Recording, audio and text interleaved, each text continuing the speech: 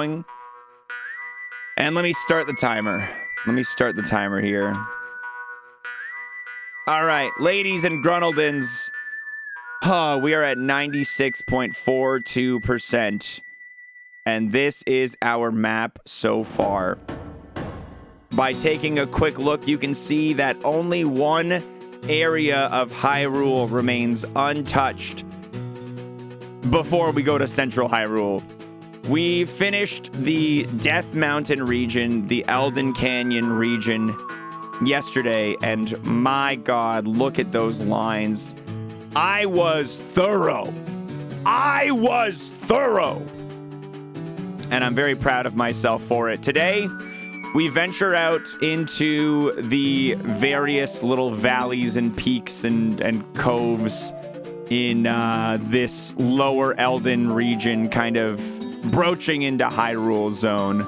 So we'll probably start here because, as I've detailed previously, all these lines we see here are from before I had the Korok mask. So I got to do a nice, firm, deep, hard scan of the Akala Citadel ruins, and then everything else kind of surrounding this area, and then we'll work our way into like the lake area and so on and so forth.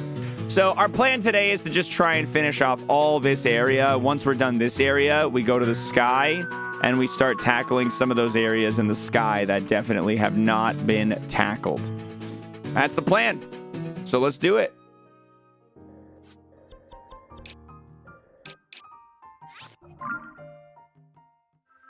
I love how you can tell how much more tight your lines get the later on you go into the scan. Some areas I got the lines a lot tighter. Areas that I'm a lot more worried about.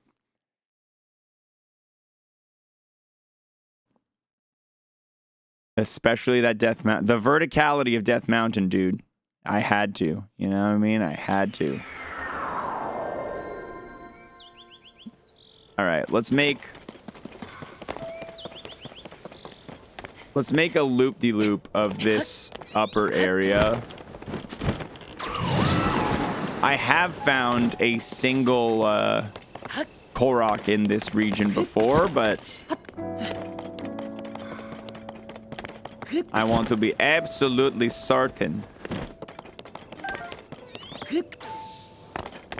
that I'm not missing another one.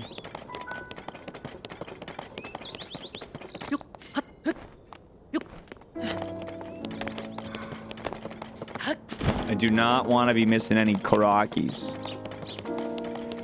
I feel good about today, guys. I think we're easily going to crush the 97% mark today. I think we're very easily going to crush the 97% mark today.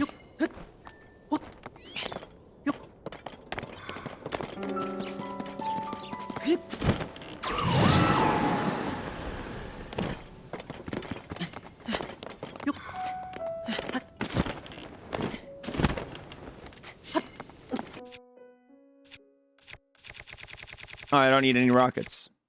Never mind.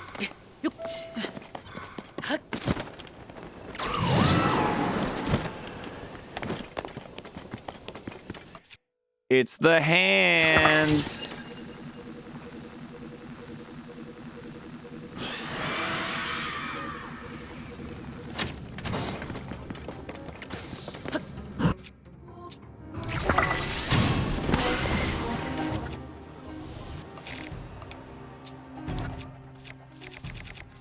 Five bomb arrows, your favorite.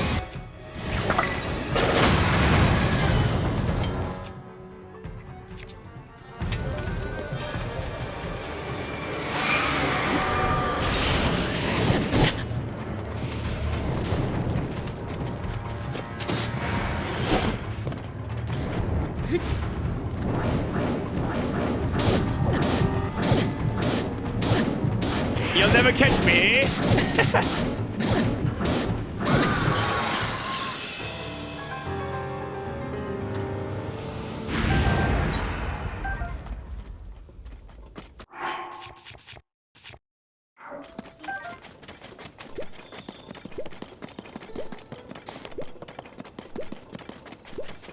Glum, glum, glum, glum. All right. I got this upper area is fine. It's handled. It's taken care of. Oh, guys, before I go any further, I totally spaced on this. Guys, it's Game Wave week. This week on Game Wave, this Friday, dude, I can't believe I forgot. We're showing off 5 games. The first game this week is going to be Bingle Bingle. I totally forgot it's Game Wave week.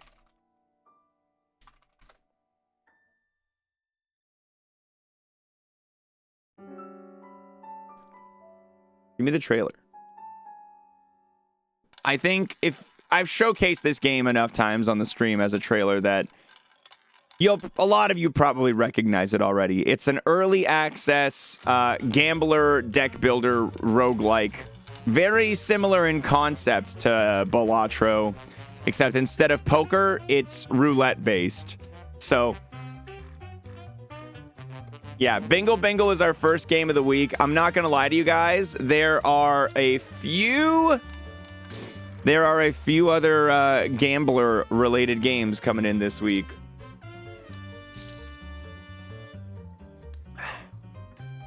I like this trailer. I think it's good. Yeah. I think this is a good trailer.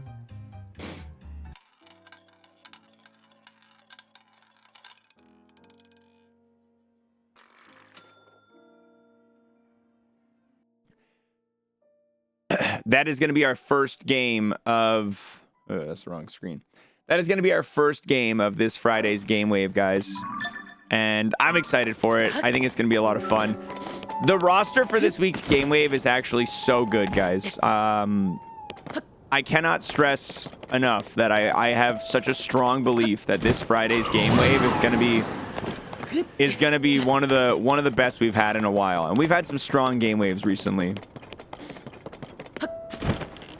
I heard rumors that Andy Man might even be getting his first game suggested from his first suggested game being placed into a Game Wave. I've heard rumors.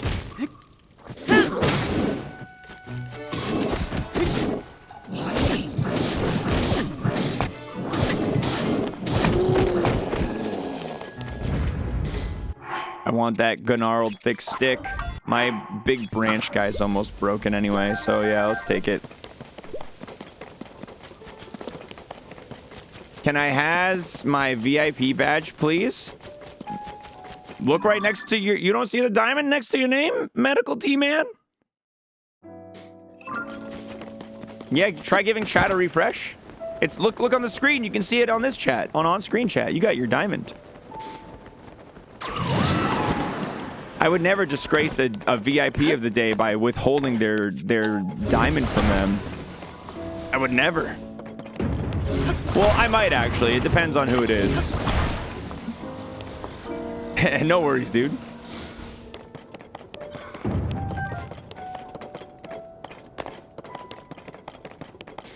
Twitch do be stinky like that. Twitch has been stinky. Twitch has been stinky before. Twitch do be stinky sometimes.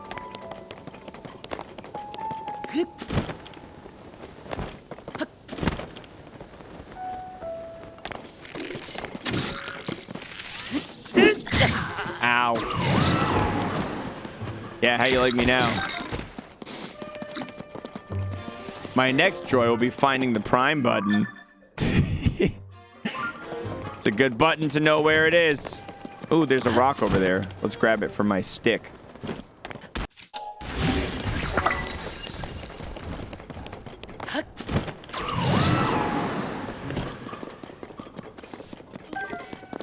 An impressive number of months, and only one word could truly express my gratitude. Nice. Nice! Thank you very much, Nightfall. Yeah, they moved the Prime checkbox. It's hard to find now.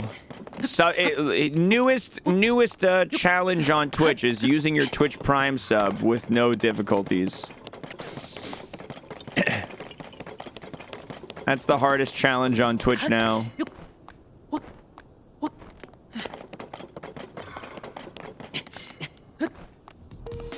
Ramrad just built different. He can find it, no problem. Ramrad's just built different, dude. Thank you, Ramrad, for the primer.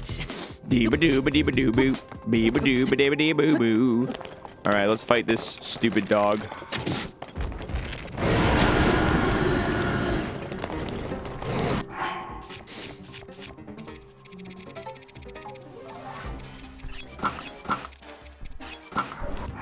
Yo, that's another primer. One more and that's a turkey. One more primer and that's a turkey. This is not a drill, guys. This is not a drill. Yeah, so soggy and wet. Moist with me, you wanna be out there. Oh.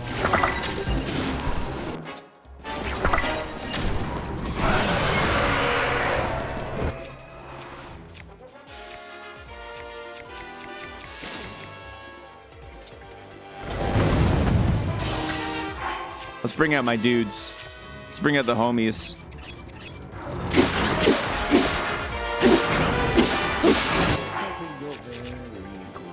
Turkey! Turkey! Thank you, Truck, for the big primer. Big turkey going down over here. To let you know that we've just got a brand new sub. More from our reporter in the streets. I saw them. It was that guy. Good job. Thank you. I need to attach something to this weapon.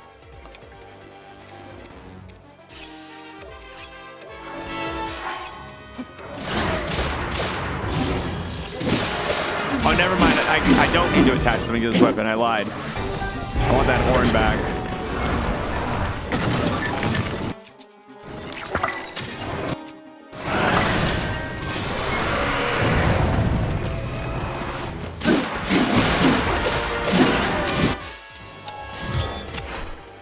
Hold on. Hold on.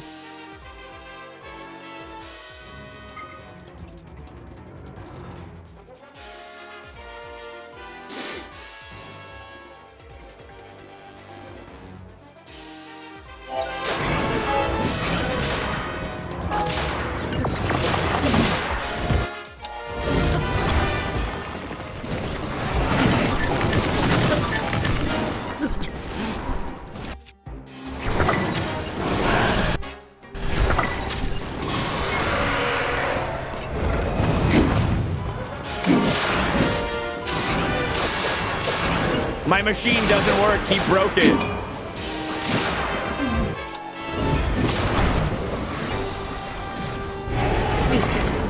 He broke it.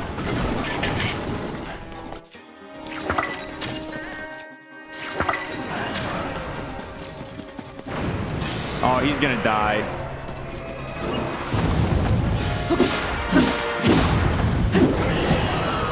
That was gonna be awesome if he didn't ruin my good time, but it's fine.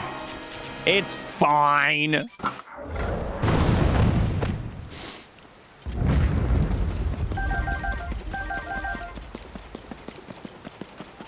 Now we can do what we truly came here to do and look for little seedy boys, little Korok. Yeah, no, no, no, no, no. It's fine. I'll use a rocket shield to go back up. I said, that's better.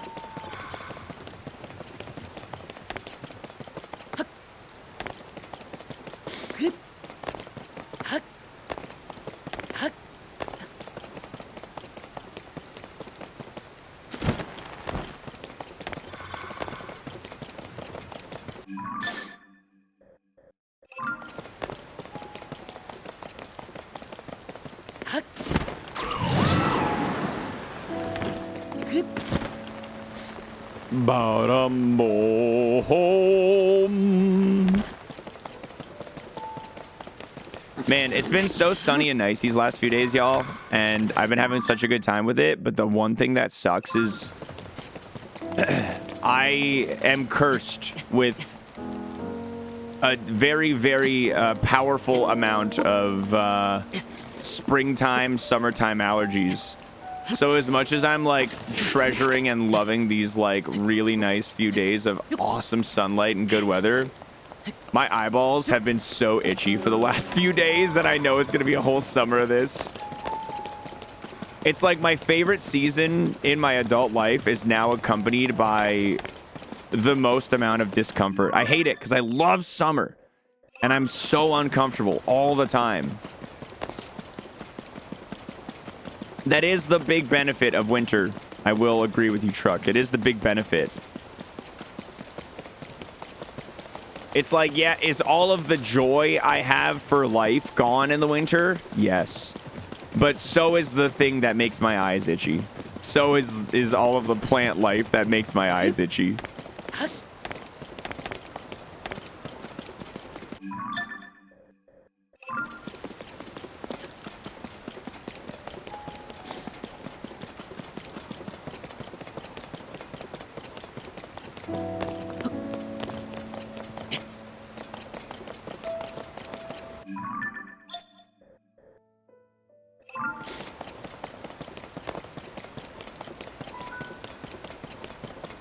Have you ever looked at getting allergy shots? Been getting them for the last couple years. They haven't really made much of a difference, but I've been getting them. I've been getting them.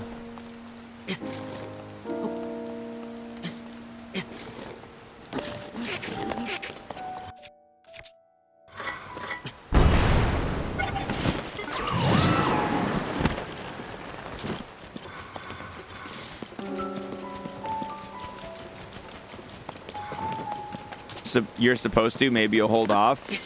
I've heard varying levels of success with different people. For me, it hasn't been very successful. And it's supposed to take years of getting these shots, but yeah.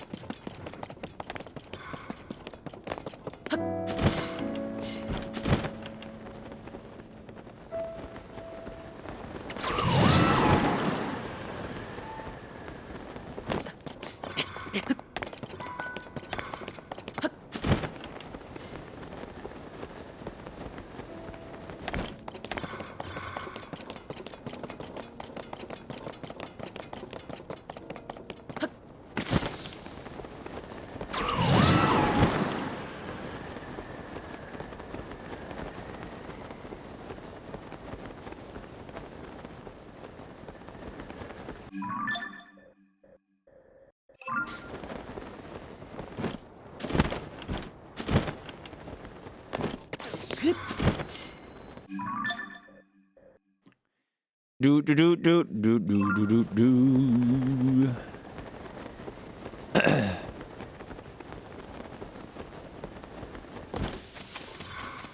You mostly get by with Zyrtec and a nasal spray. Yesterday, though, you needed to bust out a third drug. For me, I got eye drops that I use. The one that I have right now is I think it's Biprive is what it's called. I use Biprive. And then as far as antihistamines, I got one called Blixton. Usually does a pretty good job, but for me, I find it gets bad for me at the end of the day and the beginning of the day. At the point of the day where I'm like, boy, I'm a little tired. When my body's not fully energized. When it's the middle of the day, I'm crushing. I'm doing fine. But I start getting a little bit tired. My body's a little bit low on energy. I'm just oh boy. We've been fighting this off all day. Let's go ahead and start losing this battle now. I did go live earlier today, Maz. It's because I really want to finish Tears of the Kingdom 100%. So we can begin our Freedom Tour. Freedom Tour. I gotta take away all these fucking ghosts. Freedom Tour 24, baby. xwater's Freedom Tour. We're gonna be done with this game. And we're gonna be able to go play other games. I'm playing Dave the Diver, I'm playing Chants of Sinar, and I'm playing Outer Wilds. At least. Who knows? Maybe we'll extend the Freedom Tour and play a couple more games. But those ones at least.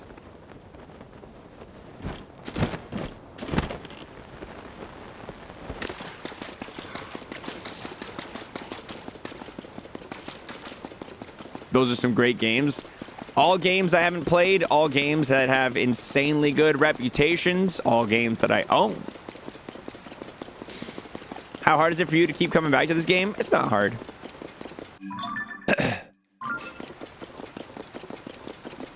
It's not very hard. I'm still enjoying it. I'm having a good time streaming this. Can't be free without some managed democracy. You're right. We should probably play some Helldivers too.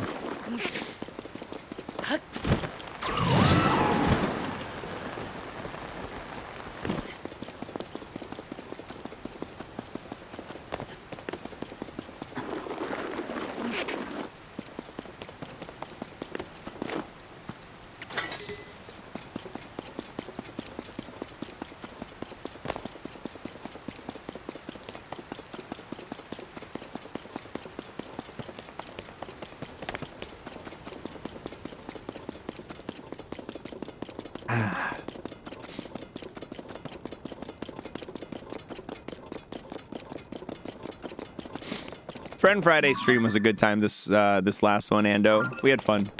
We're kind of the crew is kind of like agreed though that I think we're done with content warning because it's just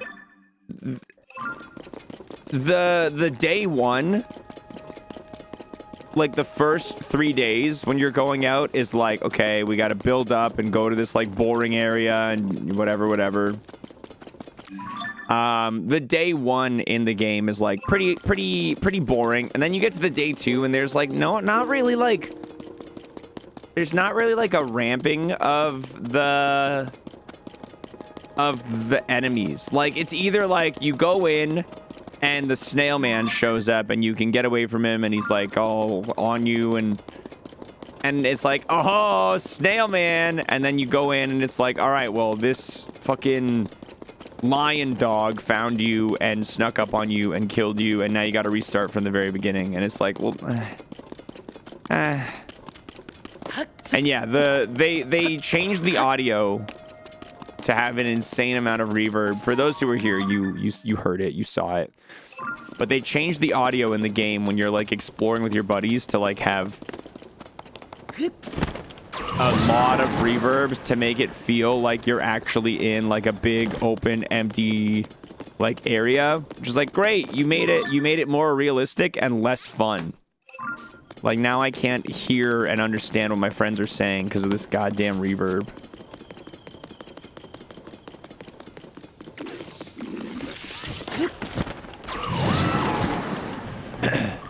After Tears of the Kingdom 100%, what's next? I was just talking about that. We're doing the Freedom Tour. We're playing a bunch of games.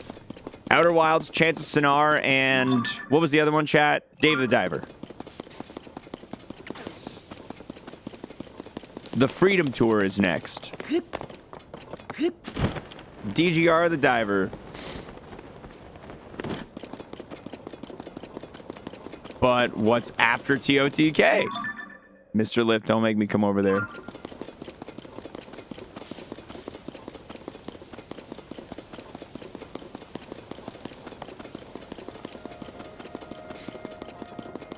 After we 100%, what's the plan? Super Mario Maker 2, we beat every single level. We're gonna beat every single level of Super Mario Maker 2, that's the plan.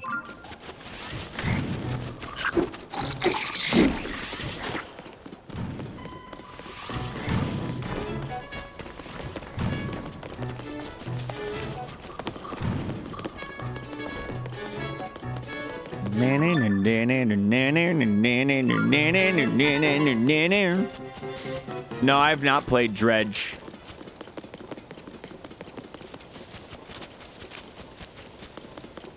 I have not played Dredge. I've seen footage of Dredge, but I have not played it.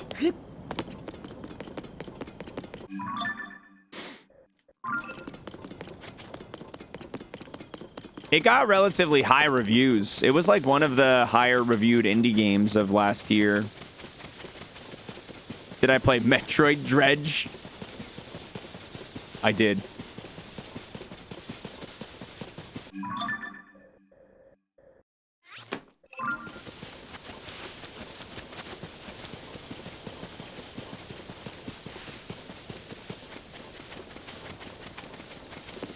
Oh, yeah.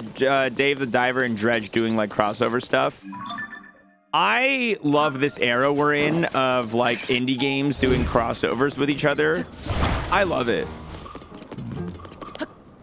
I love seeing the indie games do crossover content with each other. I think it's really cool. I think we've seen it with... what are some other examples? I know we've seen, like... Shovel Knight showed up in Rivals of Aether or something like that, right? Rivals of Aether actually ended up getting, like, a ton of various indie game characters in their roster.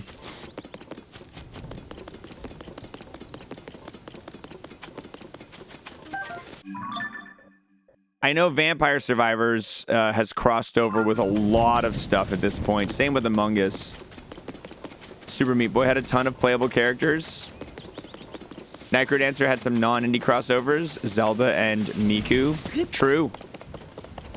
Into the Breach and FTL, but they're from the same company. Yeah, that doesn't count. That's just the same. That's just the company being like, we're going to include one game in our other game.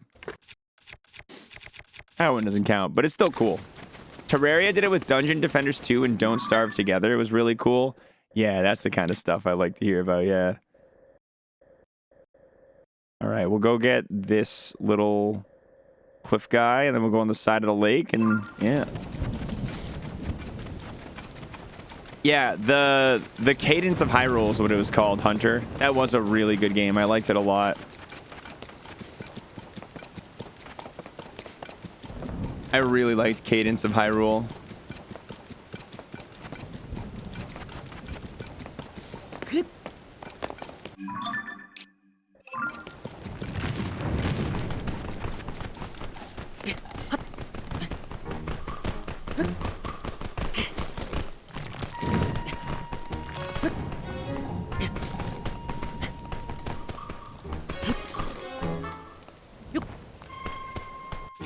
I hate this.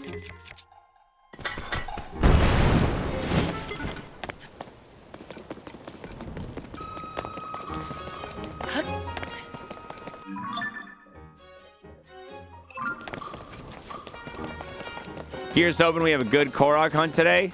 Thank you kindly.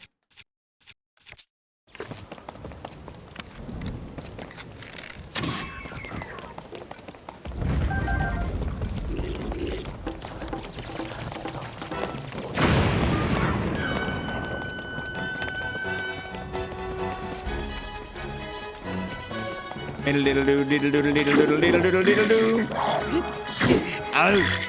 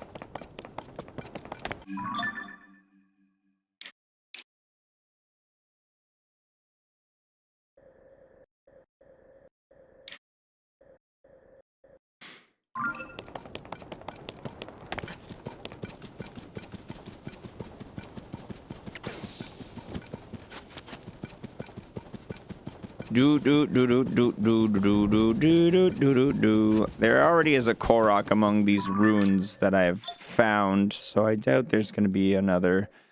Okay, let's go hop down over here.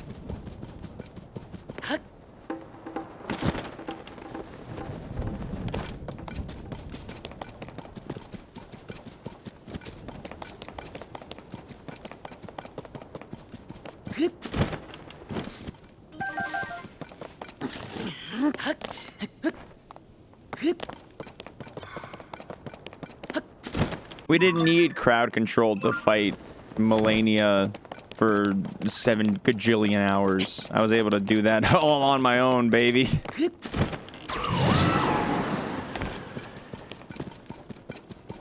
I was able to handle that all on my own.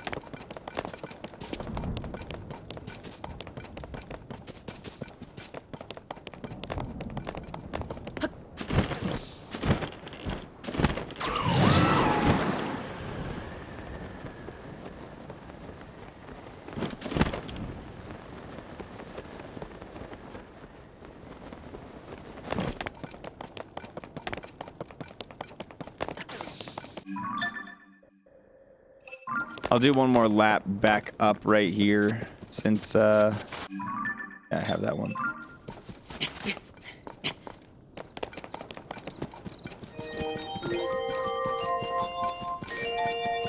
Moist sevens to you, Nebulous. Thanks for the 9 months.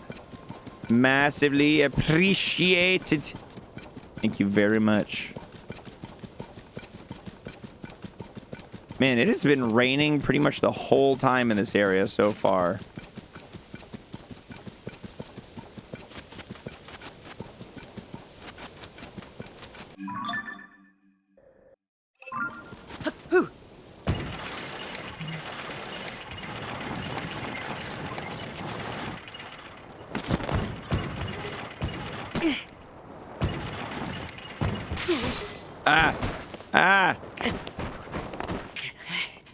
Well, at least there was a Korok seed scan.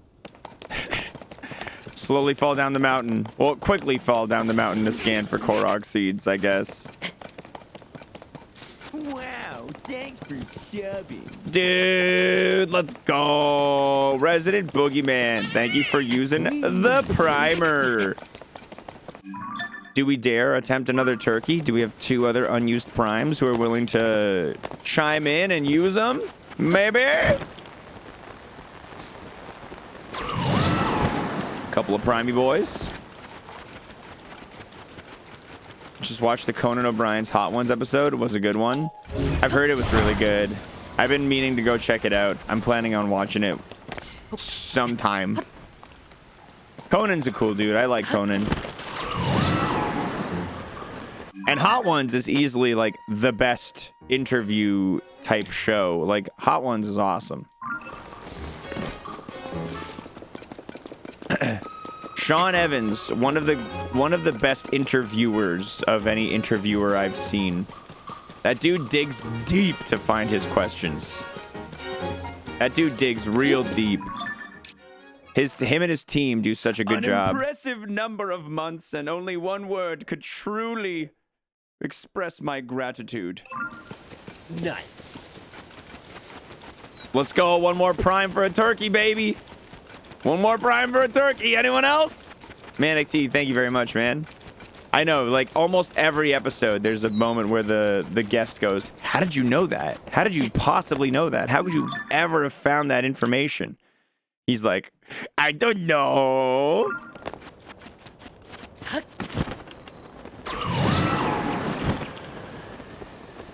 The xwater Grand Pooh Bear crossover. Yeah, crossover alerts. I'm just like popular indie games.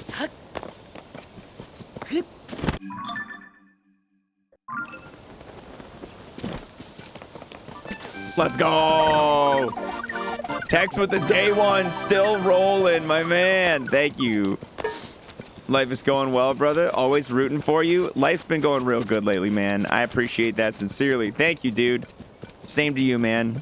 Hope everything is shiny, spiffy, spot on. Oh, I know where we're going right now. This is the stable where everybody was naked all the time. I'm going to walk on the road for my first go because I'm pretty sure the trails I have here are from before I had a Korok mask.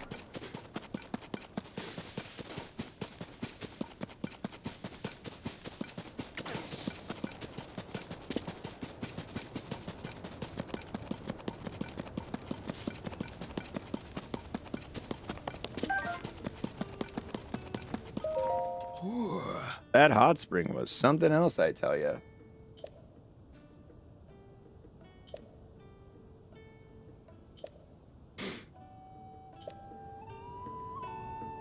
I love the big smile the Gorons put on. They're such good dudes. They're such nice guys. Always got a big old cheeky smile on their face.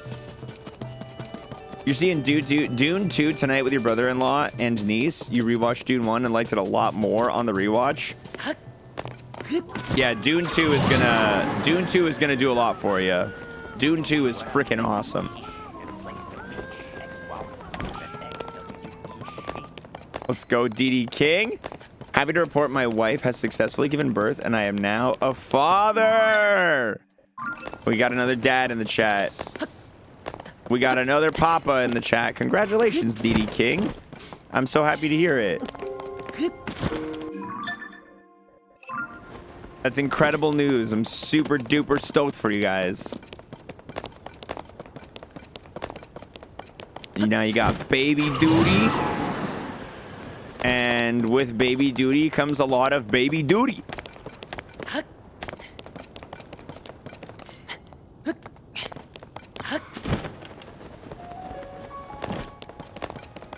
Humble I had sex brag.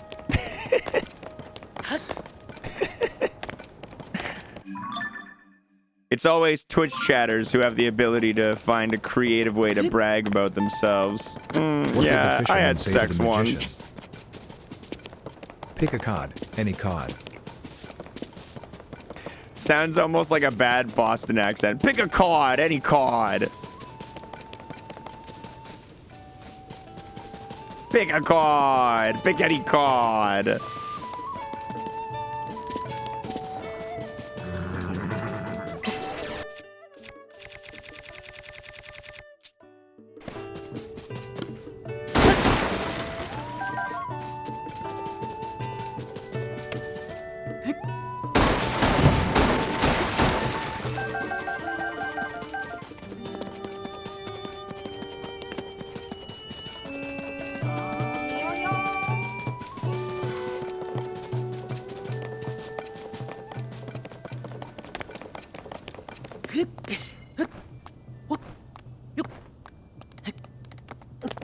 This overhang cliff does not have a Korok, it seems, but it felt like it might, so I was like, oh, let's go look up here.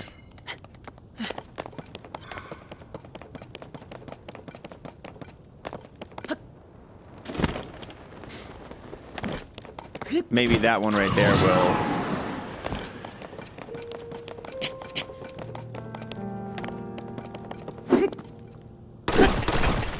I feel so betrayed and lied to.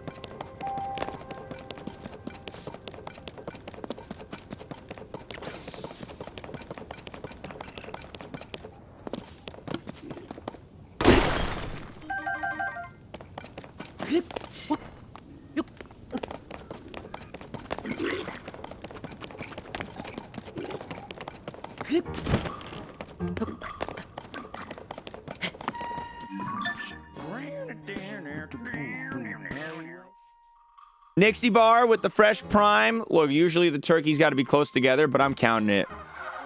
That's another 3 primes. Nixie, thank you for dropping a prime in the channel.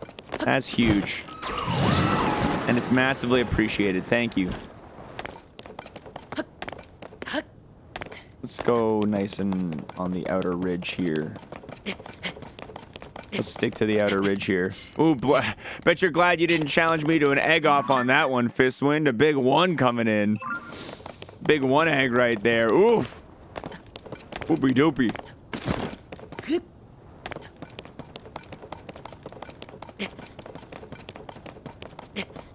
Oh, double 4s. I was thinking about it. Now I got egg. Let's see what would have happened. Had to jump through hoops to set it up on my account. I also got a 1. We would have tied. Embarrassing. The nice part is now that it's set up on your account, you never have to worry about making it happen again. Now you got it forever.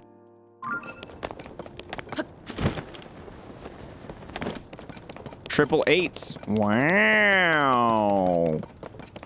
Trip 8s. That's 3. Yo, straight up, where the hell are these Fwickin' Kolwoks?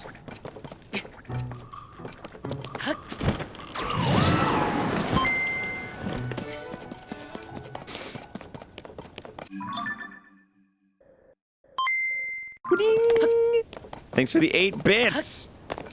Thanks for the 888 bits. Oh my god.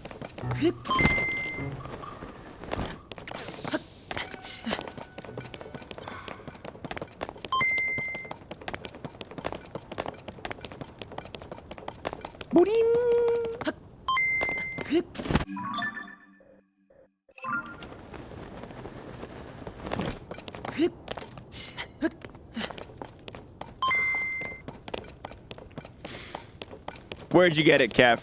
Where'd you get that golden kappa? Where'd you snag that guy up from? Smash.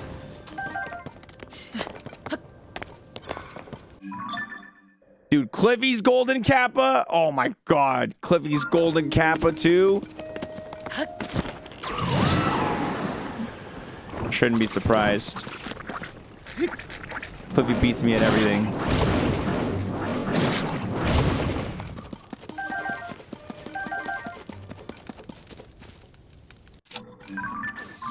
I do not need pictures of any of those. Didn't Cliffy have one just a couple weeks ago too? What a legend.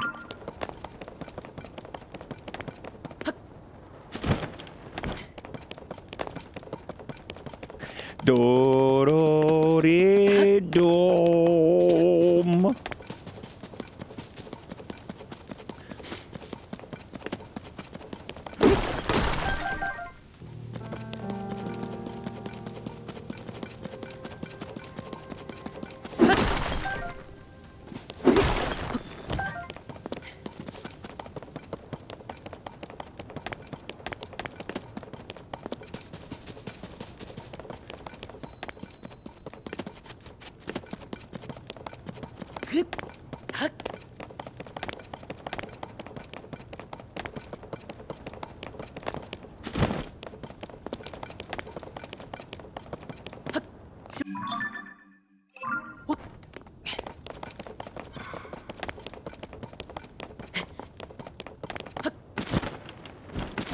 Hey, there's a seed.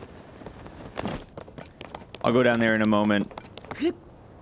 I want to finish my scan of the upper region here.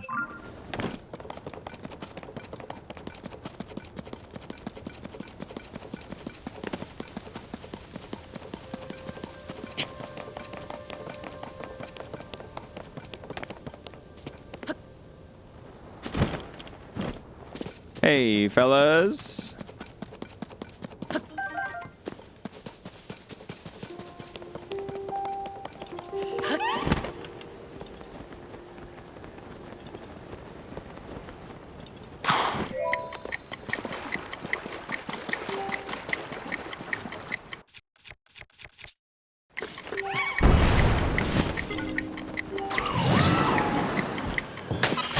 Skibbity beep ba boop.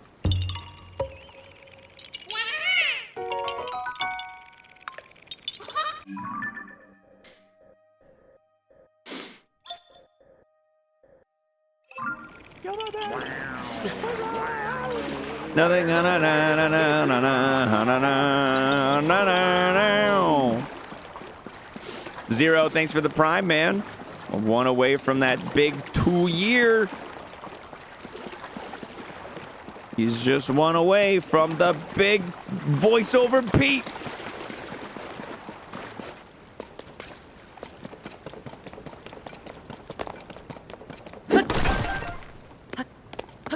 A lot of primers today, y'all. Thanks for dropping your primers, guys.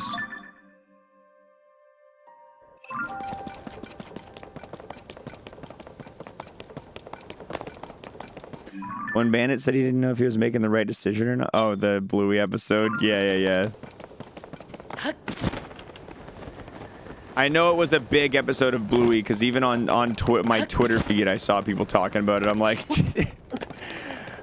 I'm not even in the Bluey. I'm not on Bluey Twitter, and I'm still seeing it. That's how I know it was a big Bluey moment.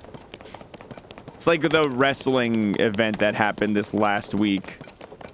Or a week and a half, or it was either the weekend before.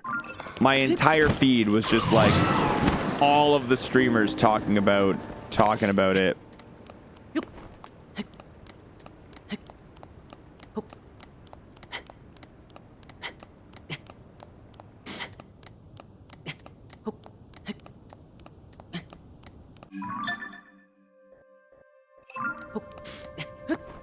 You live in Philly, you couldn't escape WrestleMania IRL. Was it in Philly?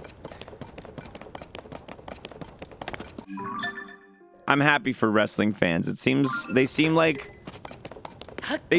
some of the the fandom that most enjoys the thing that they're fans of. You know, if that makes sense. Like, sometimes, like, it seems like sports fans are, like, miserable and grumpy all the time. Or video game fans feel like they're miserable and grumpy. You know, there's a lot of different, like, types of fans who give off miserable and grumpy. Wrestling fans seem like they have so much fun with their goofy wrestling. And I'm happy for them about it. What about Swifties? Swifties are a different breed. Swifties are like... They're like rabid dogs. They love their Taylor Swift.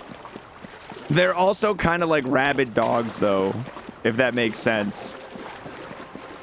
Like, if you badmouth Taylor Swift or even if you neutral mouth Taylor Swift in front of a serious Swiftie, they're gonna be like, blah, blah, blah, blah, blah, blah, blah, blah, blah, blah, blah, blah. They're gonna get mad. They're gonna be real mad at you. It's like, I like some of the Taylor songs.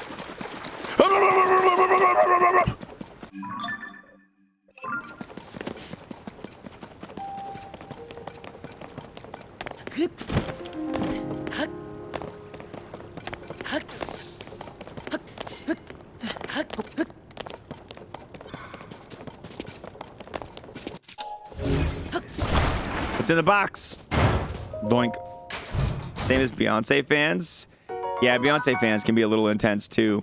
I think Swifties are a level above Beyonce fans, though.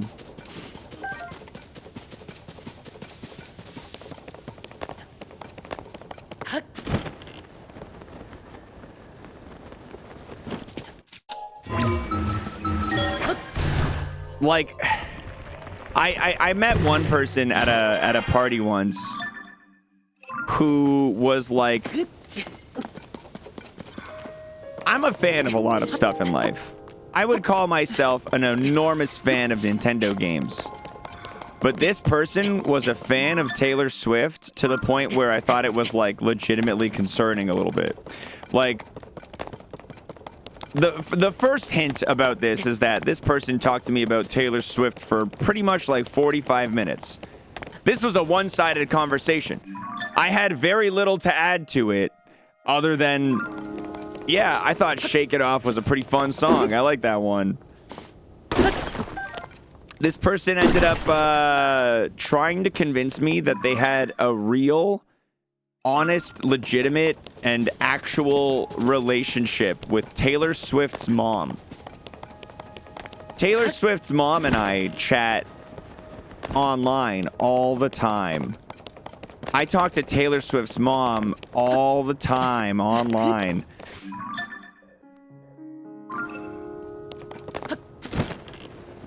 I was like, wow, I bet you do. I bet you that's not some, I bet you that's not just some intern who's paid to make you feel special by interacting with you on a specific account. Or maybe you're just getting scammed. I don't know.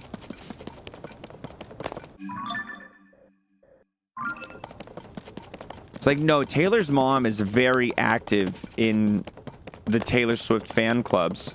I'm like, yeah, I'm sure. I'm sure she's spent an enormous amount of time chatting with you, some stranger from the internet that has no relevance in any way, shape, or form to Taylor Swift's personal or professional life, other than being a fan.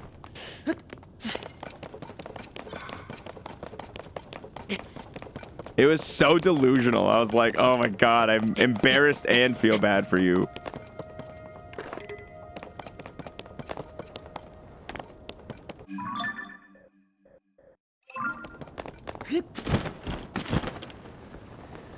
I also chat with them on their exclusive Discord that I have to pay for $200 a month.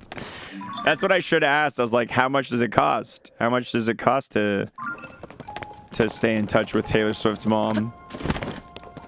No, honestly, the faster that conversation ended, the happier I was.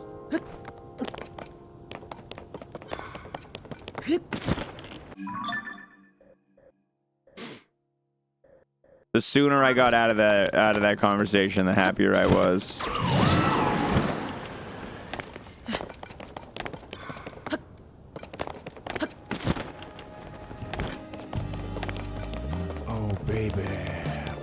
moist for you. Getting moist, that's what I'm gonna do. Oh, yeah. So soggy and wet. Moist with me, you wanna be our bread. Oh, yeah. Question of the day jingle. It slaps. Y'all want to hear it one more time? Run it back. We got maps to have, we got games to play, we got time to pass away. But right now, I want to hear what you got to say. It's the question of the day.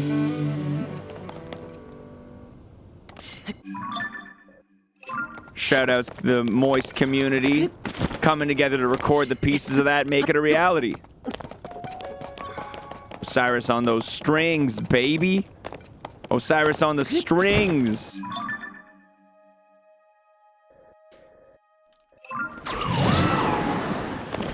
That sax is fire. Yeah, that's Sergeant Ezri. It's beautiful. We got love time, we got game to play, we got time to pass away. But right now, I wanna hear what you got a day in the Gwen and I'm the day.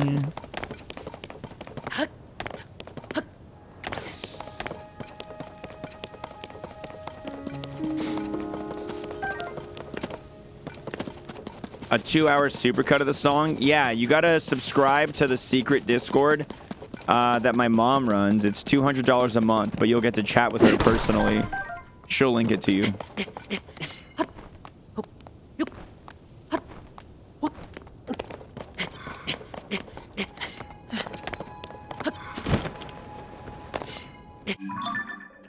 Da da da da.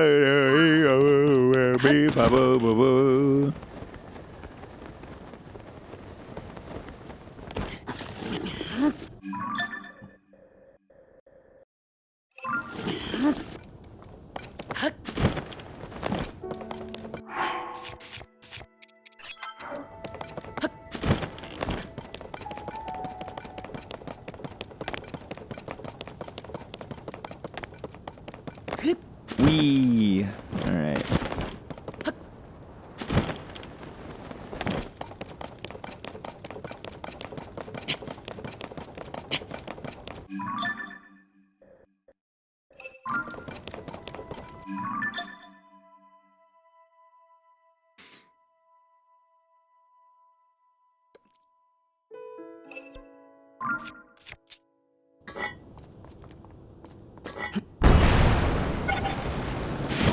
Yeah, you avoided the crossfire this time, Bean Wandering. You avoided the crossfire this time. Just smile and nod. Smile and nod and go undetected on the radar. We getting close? We are. 75 left.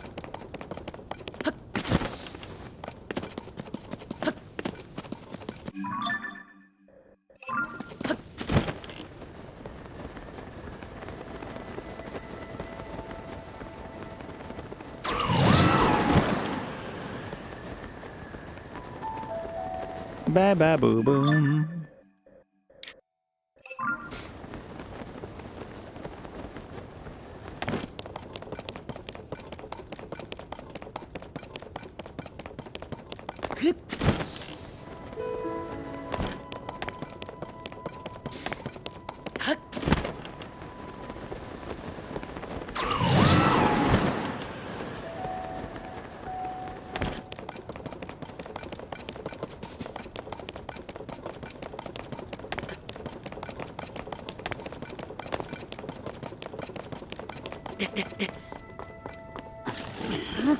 Very excited for the Central Hyrule exploration.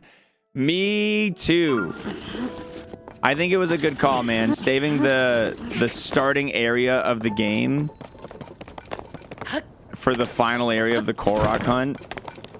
I think it was a good idea. It's gonna be real nice.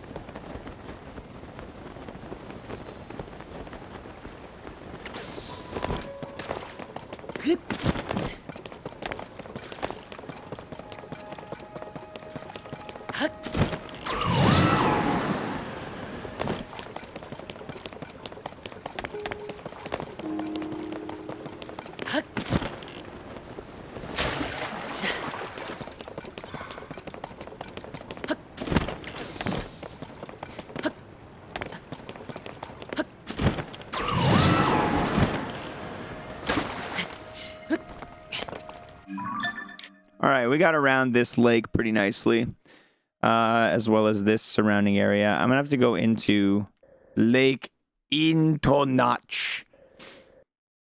I'm going to have to go into Lake Intonach and get all those, like, little side pieces of it. Like this right here and this right here, all that. There's probably a seed or two waiting in there. But I think getting this area first is my top priority. I think this is my top priority.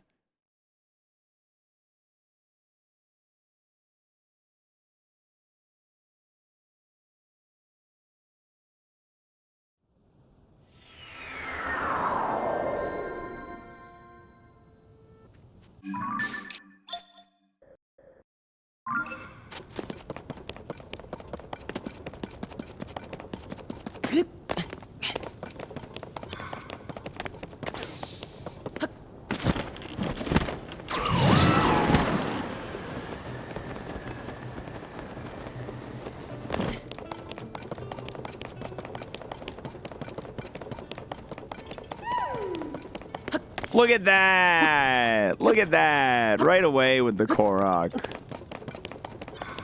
Fabulous. Where is it?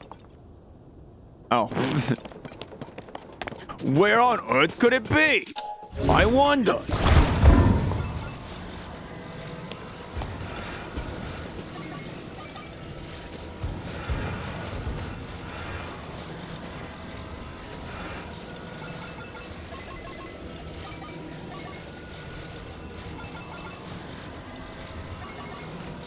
Hold on.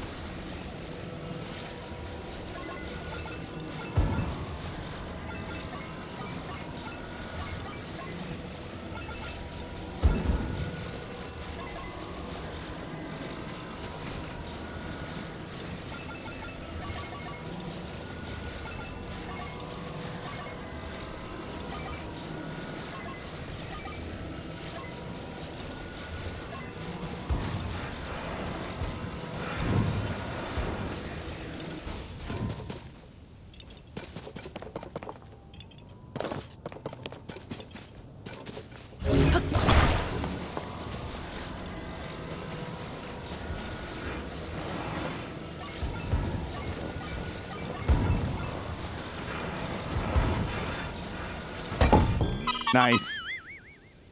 Really threw a tough one at me there. Got him. 96.5% completion.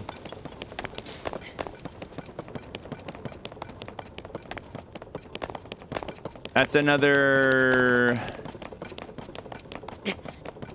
11 seeds today will get us to 97. 11 more seeds, or alternatively 11 seed or named locations, whatever happens first.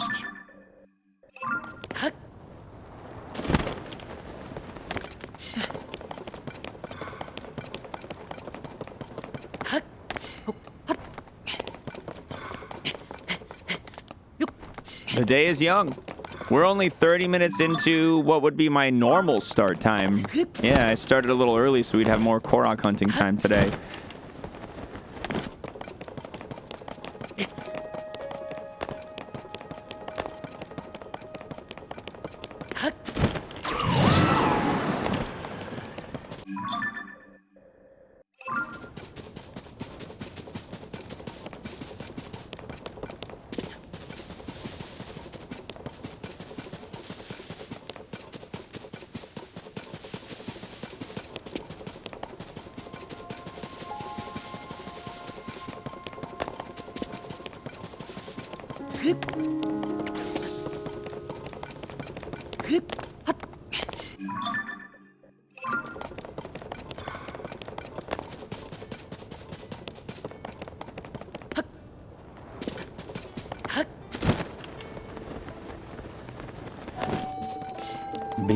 Be-boom, bo-home.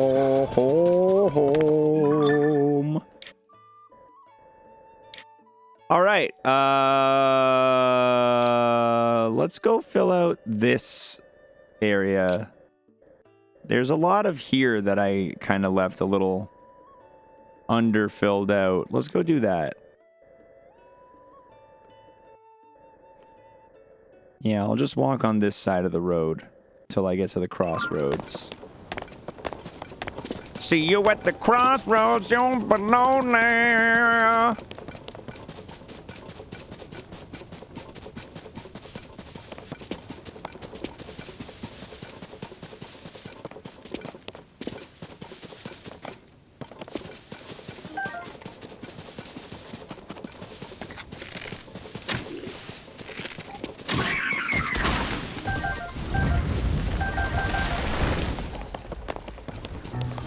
Damn, Ho just dropped 10 arrows? Big pog. No, I definitely have to go back into the sky. I know for a fact I didn't get all the ones in the sky.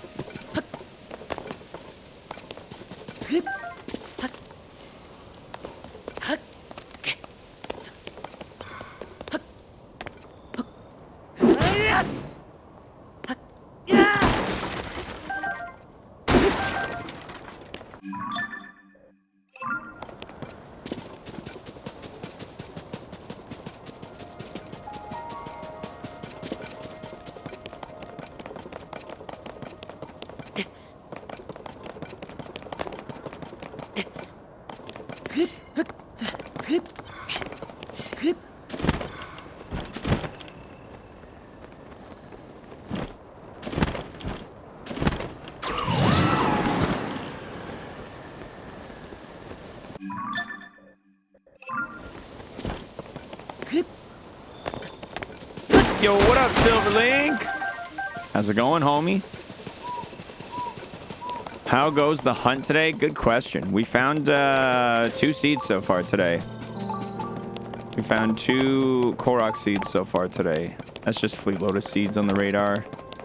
I should change my radar back to Captain Constructs.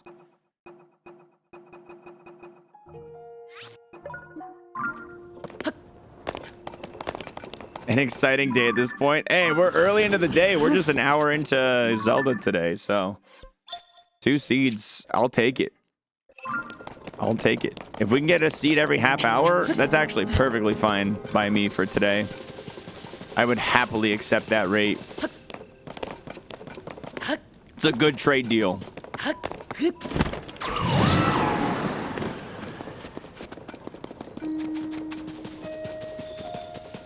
What did I play on Friday with friends? We did Content Warning again.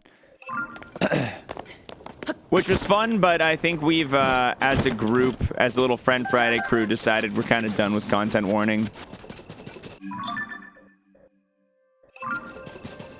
It was good, not great. Like, the gaming with friends is great. The game itself, I think, good, not great. You know what I mean? But we're in talks for what's going to be for our next friend day game, which is probably going to be Friend Thursday this week. As the one who does the majority of, like, the wrangling and scheduling, I was like, hey, y'all. We're doing Thursday this week.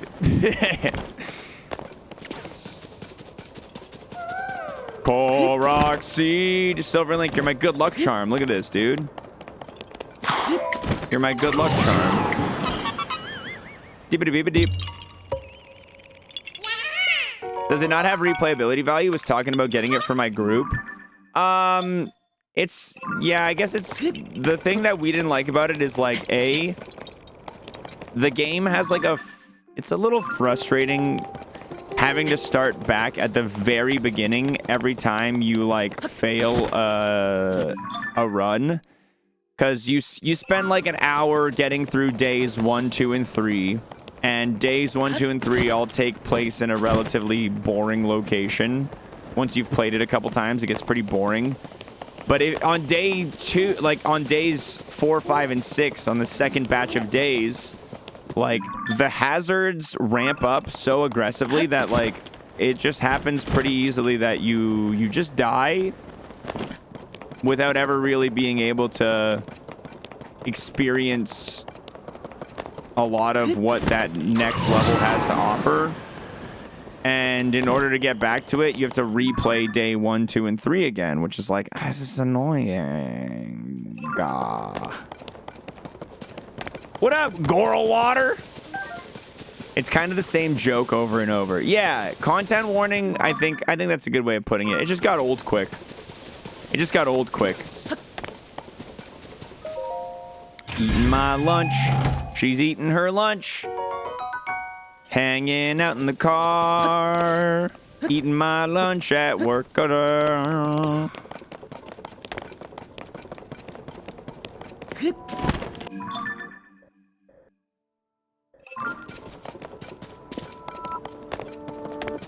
Beep-a-da-boom. I think I ticked the seed count up twice there. I'll have to double check the seed count. Any diligent chatters know if my seed count feels right or wrong? Next time I warp, it'll give me an accurate number.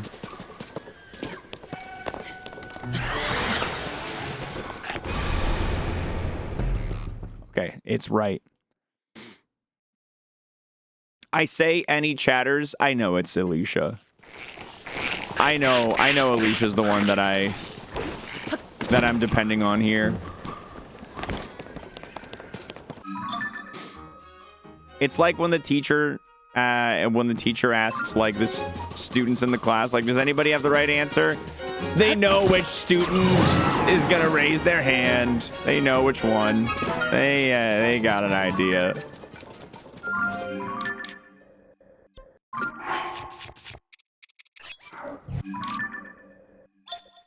Right there. I'll let the dragon move a little bit more before I go for it.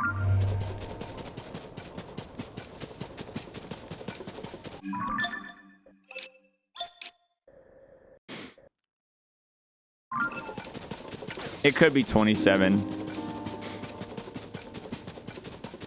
Once we warp for the dragon, we'll know for sure.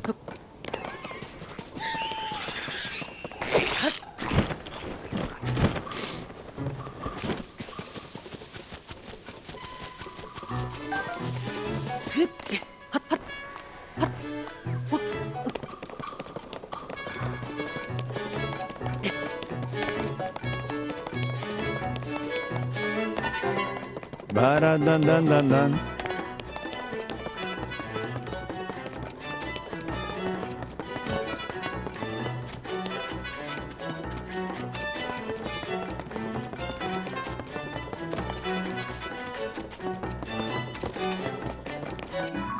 I already have the one on top of this mountain, so realistically, going down there probably doesn't do anything for me.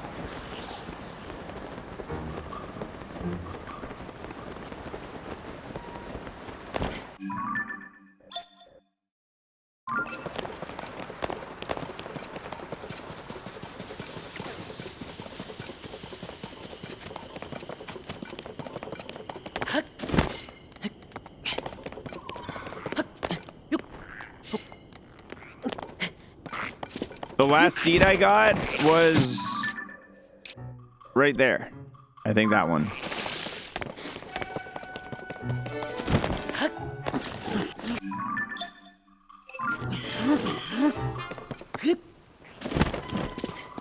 Whose notepad is this?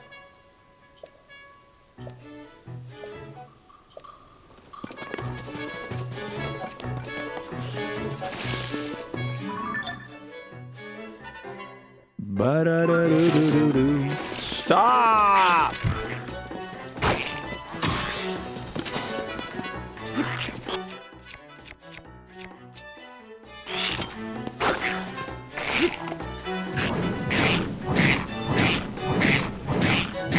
$9.27 it is.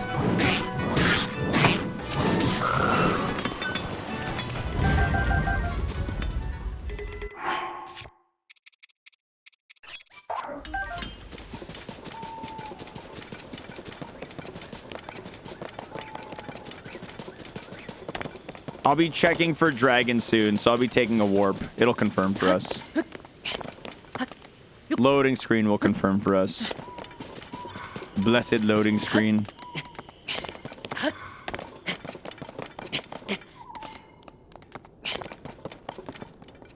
Getting closer to the tower. Could be a little bit more, though.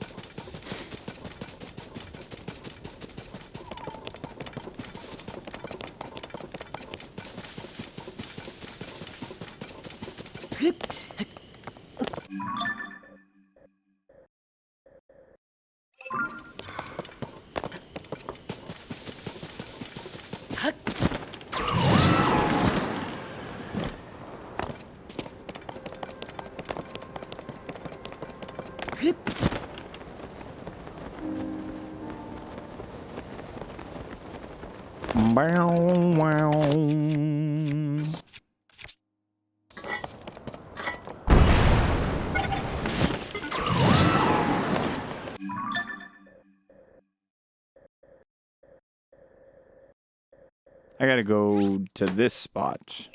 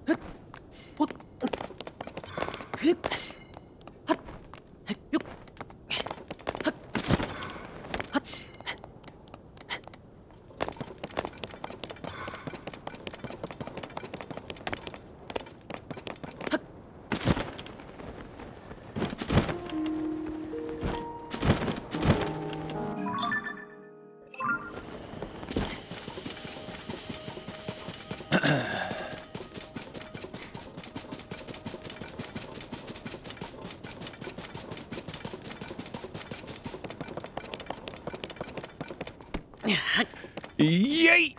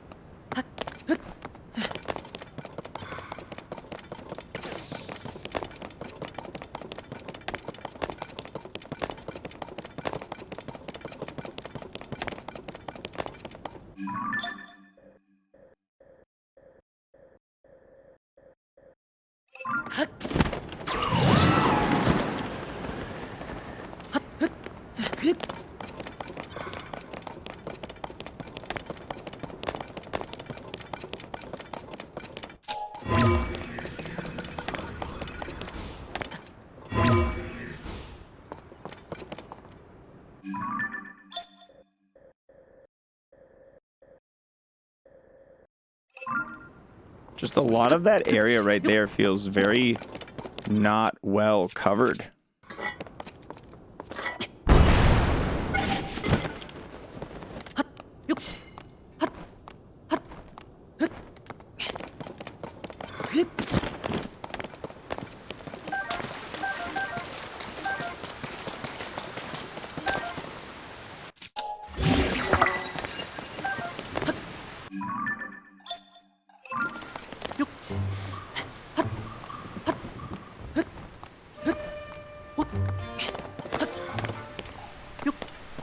Okay, I need to...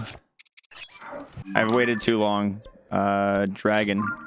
Gotta do my dragon check.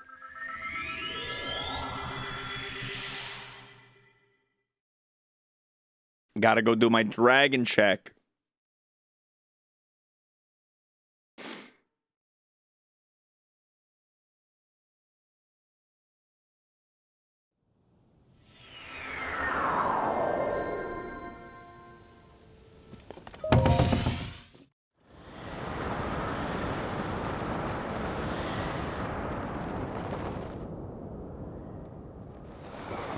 That's actually perfect.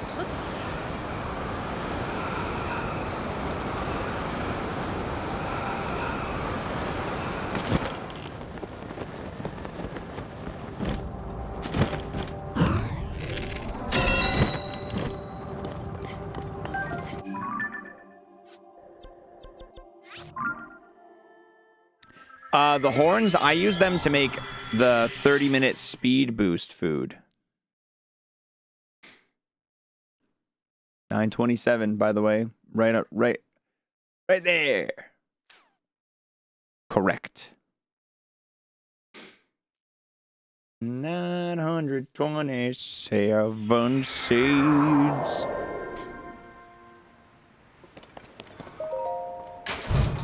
Would you still love me if I was a worm? Dragon style worm? Probably love you more.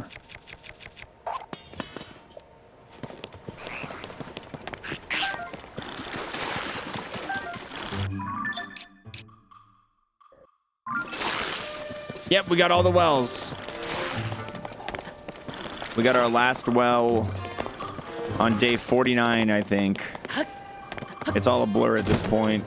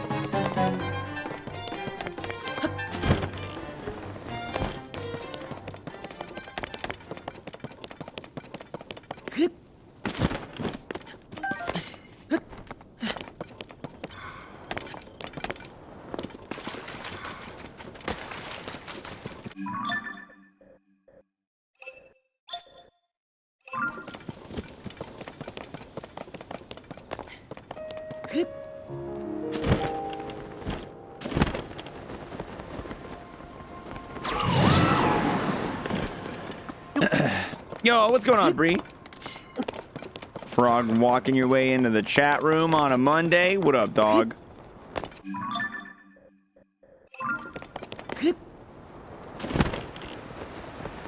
Korok on that side of the river. Probably not one on this side of the river.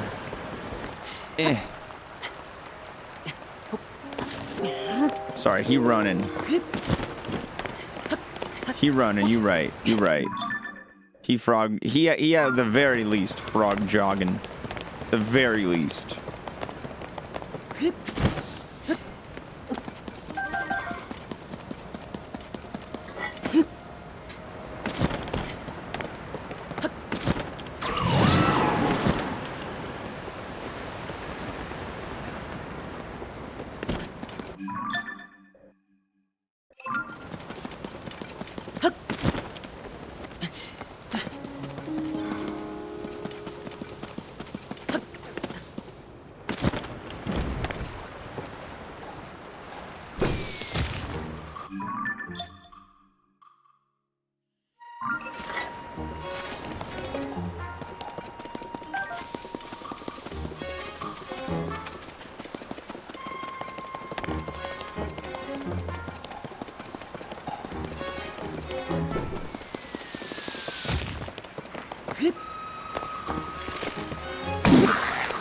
See ya.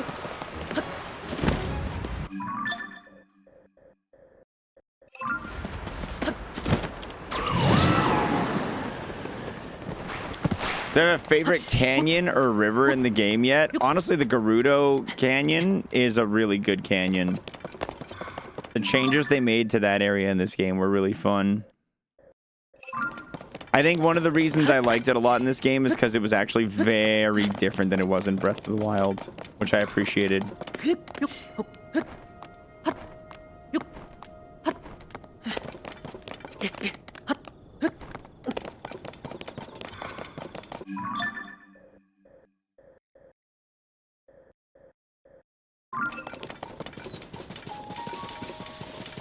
Dum dum be dum.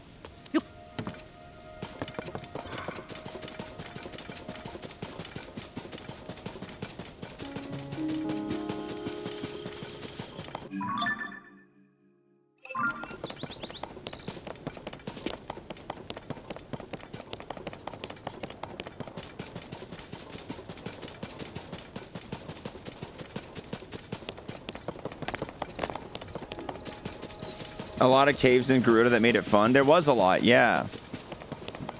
There was a lot in there that made it fun, and there was like some wells going on, and it was just new. It just felt the newest and the most interesting of all of a lot of the locations.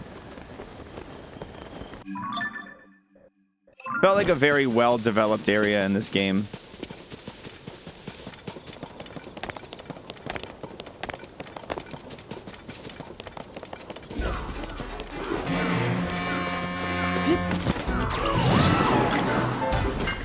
Bam, bam, bam, bam.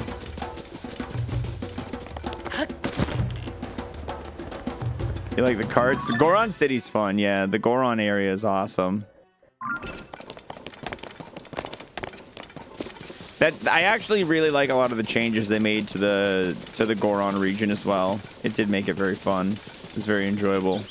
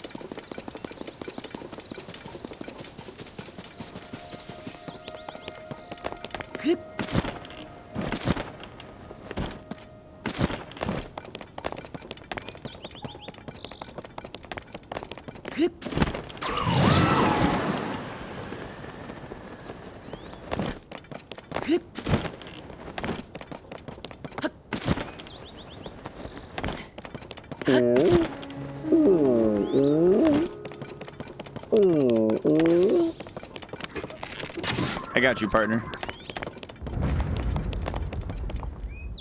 Oh. Yay! A new recipe. Wow. Wow. Wow. All right. All right.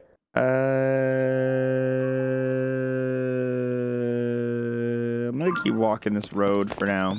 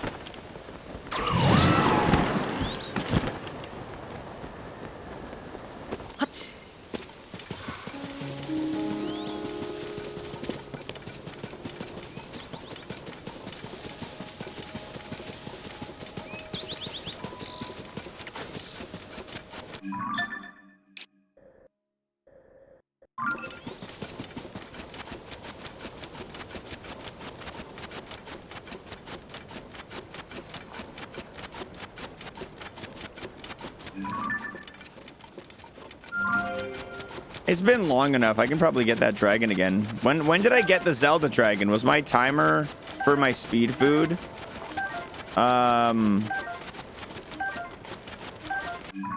it good? It looks like I've taken this exact path before, specifically to collect those crabs. It's very funny to me.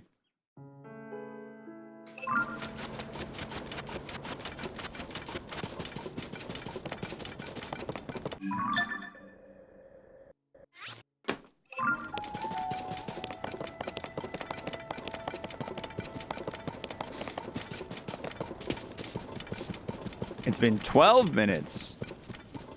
See, you're really using that. You're making me feel like that diamond is well earned. Hot info? Only something a VIP would really be able to confidently put out like that.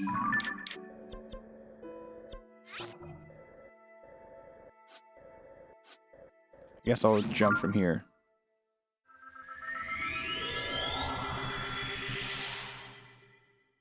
That's a real VIP move, dude.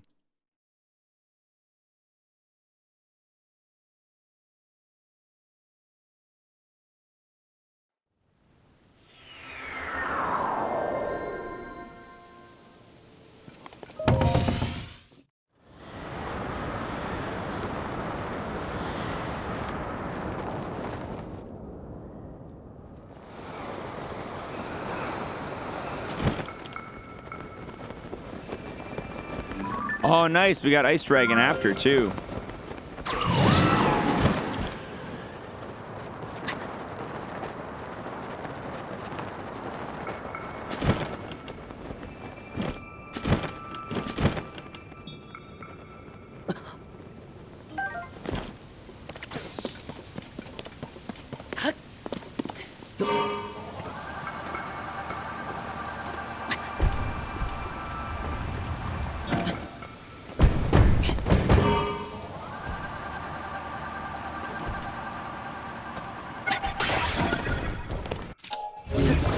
This thing is garbage.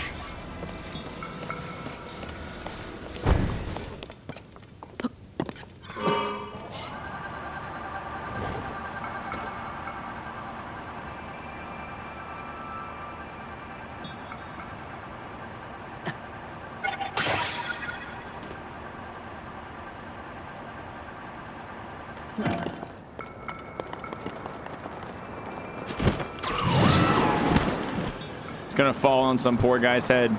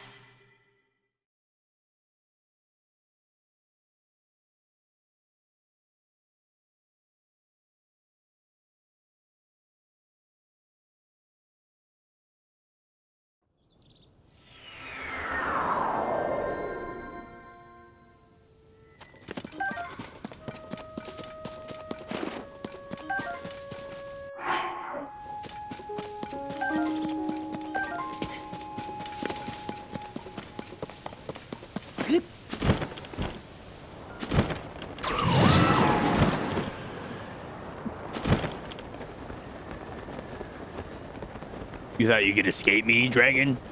You thought you could go into your dragon hole and get away from me? I don't think so, brother.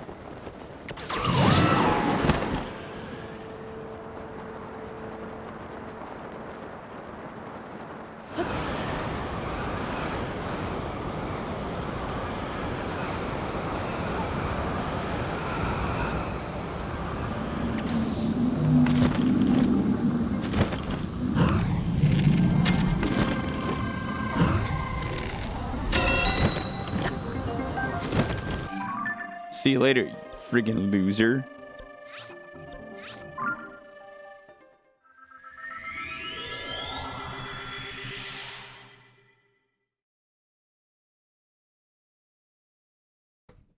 Yeah, the prime purgatory is real annoying. Twitch is stinky about that.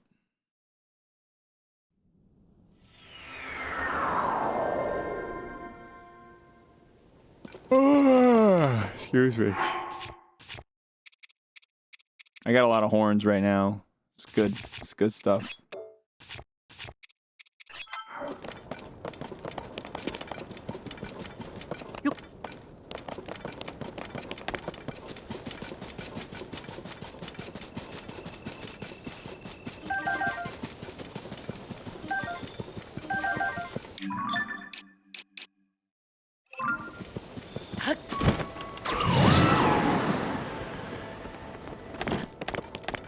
Now we just do a couple loopy-doos down the mountain.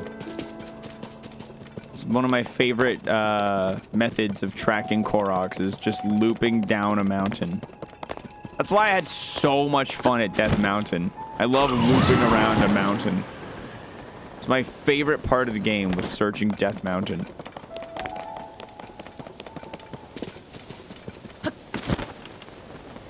What's up, T-Walker? It's going good so far. We found 3 seeds today so far, about 1 seed per half hour, and honestly, that's already almost as many seeds as we found in the entire last stream we did.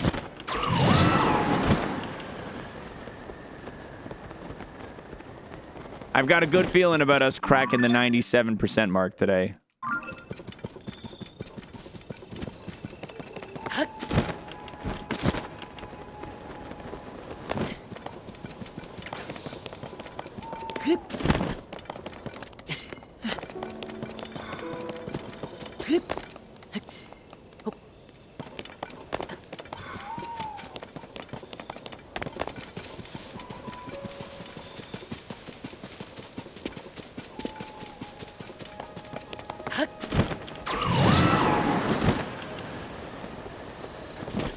Yeah, we got a lot of unexplored area, particularly Hyrule Field.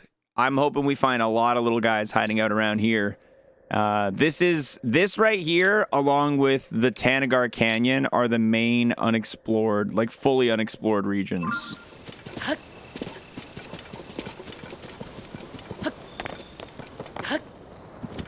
There's gonna be a couple spots in the sky. Couple other like little nooks and crannies, but those are the big boys before we do Central Hyrule, followed by the castle. The castle will be the last place I deep scan before going into desperation, like, oh no, I missed a seed mode.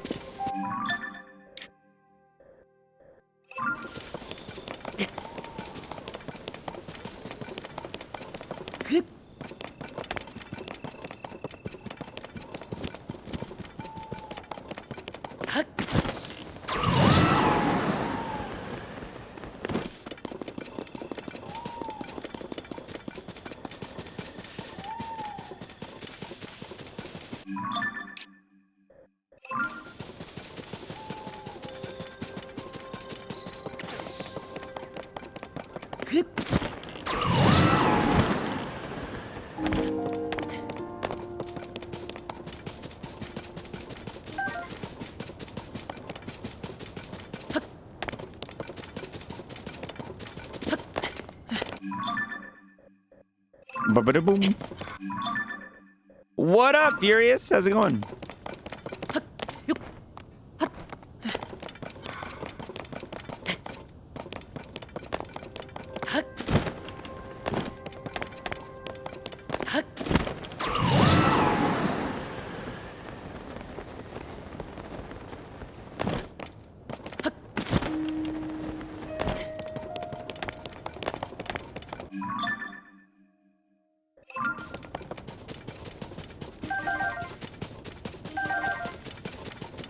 Beedly-doo.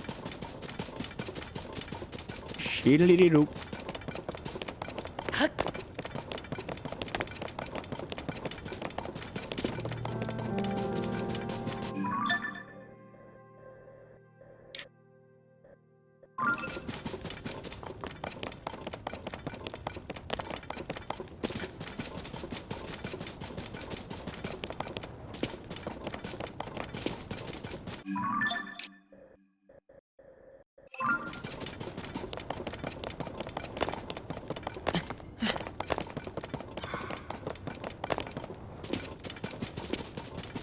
I'll scan this, like, upper little cliff area.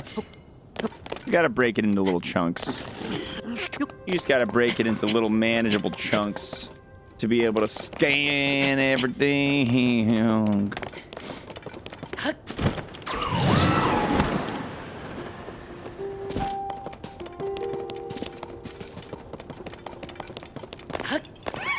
Let's go! Let's go! That's a seed! Huge.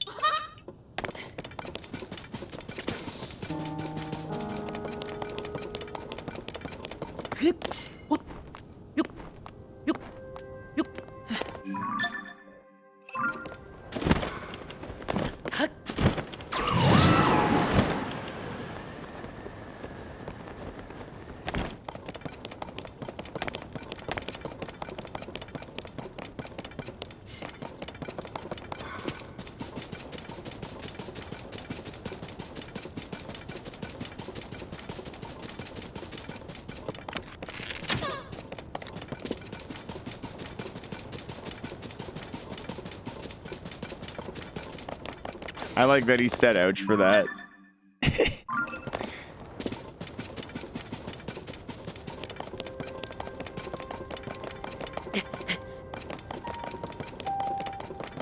It's like, owie, don't do that.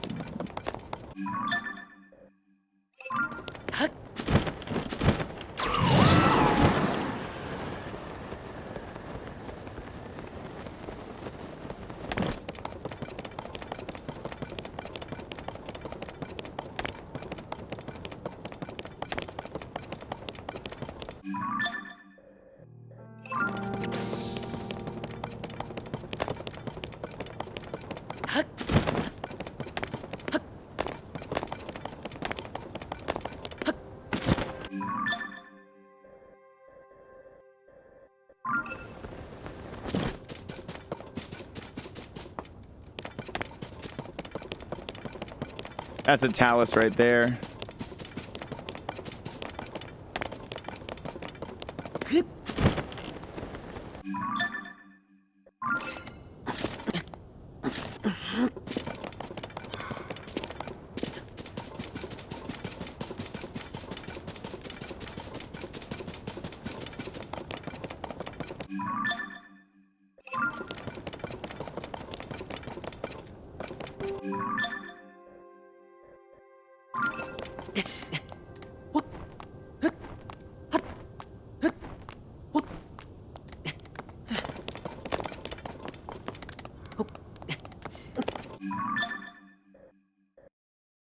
I wonder how long it'll take to find the final seed after you find the penultimate seed. What? Took on your first fire talus the other day. It took longer than I'd like to admit to beat it, but in the end, you won. Congratulations. The fire talus is... if you go at them without being properly equipped. I didn't know that's what penultimate means. I never knew that, actually.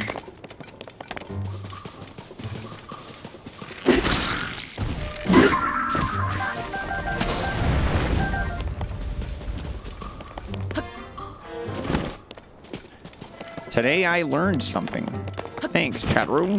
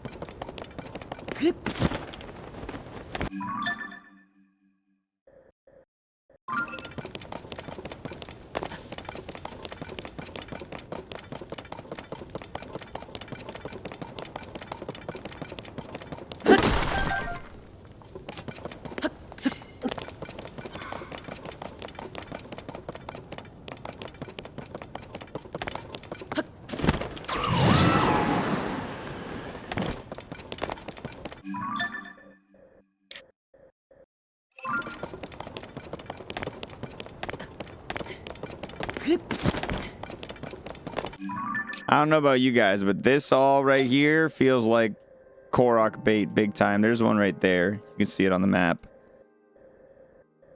I'm going to mark this as the Talus.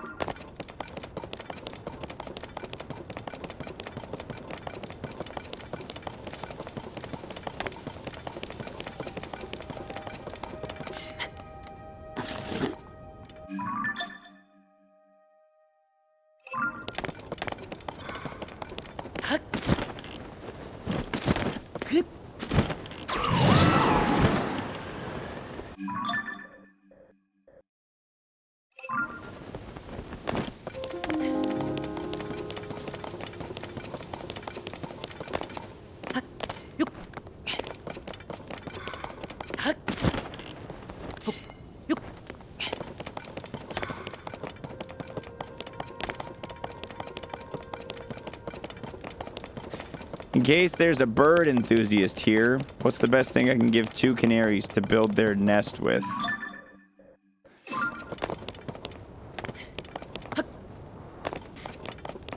For the chat room of this size, I feel like it's a pretty fair strat. So if anybody in this room happens to be a bird person, if anyone here is like super into birds, I could use a little bit of advice.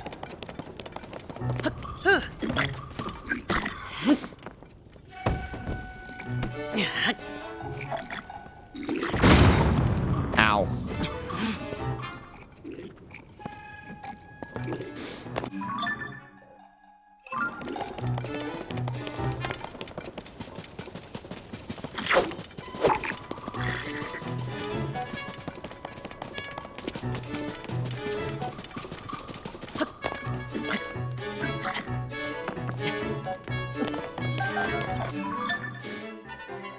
Ba ba ba ba ba ba bum.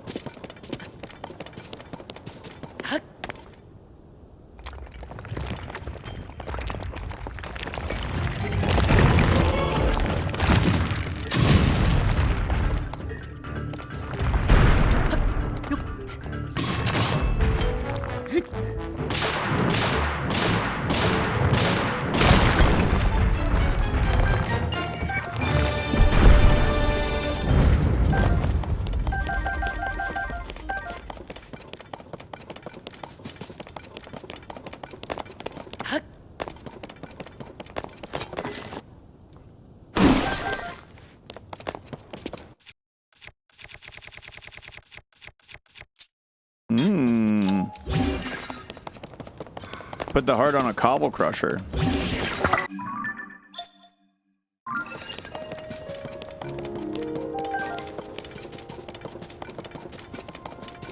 Egg duel, you think they're ready?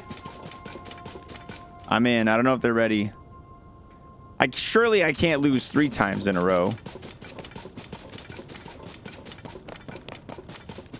fucking 2 1s in a row. 2 1s in a row for you as well? Dude, did we both won twice today? Oh my god. Hilarious. That's so funny.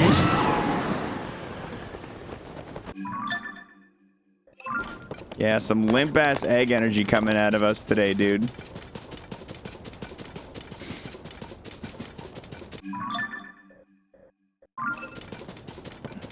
I am ashamed, Jealousy.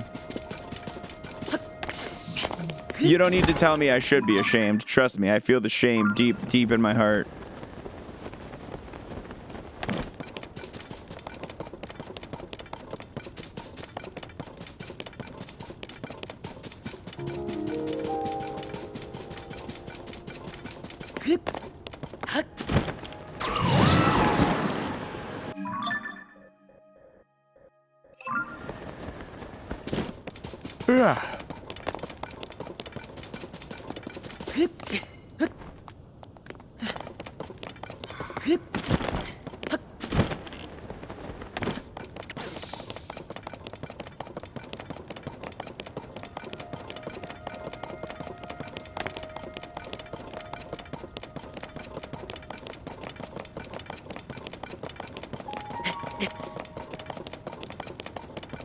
Let's go ahead and grab this seed.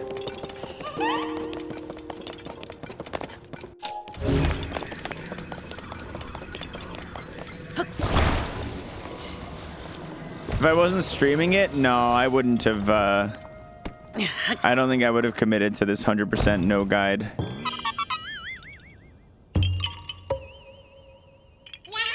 If I started dreaming of Tears of the Kingdom, dude, when I was sick with COVID a few weeks back, I was having fever dreams about running up and down Hyrule, leaving a hero's path. I was having fever dreams.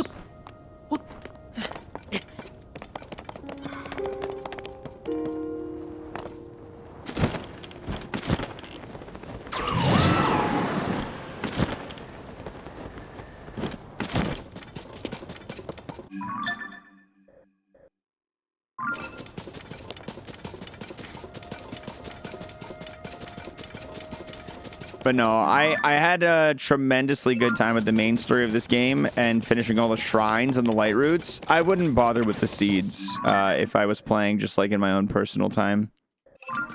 At least I wouldn't bother with the seeds, no guide.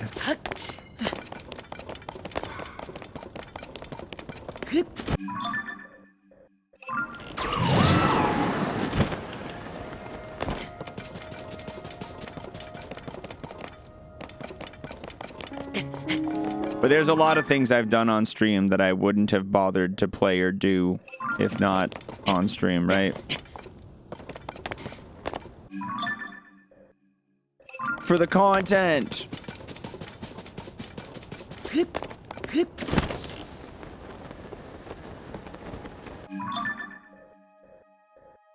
Definitely did a fair amount of no guide during my first playthrough, but not going no guide 100%. Yeah, when it comes to main story, I never like to use a guide for anything. Or puzzles, whatever.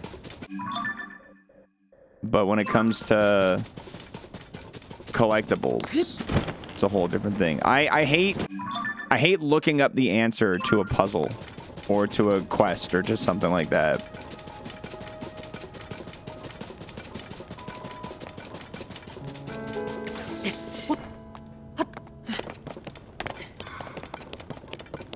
Yeah, doing this in Breath of the Wild pre-DLC would have been awful.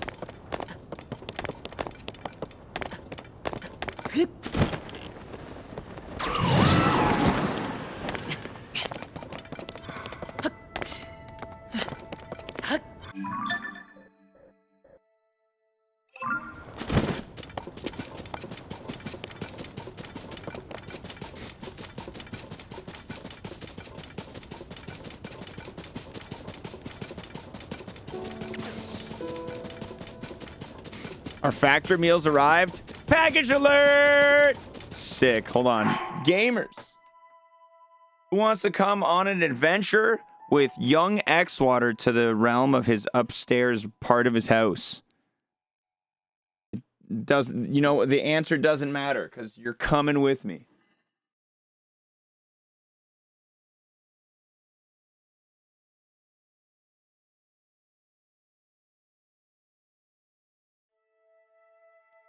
Clip, clip.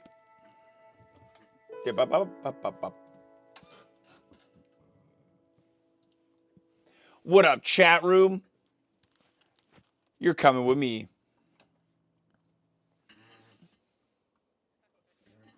You're coming with me. There we go. We got music still. I want chat on my phone.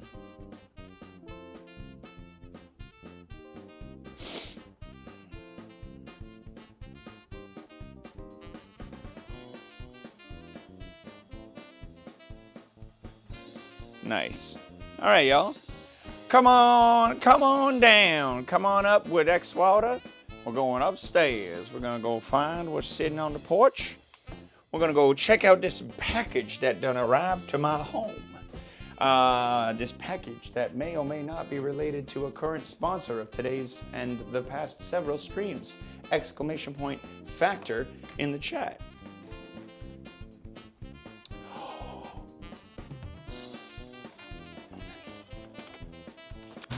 Look at this guy. Look at this little guy. Hey, Bruiser. Anything to say? Any words for the people? He's really into the webcam. He's trying to like track the webcam. Who's Bruiser? He's little Bruiser. Bruiser, what's that? Bruiser, what's that? You like that? Look at that. Yeah, he's into it. Let me put you in my pocket, chat room. And bring this box inside. Ugh.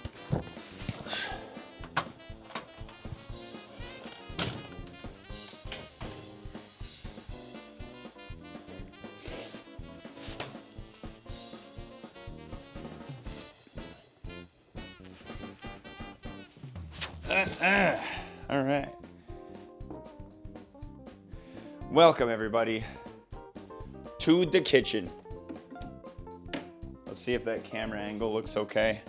I put you in the cup drawer. Yeah, that's pretty good. All right. Before getting seriously into this, it's a little messy in here. Forgive me.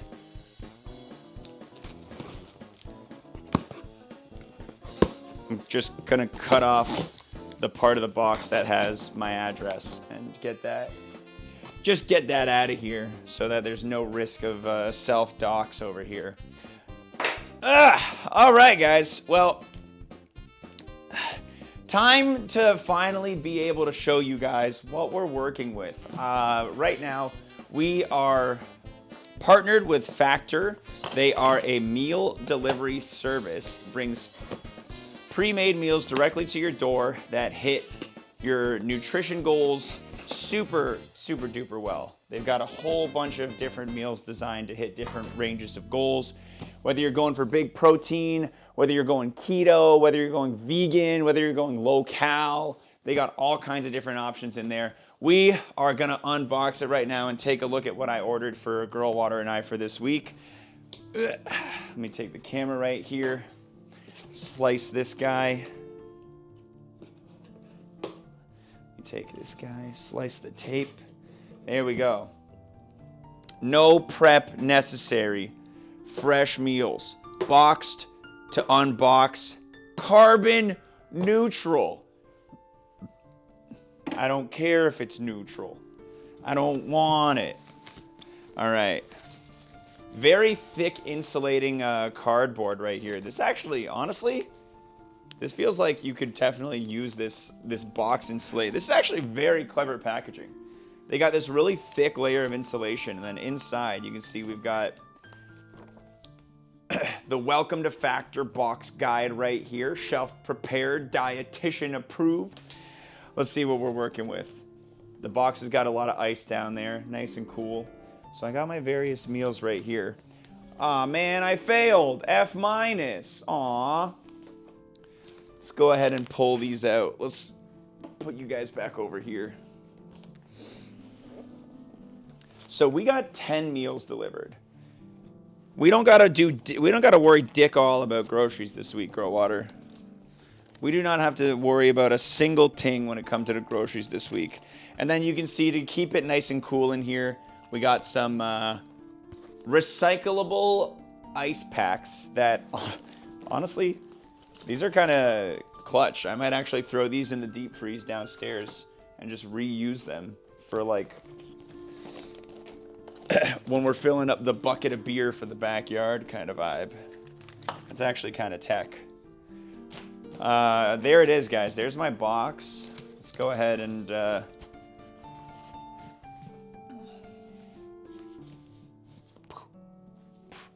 If you're in America, you probably won't get any French on your box. In Canada, all of our packaging has to be French and English because we are bilingual.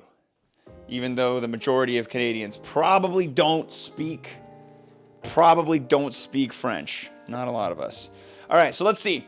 Guys, I just want to show you how much food this is right here. Like, with the promo code in the chat, and I know obviously I'm a little biased here, but with the promo code in the chat, you can get this stack of food. It is as high as my entire torso for about $50 US for your first week. Not only that, your order comes with 2 free wellness shots, a couple of little mini mixed concoctions that are kind of designed to give you a little jolt, be healthy, feel good. You can get all of that for about $50 for your first box if you subscribe using my partnered code in the chat, !Factor. For me, the biggest benefit here is that this week, Girl Water and I don't need to put a single ounce of brain thought into what we're gonna do for dinner this week. We don't have to go, oh, well, should we go to the grocery store? Oh, well, let's coordinate. We don't have to think about it. Pull it out and eat it. Let's see what I'm working with. Here's the first one right here. And this is the chili spiced pork chop. This guy looks pretty good. It's got instructions on how to heat it, whether in the oven, the air fryer, or the microwave. It's up to you. Second one right here, this is the Lebanese style chicken and rice bowl. I was actually stoked about this one, and that looks good. That looks damn good. Next up, what do I got here? Oh, just another one of those bowls. I know Girl Water and we're gonna share those. This one I got specifically for Girl Water. She likes mashed potatoes. This one was, oh, actually no, this one I got for me. It's the creamy Dijon pork tenderloin. I didn't realize it came with the mashed potatoes. I love some Dijon mustard. Less energy used for thinking is more energy for Korok hunting. Like, actually though, facts. What's this one? This one is this is the peanut satay Buddha bowl. This is one I was actually really excited to try. I know the lighting is actually pretty dog shit right now for my little showcase here. You can see them a lot better like this. Yeah, there we go. This is the peanut satay Buddha bowl that I got. Excited about that one. This next one, pulled chicken taco bowl. Bam. Tell me that don't look like it's gonna be delicious. Tell me that pulled chicken taco bowl don't look like it's gonna be delicious. I like this a lot, man. I like this a lot. It really settles dinner for us this week. What's this one? This one is the red chili ground beef and tamale bowl. And I like that it's like portioned out to the side. You know what's cool about this is, like, if Girl Water wanted to bring one of these in for her lunch for work this week, she could totally just do that as well instead of having to stay up and worry about prepping it the day before. This is another one of the chicken bowls right here. That's another pulled chicken taco bowl. And my final one right here, garlic herb and salmon. This is the one I got specifically for Girl Water because I am not a fish person. I'm not much of a fish eater, but she likes salmon. She likes mashed potatoes. So I figured she might enjoy this one a little bit more than I would. Let's go ahead and stack these bad boys up into fridge. Let me check this packaging. Yeah, this is actually really cool. They've got a QR code to scan it for the website as well right there. And very convenient, the nutritional information of each of these meals on the back. If you're someone who's like me, who's tracking your macros. If you have like a goal for how much protein you want to hit per day, or you're calorie counting, or it's just information you want to know, this is super helpful. And for a 620 calorie meal right here, 33 grams of protein is tech. Fish is tech if you're trying to get protein. Like this pulled chicken and taco bowl, this one's 50. Okay, chicken is tech. This one's 50 grams of protein. Chicken is tech if you're trying to get your fucking protein. But anyway, to the fridge. It's fridge time.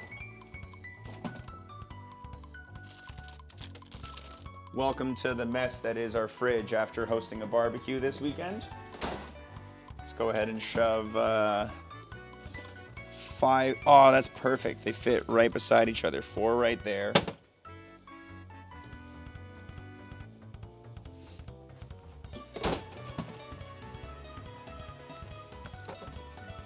Four right there. Did I miscount? Did we only get 9? Were we supposed to get 10? Did I misorder? Am I dumb? I'll have to check my order.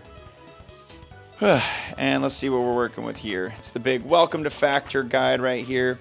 Take your pick, watch the clock, heat and eat, make a change. Skip a meal, add an extra or remove one. Change your preference anytime before cutoff. You do you. Goal, less waste.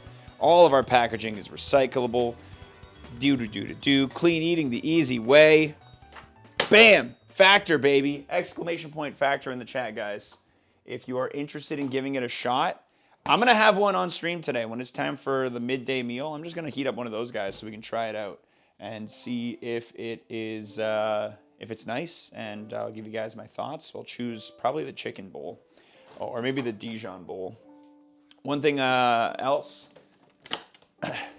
that I'm intrigued in showing you guys is check out my new table. Girlwater and I just got this this table. The little Lazy Susan built into the middle.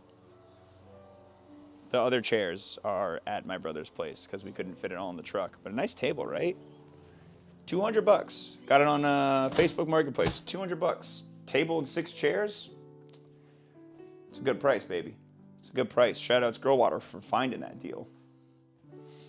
I know the shape is great. I love the hex shape. I love the hex shape because it's like got a firm edge for each person sitting at it, while also being a circle, which is just like nicer.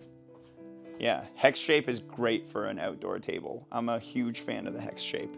All right, we're back in the basement. Back in the basement. Hexagons are bestagon. That is the saying.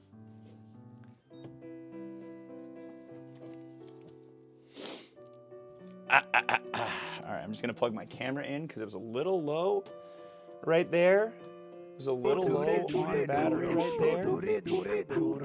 What a screen cap to come into, right? H2O, what's up, guys? Welcome to the stream. Let me get my other microphone. You guys are just in time. I just came back from being a sponsor stream shill, and now I'm back to being a regular stream Sammy. What's up, y'all? Dude, H2O, how was the stream? What were you guys getting up to? Thanks for popping by. Always a pleasure to have you here. I didn't think it's possible, but it's getting even more moist in here. I know. We gotta really add. I love the moving wave. I love the crashing wave. We don't have any good water-themed emotes, despite my name. I didn't think it's... Yeah. Get game volume back on here. Oh, you're playing Visage! Oh, nice. Yeah, because you just finished that other horror game. I can't remember which one you were playing, but I remember you were telling us about it. Somebody ended up recommending it in our Stash or Trash, in our little game trailer watch party thing. We ended up watching the trailer for the other one you were playing before. Yeah, Visage is so good. What percent are we at now? 96.62, Player X. We are 96.62% done a full Tears of the Kingdom playthrough. We are 96.62. When do we get a wave emote like that, but with Bonky in an inner tube riding it? Oh, it would have been so smart.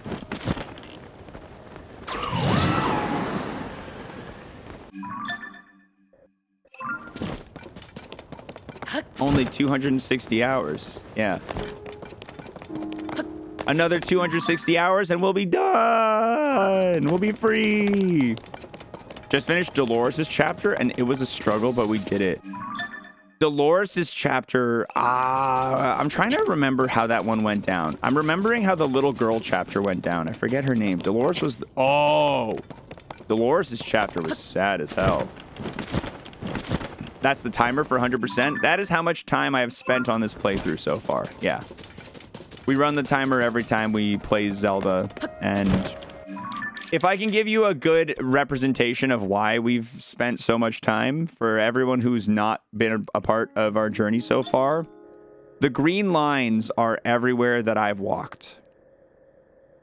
So we have been methodically just walking over every inch of Hyrule, finding these Korok seeds. And we only got 71 left. Revolved around the baby, and anything having to do with babies, children is hard for me. That's why I didn't finish playing Outlast 2. Yeah, that one was really, really tough. And honestly, I'll tell you now, the other ones aren't gonna be a lot easier. 62 months? You know what that means. Hey, I'm gonna go whistle or something. Thanks for giving us some more money. Oh, that's amazing. Von Rob Dave, thanks for 62. Appreciate the resub, dude.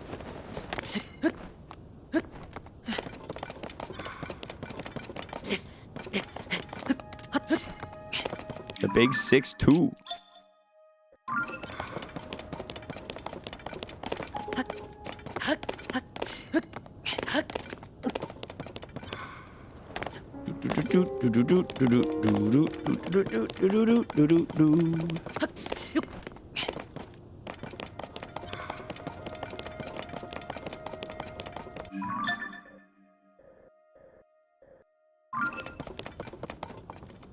Alright, I gotta make it back. I want to get the top little, the top of this area kind of scanned before I leave. Before I move to the next region.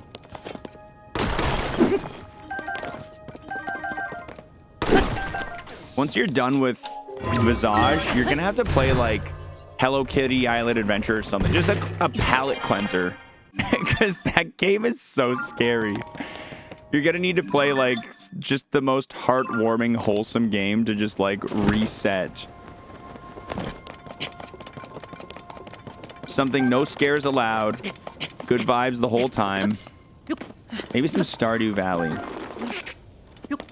That new patch has everybody playing Stardew Valley again. We were talking about it last week. I'm kind of thinking about playing some Stardew Valley myself. Always do that with comedies after horror. Yeah, dude. Nothing like takes the edge off like throwing a Will Ferrell movie on after after just like watching The Ring or something spooky. Sometimes I like changing it up and doing comedy first before horror. You like to live dangerously, I see. Love games that make me uneasy. Yeah, no, it makes sense. It's like roller coasters. It's something that's hard to explain and on paper seems dumb. It's like, what do you like about this? Oh, it's terrifying. I love it. I just love being absolutely mortified and scared. Friend Friday Stardew. We could definitely start a Stardew group farm. But I want to do a solo Stardew because I feel like with a group farm, you lose out on a little bit of the stuff that like is core to the Stardew experience. And I only feel this way because when I did a group farm's the only time I've ever played Stardew. And like I was like the guy who was tending the animals and the farm, but I wasn't doing any of the social stuff in the game. And I was like, I kind of feel like I want to get the whole package.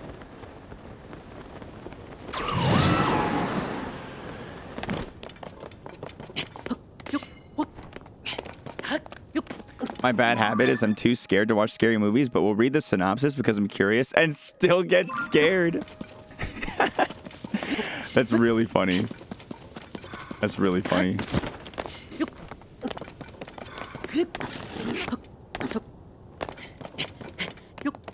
negotiate some days off, but I get that vibe. Yeah, you know. Playing a game with people, you have to play not at exactly your own pace, which is not necessarily a bad thing, but it's what I want. I want to play at exactly my pace.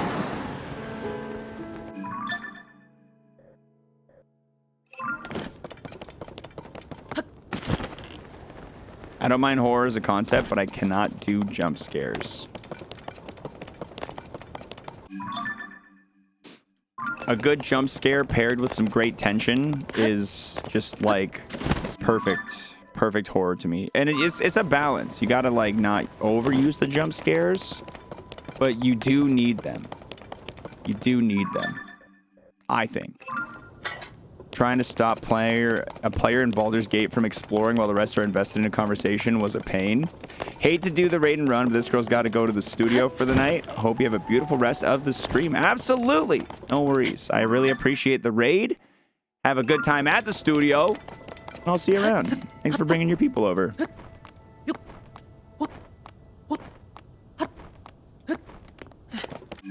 They're in good hands. I'll be extra entertaining today. I might try to shill a little bit, but Korok! Ladies and gentlemen, that's a new milestone. 70 remain. They're in hands. Yeah, there you go. That's a new milestone.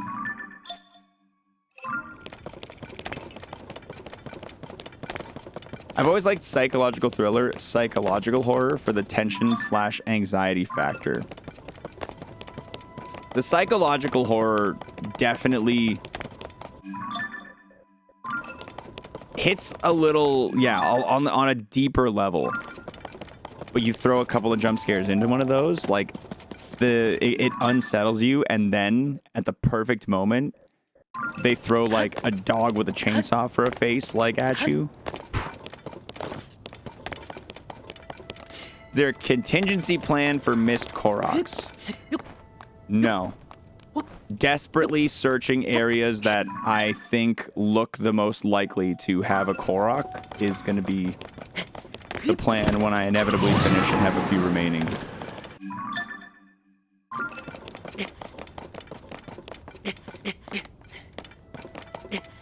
I'm curious to see how many are going to be remaining when we're done with our initial like full scan.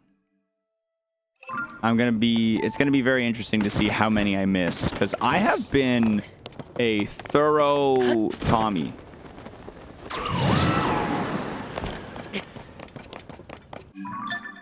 I have been very, very thorough.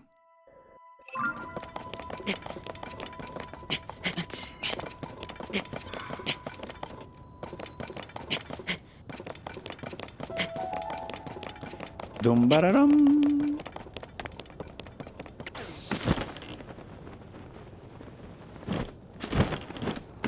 Sky part fully explored? Not yet. No, I still have a little bit more in the sky to explore. I'd say the sky is maybe 40%. No, I'd say the sky is like 70% explored, actually. I was going to say 40, and then I remembered I did the tutorial island, like a really deep search of the tutorial island, which is like, that's basically 70% of the sky.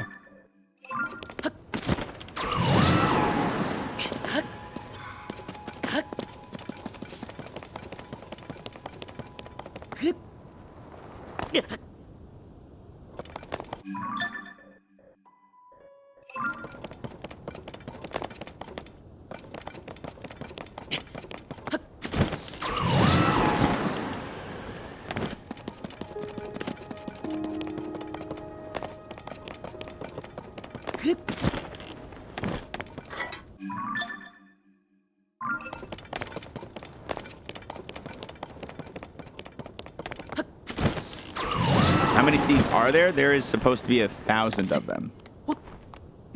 So we're in the last 100 right now. Every seed right now brings us so much closer to success.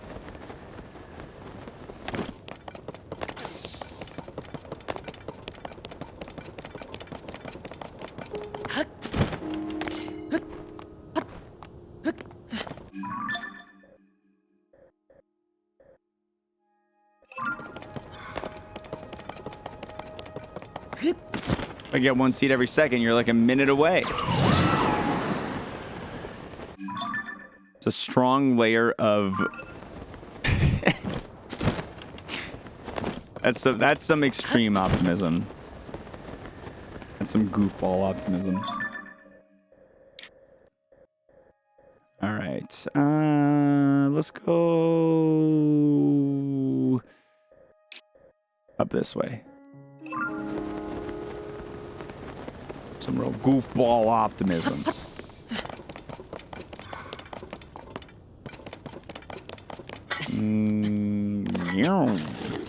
Said 5 seeds in 2 hours. About that today so far, yeah.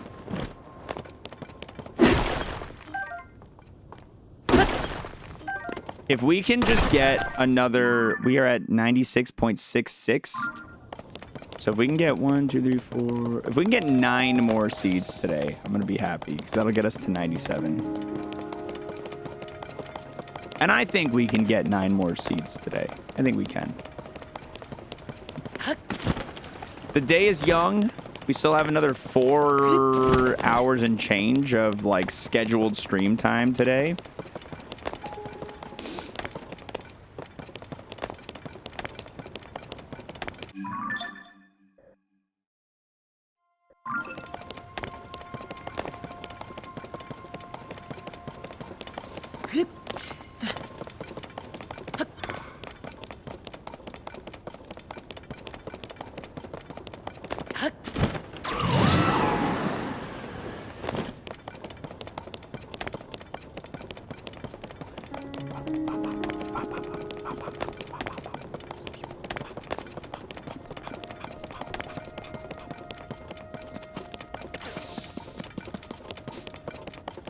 Man, I was browsing Twitch channels a little while back, Silverlink. I ran into another channel of a different guy who has Silverlink as his username, but with less S's. I found he was live, he was stream. I watched a little bit. I'm like, who's this guy who has Silverlink's username? I watched a little bit. I was like, man. There it is. The elusive singled S Silverlink.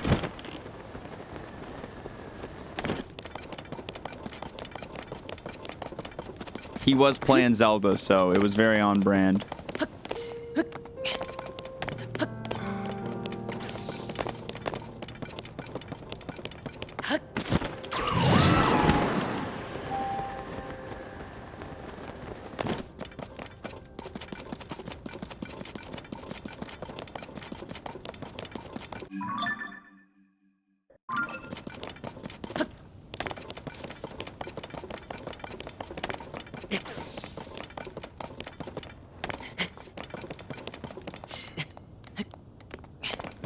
Him and I have fought over it since the 90s. It's basically just him or I across all platforms. Whenever like a new site comes up and you're like, oh man, this one might get popular, I should get that username. Have you guys ever like interacted to any extent? You guys get along? This could be a great enemies to friends story. This could be a great enemies to friends story. Think of the potential. Dragon into hole. Podcast incoming?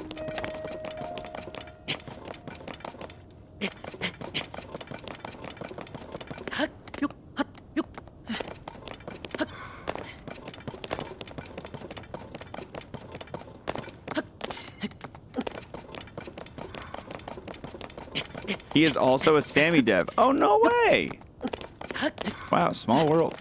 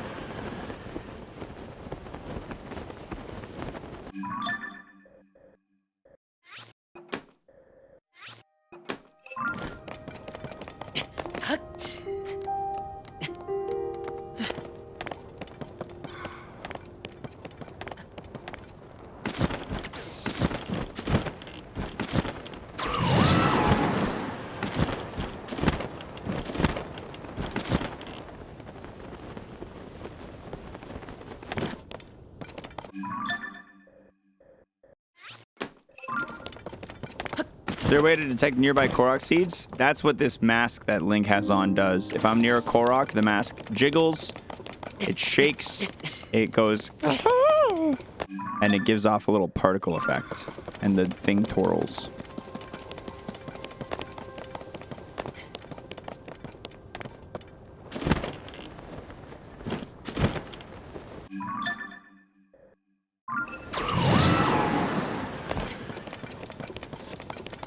What's it sound like again?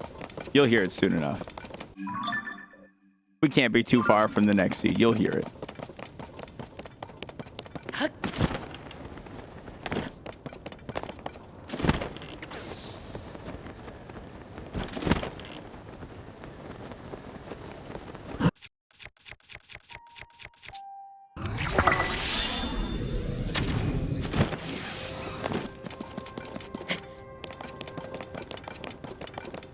The green line been writing since before the mask? Yeah, but I've been pretty good about keeping track of like which lines I need to repeat and stuff.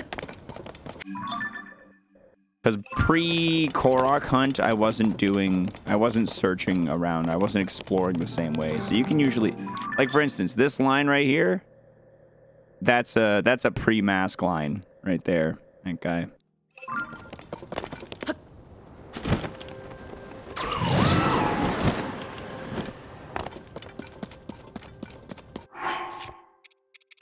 Speed food.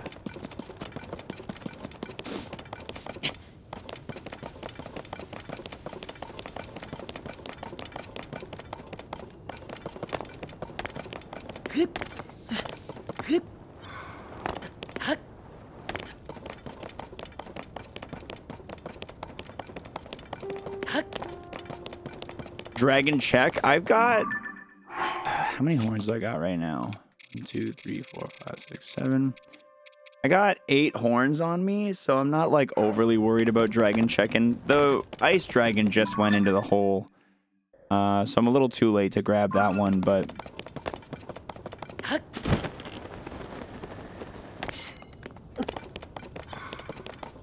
I'm not too worried about it at this exact moment.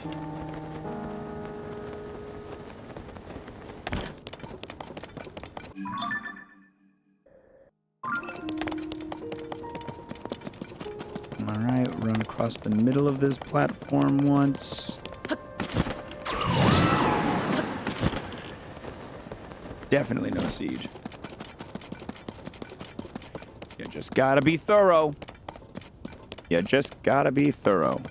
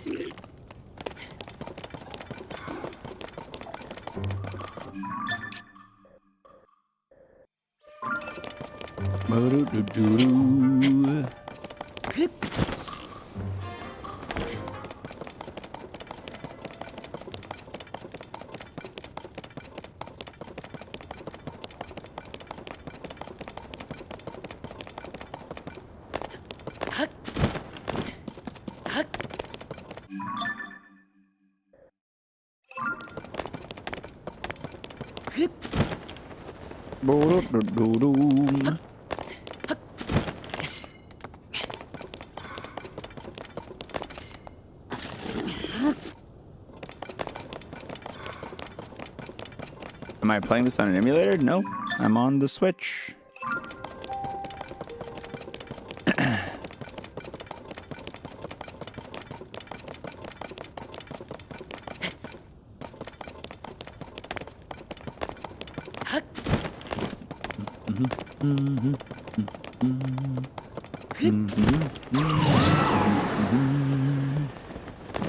Waypoints are only showing on the full map.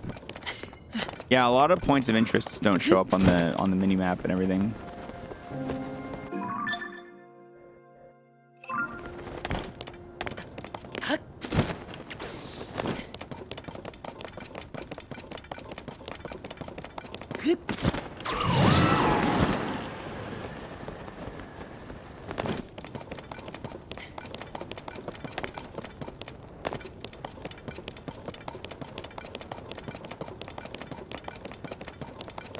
It'd be nice to be able to toggle the hero path for the mini-map. That would be so helpful for me. But probably not a lot of people doing what I'm doing in Zelda. I don't know how useful of how used of a feature it would end up being.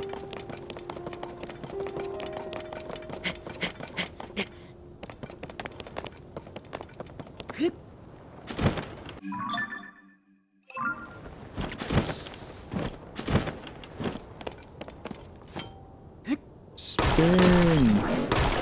Double topaz. Let's go.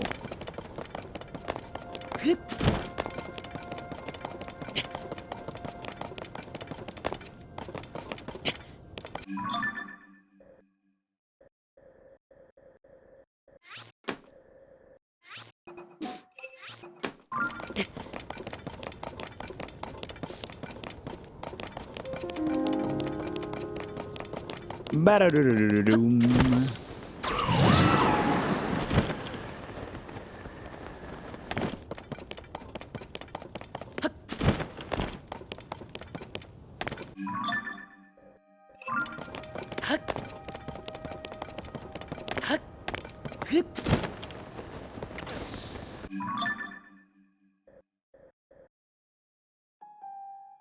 Okay, so this line right here, I think, is very much a pre-mask line. So this whole little cliffside, I'm gonna get with a pretty thorough scan. I'm gonna do a back and forth all the way down to the water.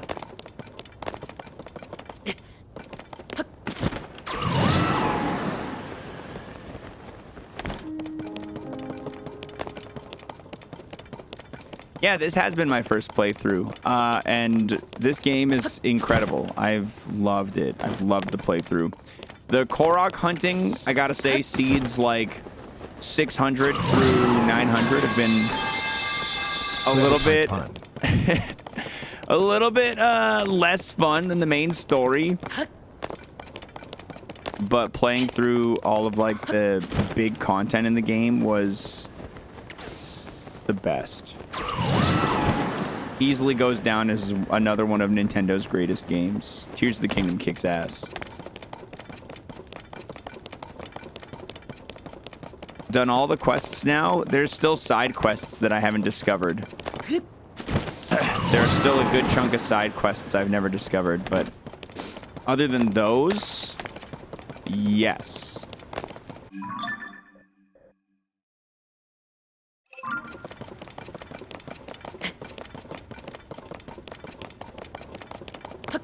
I still need to finish the compendium, but I'm getting I'm kind of pretty sure that when it comes time to finish the compendium, I'm going to go to Robbie and say, "Here's some money. Finish my compendium for me."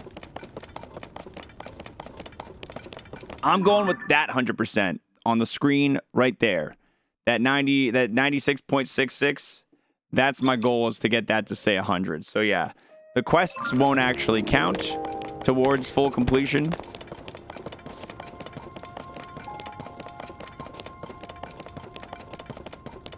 In the worst case, we could use a guide for the quests, but I'm definitely at I've hit a wall. I've hit a wall with this game. I want to be done with it.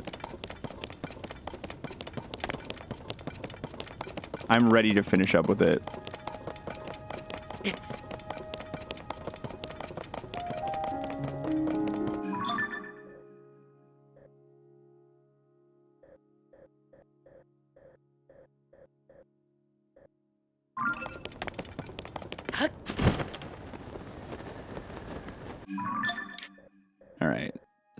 I gotta get that. Those are underground lines. Game Wave side adventure coming up at least. Yeah, Game Wave on Friday. First game is Bingle Bingle. I'm very excited to play that game. I've already teased a few other games to the chat room last week that are going to be showing up in this Friday's game showcase. But Bingle Bingle, one of the 5 games we're showcasing. You'll see the others.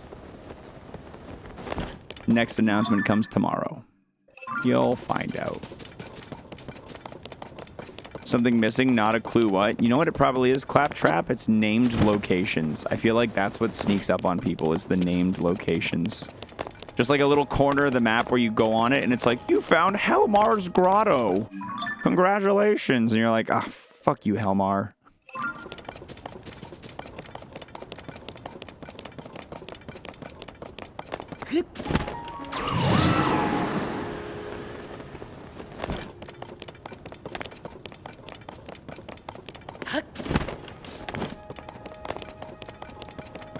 It could also be entrances to caves. Cave entrances could be another one that is easily missable.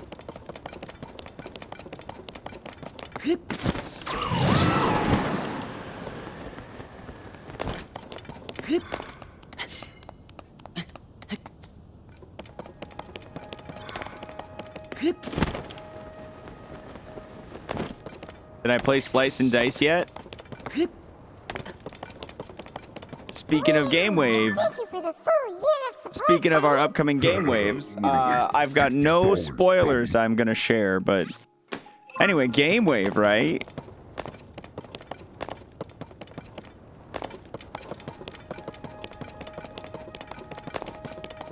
Yeah, who done it?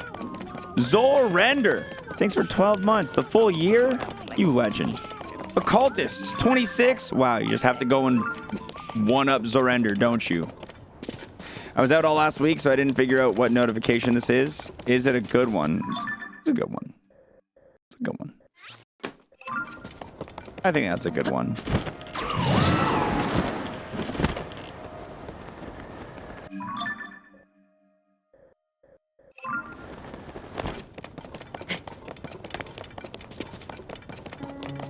Yeah, it's been a fun challenge to do it no guide duct tape.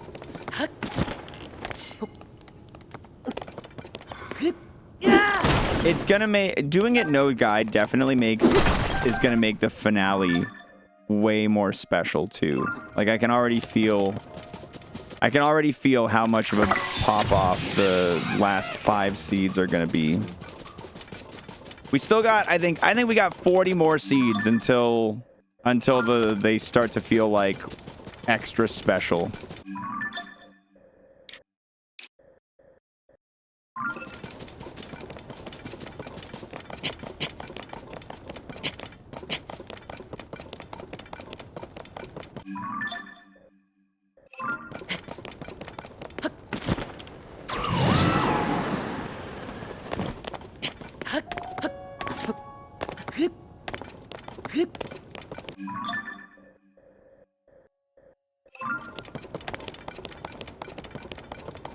It won't happen again, I promise. Good.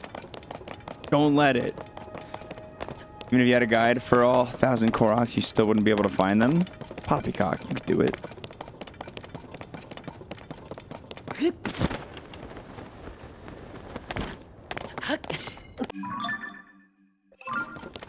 If the Korok seeds were time-based, oh man, like the Skulltulas in... Ocarina of Time, or even the blue coins in Mario Sunshine. No, if the Koroks were time-based, time of day-based, this would be unreasonably difficult. Nah, we still got another 3% Zephyr. We're probably not done this week. We might finish next week. But we realistically got 3 days of Zelda this week because we're doing friend gaming on Thursday. We're gonna be doing a friend gaming day on Thursday, and then we're gonna be doing a Game Wave on Friday.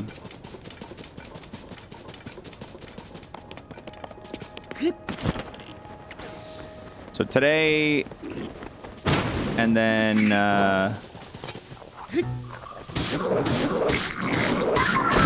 today, tomorrow, and Wednesday, basically, for Korok hunting this week is our big days.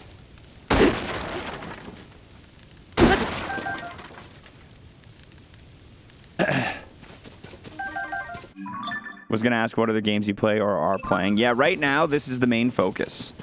Once this is done, I am taking a break from like a big challenge to do 3 or maybe more just games that are in my backlog that I really want to play, and that's gonna be Dave the Diver, Outer Wilds, and Chance of Sinar. The end of the Skulltula should probably be pronounced the same you say tarantula, but I refuse. It's something I acknowledge and also just refuse, yeah. I acknowledge that that's probably correct. Look at this. Look at these ruins. This looks like it might be a named location. That'll be nice if it has a named location. That'll give us some percentage.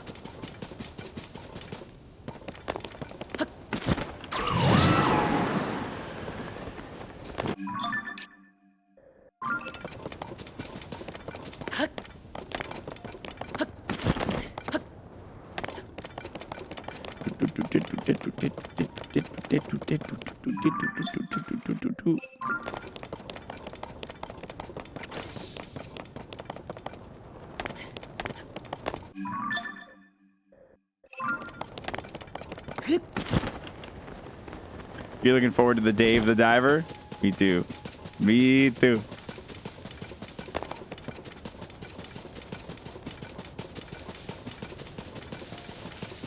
I think we've got a good variety, because Chance of Sinar is gonna be like that one that's gonna hit real good for the puzzle gang.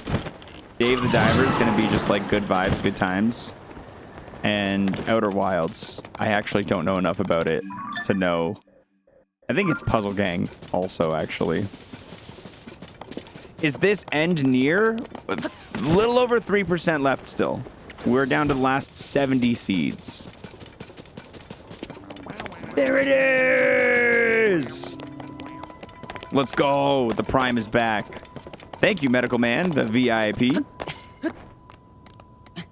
Yeah, that's like the one thing I know about Outer Wilds is that people love watching a blind playthrough of Outer Wilds. So I'm so excited about it.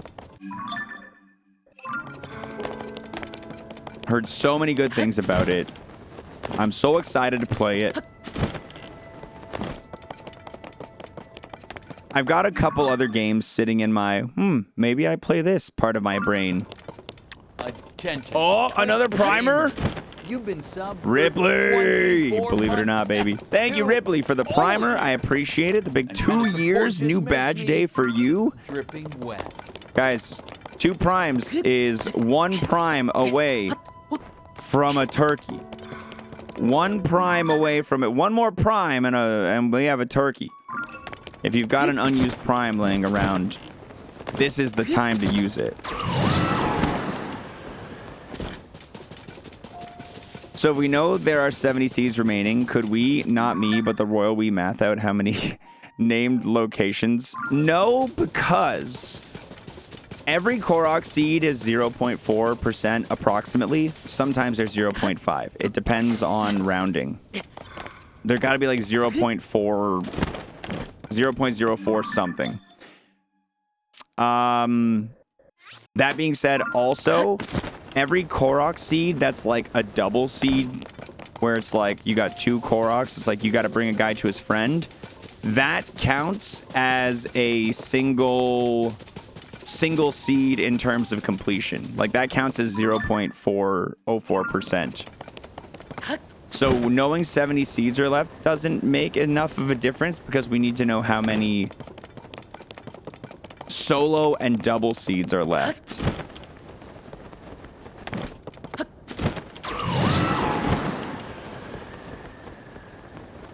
Yeah, there's more. There's too many unknown variables. Yeah.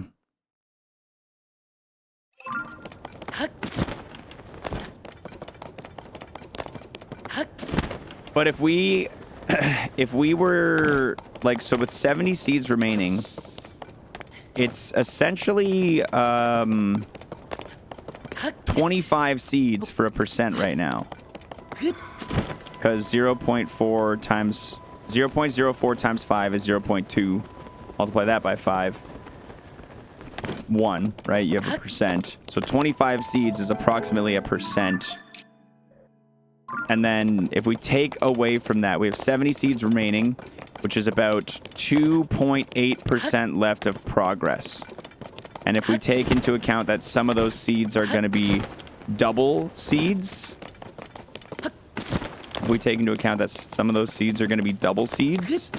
then that is probably closer to 2.6% of the remaining percent is going to be dedicated strictly to seeds. God, Bree, did you just trick me into doing math? God damn it. I've been fooled. You're like a 4th grade math teacher right now. I'm gonna trick these kids into liking math. Yeah.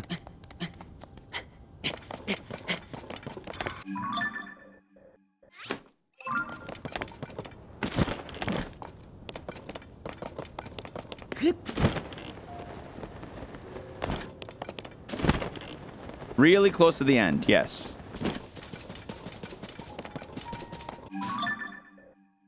You were definitely, yeah, you were very upfront about it.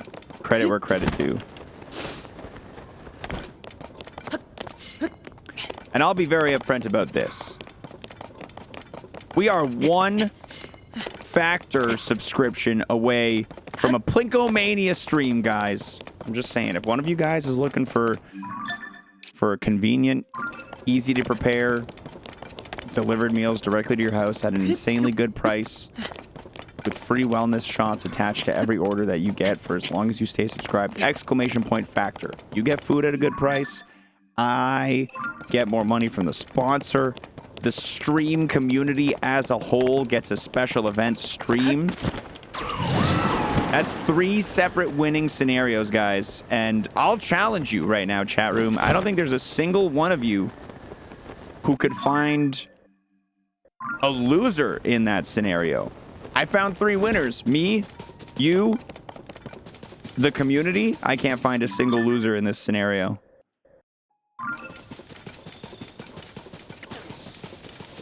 You know what? You know, I found them, actually. The losers in this scenario are everyone who is outside of the consensual United States, because they are not eligible to use this promotional code, as are the people who have previously subscribed to Factor in their lifetimes.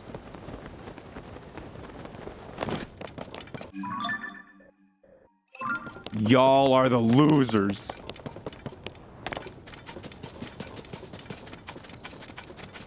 You guys think there's going to be a Korok in these runes? I do. I got a feeling about it.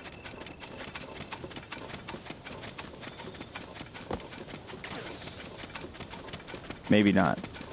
I'll get closer to the other runes. I'm just doing my scan here.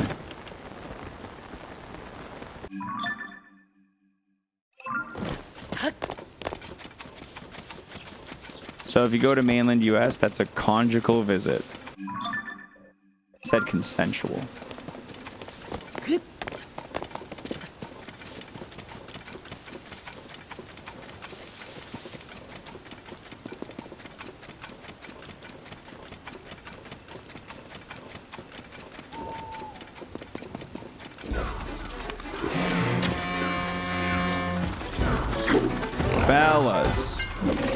Fellas, cool your jets. It's just a bunch of destroyed houses. There's no Korok seeds. There's no named location.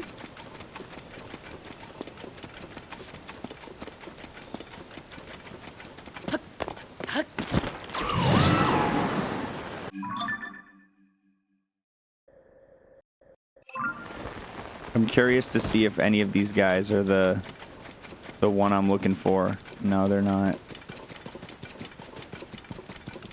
The conceptual United States, that's a very different thing. That actually excludes Alaska, Hawaii, and I think Iowa is excluded if you're going just for the conceptual United States. The confessional United States, that's everybody except for Philadelphia.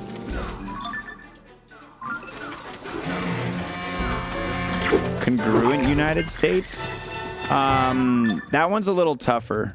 That one's a little tougher. If you look at a map, the congruent United States is more of like the states that fit a certain zigzag pattern. I don't know my U.S. geography well enough to give you guys exact numbers here, though. The congressional United States, oh, I think that's only Texas.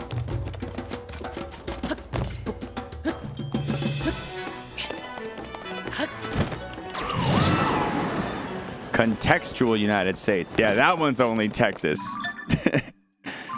They actually call it the contextual. The convoluted United States. That's all of them except for New Jersey. Go Jersey.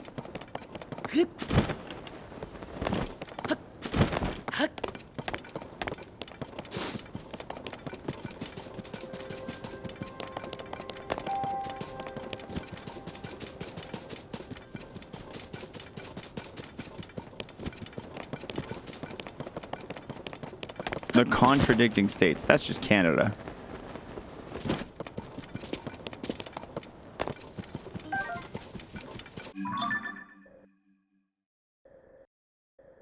This is gonna have there's gonna be a seed in that water. There's gotta be a seed over by that water.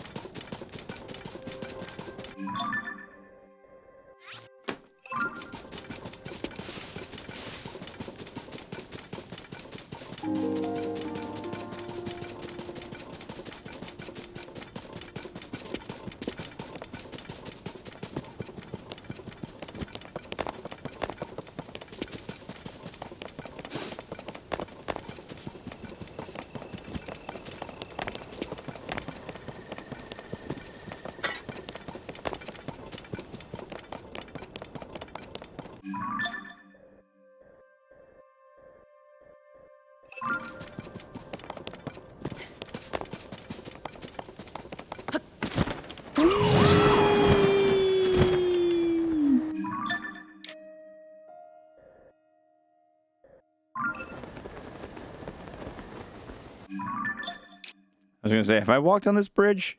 Yep. I have. I sure have.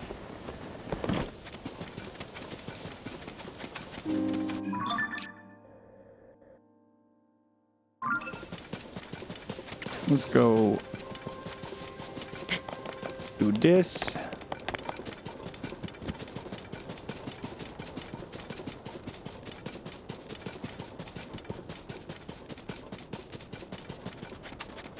Bam,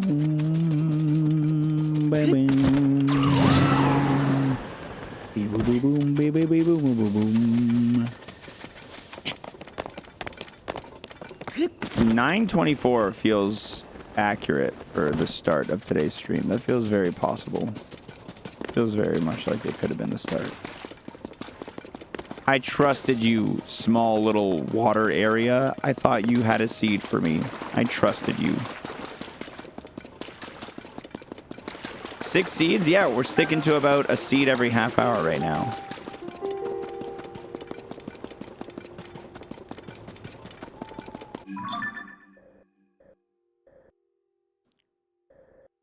But look at all these little croppings of trees. Maybe one of these will have something for us, you know?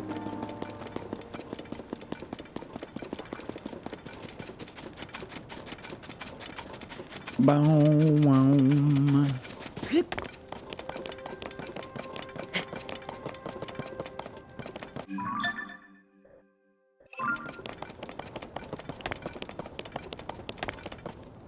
I'm gonna stay near the wall for a little while here.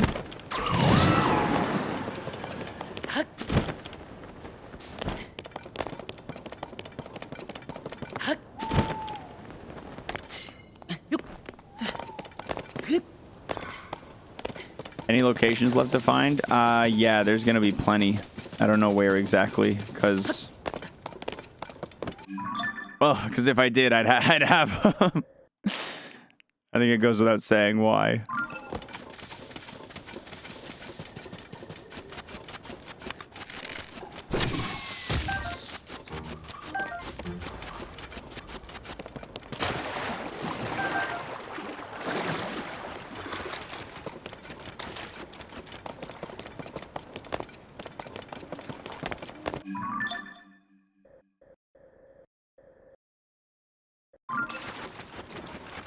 Yeah, the majority of the locations we haven't found are going to be in the depths. For sure, for sure.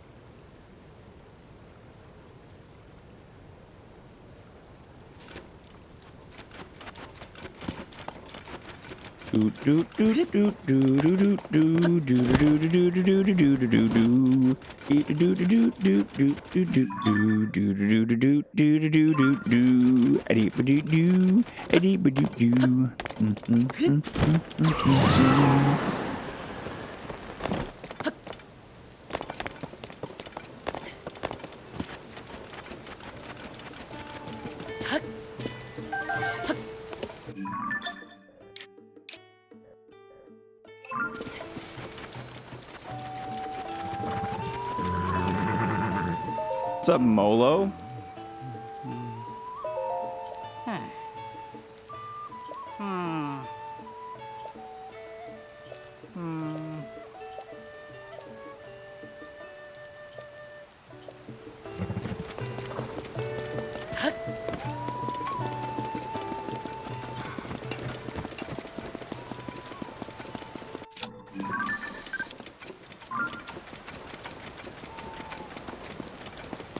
Any warnings I should heed about used games for the Switch?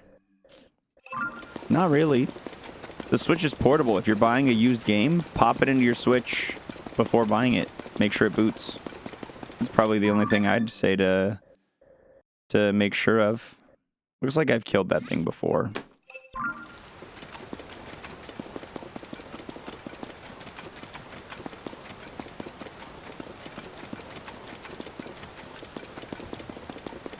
It's usually what I do with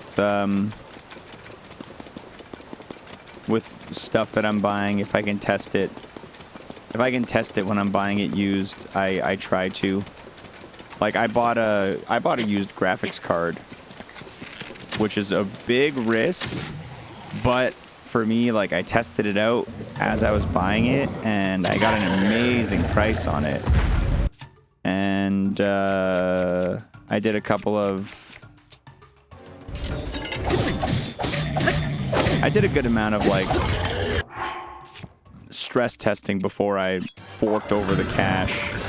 And the dude, you can usually pick up a vibe from someone when you're buying used stuff, and I was getting a vibe that was like, yeah, I got nothing to worry about here.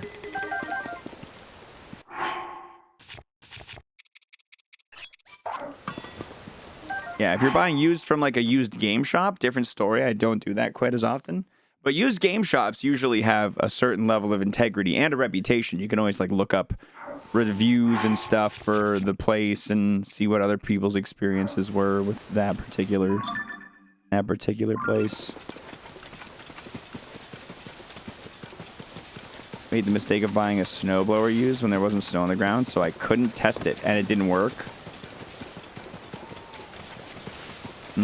Too old to actually throw snow.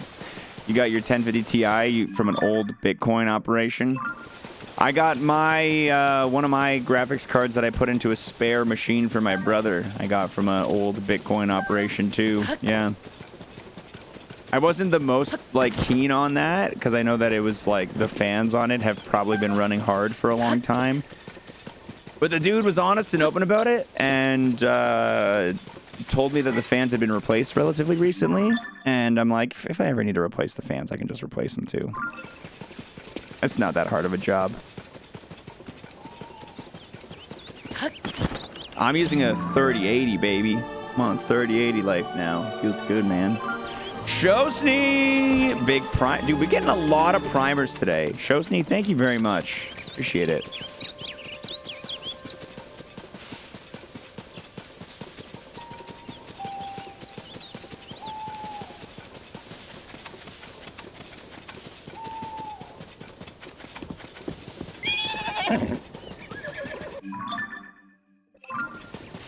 You just upgraded to a 4070 from your old 2070?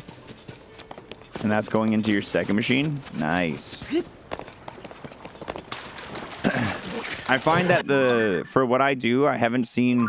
Even, like, I upgraded to the 3080, and I didn't really feel like I super needed to. It was that I had a 1080 Ti before that was doing pretty much everything I needed. But I wanted access to, like, the all the NVIDIA RTX AI stuff that they got with the RTX cards. All of the like cool video stuff, like the green screen removal, the eye tracking, the microphone stuff they have.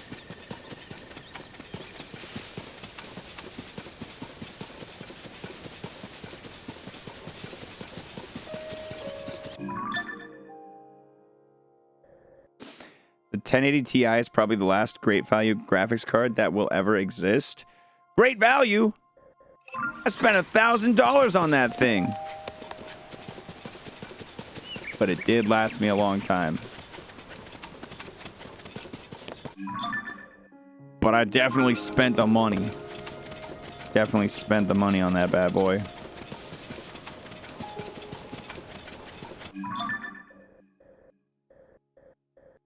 You had it for like as long as you streamed to that point, right? Are Bitcoin miners still driving up prices? Maybe a little bit. I think I think NVIDIA also just knows they can get away with charging it at this point. I don't know. I don't know exactly. That was crypto's fault. MSRP was only like 700.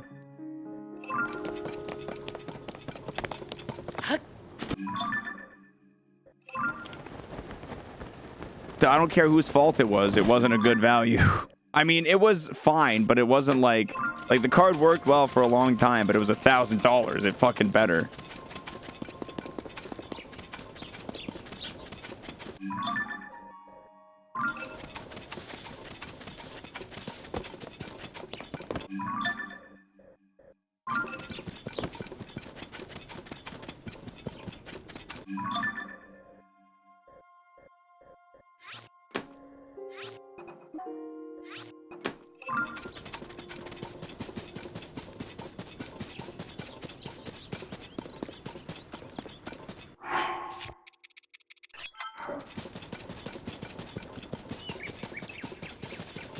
Hudson Construction. Did he just run by the sign? And he was like, Hudson Construction. Did it work? Is that the first case of those signs working? I rely on friend hand-me-downs for my cards. My 9070 still gets by okay. Hey, as long as you don't have a complaints with it. And like, realistically, man, if you're doing 1080p 60, you can handle a lot. You can handle a lot. If you're going like 165 hertz, 240 hertz, and trying to go like 2K, 4K, you're going to need one of those super duper bad boys. But if you're going 1080p 60, which is, if you ask me, perfectly good looking, incredibly good looking, I think you can get by. That was my 1080. Like I was getting by with my 1080 Ti, 1080p. Honestly, and I was going 165 hertz a lot of the time, 165 FPS.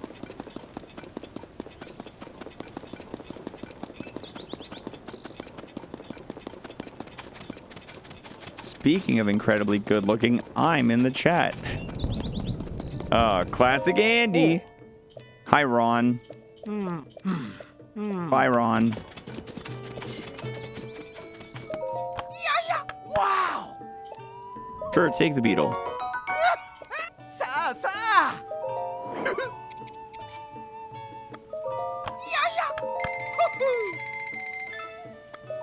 Wow!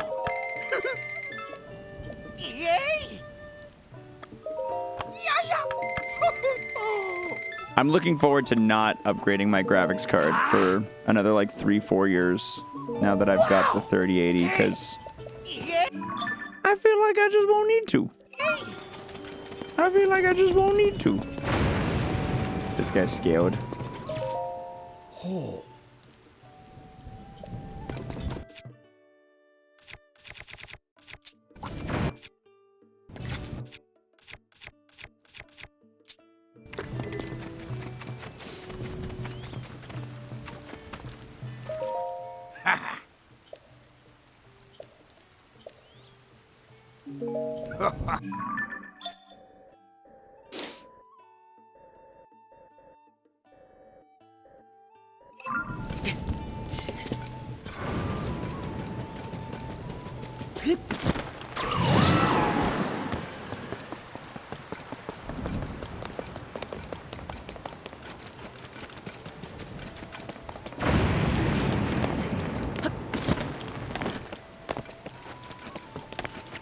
Now we run down the river.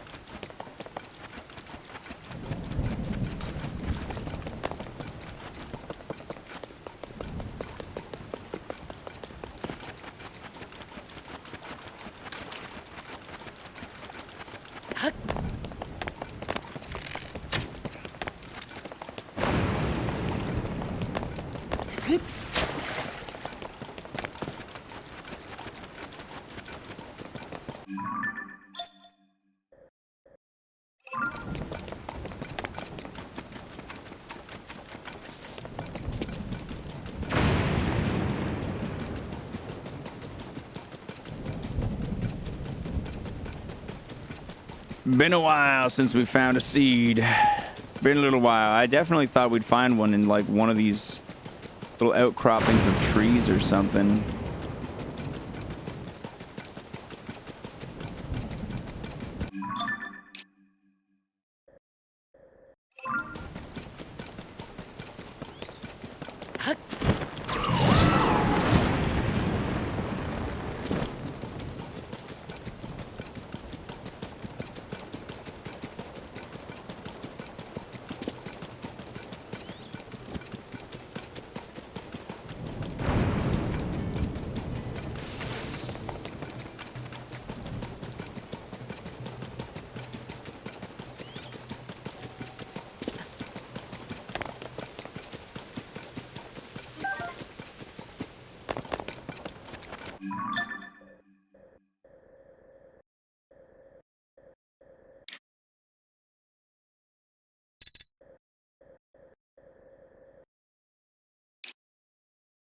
I'll have to do a scan of this island again.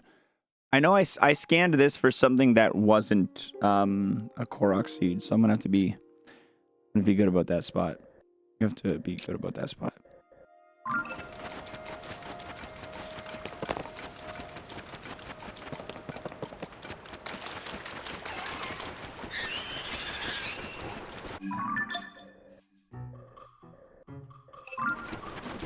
Don't throw that barrel at me.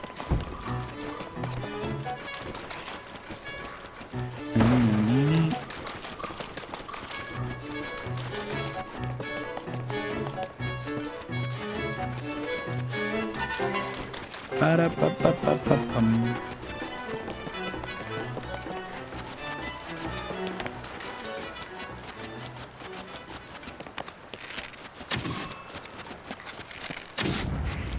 See ya.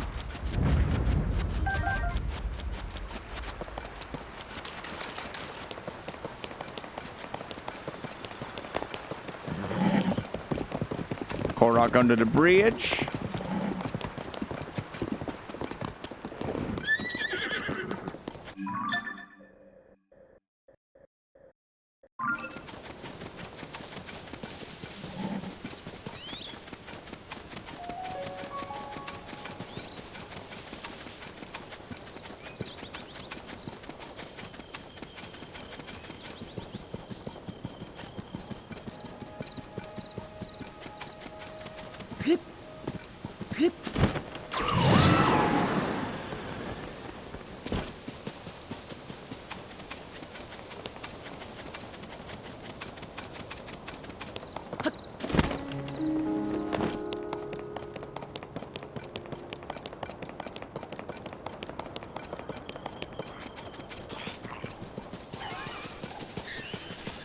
It's not raining right now. It's probably a great time for me to make some speed food.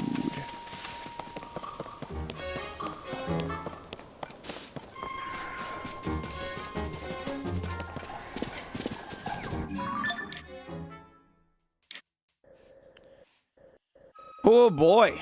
Dude, look at this. We've almost filled up the entire region over here. I just got to get this cliffside and then this valley. Ba ba boo boo boo boom.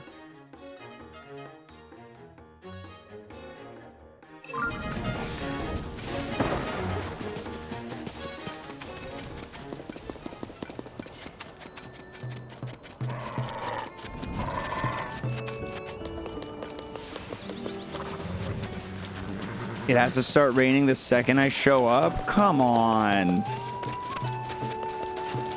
Fine, I'll just make food later. I do want to check the middle of the pond, though. Card is green. Yeah, the map is covered, dude. I have explored a lot.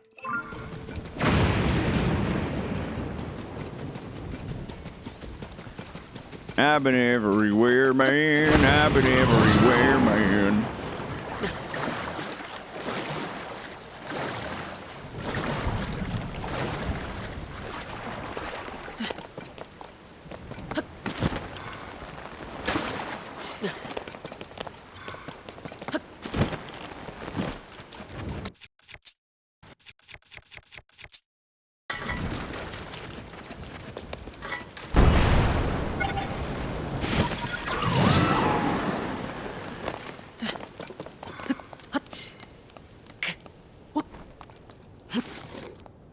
Oh, the rain stopped.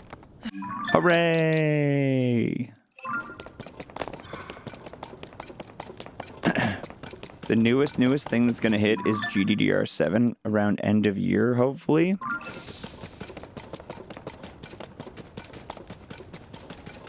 Samsung probably won't deliver by Christmas, but it's coming.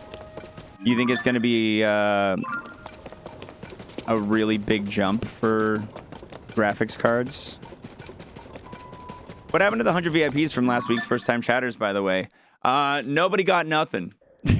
And I swept it under the rug. Because as much as I liked the bit, I was like, yeah, I think I gave a free quackening instead. I gave a free quactivate.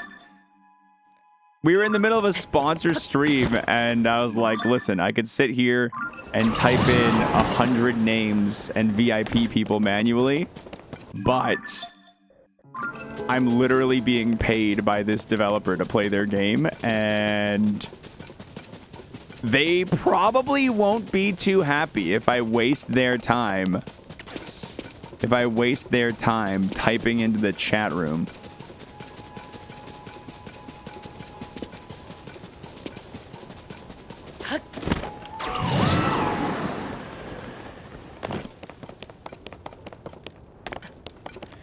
I have an idea, though, to build, and maybe I can get Silverlink's hand on this one if he's looking for a gig. He's looking for a little coding of Sammy bot gig. If we can build a little button into the Sammy deck that will give VIP to the, like, I can like type in like maybe like VIP this name plus X, with X being the number of people that get VIP as well, and we could probably get away with doing something like that. It doesn't exist right now, but I can definitely see that being a doable thing, because I'm pretty sure if I take a quick glance, I'll even bring you guys in if you want to look. Let's create a button here. VIP. Twitch add VIP, remove VIP, right? So there's very easily options here for me to be able to use this little system to make VIPs.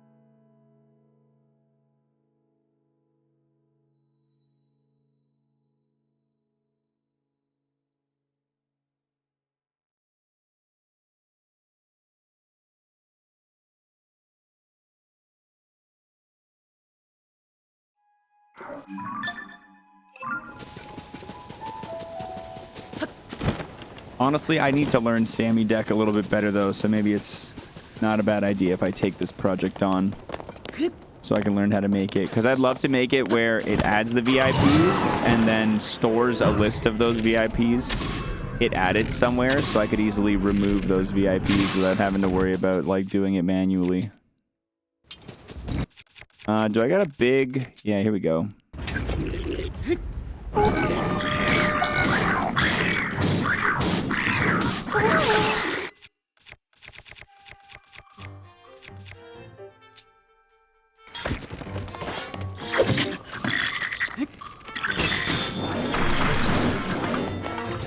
So you. I'll take that Cobble Crusher.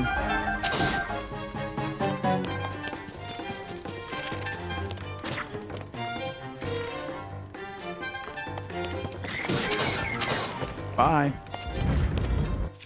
I would probably write it to remove all VIPs and then just add a few extra line to add back the folks I want. That's actually not a bad idea either. That's not a bad idea either. Yeah, that's the lazy solution, but it's not bad. It works. But then I have to reconfigure that if there's new permanent VIPs that I want to add. So it's definitely the less elegant solution. We can do another egg duel if you like. We can't tie 3 times in a row. I got a bad feeling, but I'm in. I'm in. I'm ready to egg if you are. If I lose for a 3rd time in a row, I'm gonna be extra mad. I got 3 1s today. That's my 3rd one. I've got 1 3 times in a row. What the fuck? At least you only got 2. All right, who's gonna be the lucky gift sub? Who's gonna be the lucky one? Congratulations to Kadrin. Enjoy your gifted sub. Enjoy, enjoy. Little bits. Little bits. The 1-bit club. The triple 1 egg, 1 bits. Thank you. Thank you, guys. Man, that's awful. Terrible odds today. Absolutely terrible track record for eggs today. Little bits. At least you know the system's not rigged. There's no way I'd give myself 1 egg 3 times in a row on purpose.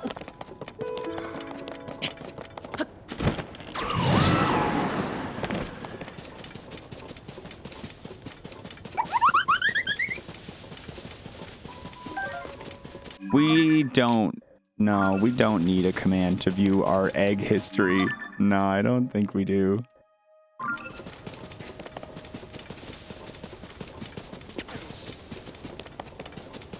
I would be happy with a dashboard.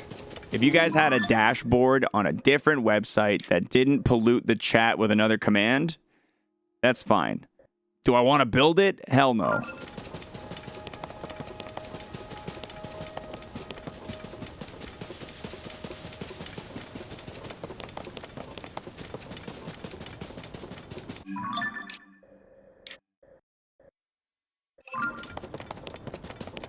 Oh, it's been a while since the last seed.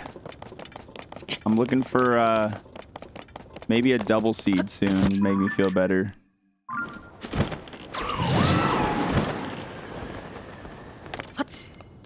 What if an individual gets 10s in a row? Then good for them. Good for them, and I'm happy for them.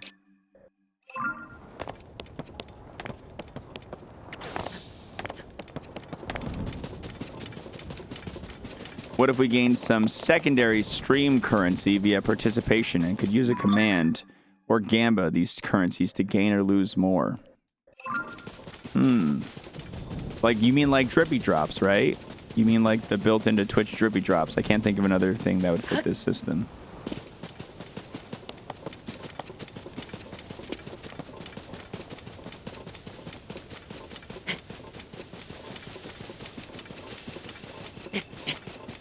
We need more chat games. Yeah. This is basically chat being like, yo, this Zelda shit is making me snooze. Give me a game to keep me occupied.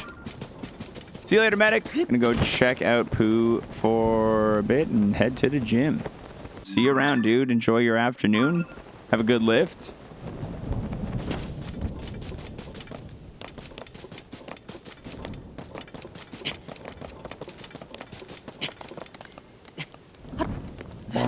Bum bum bum bum bum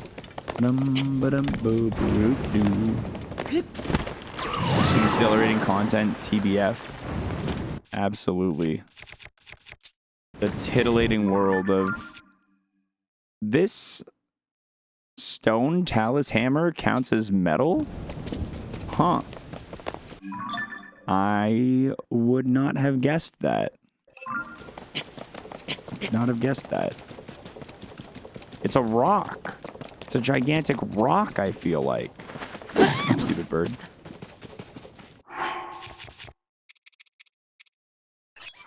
Sometimes during daily VIP giveaway, I remember when you said only people who had seen you naked get the VIP badge.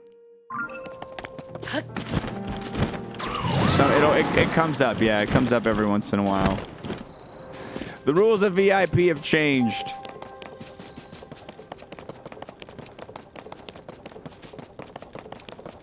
But way back in the day, the only VIPs were people who had seen my wiener.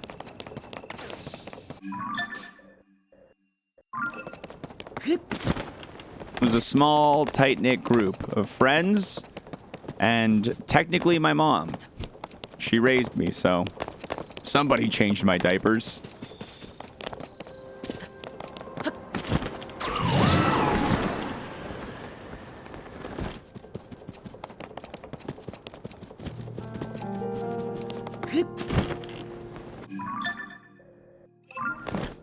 Beep beep beep beep boom. It's only people you know have seen your wiener. True, it could be any of you guys.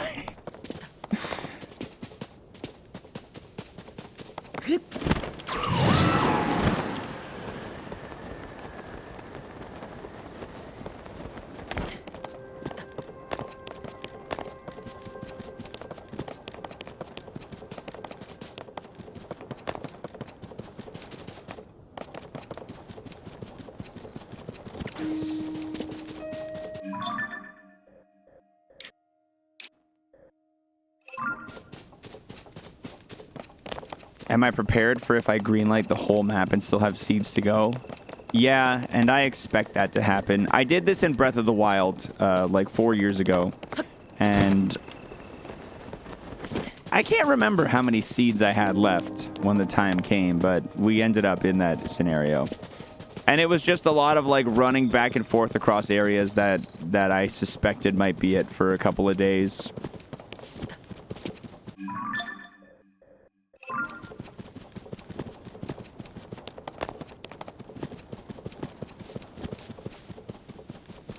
A lot of Death. It was a good chunk of Death Mountain. It'll be... We'll see. We'll see if Death Mountain gets as much attention this time around.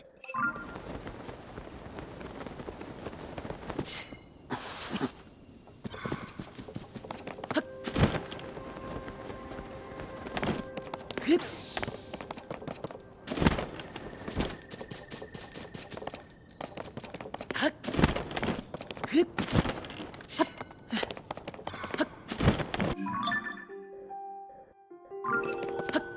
boom.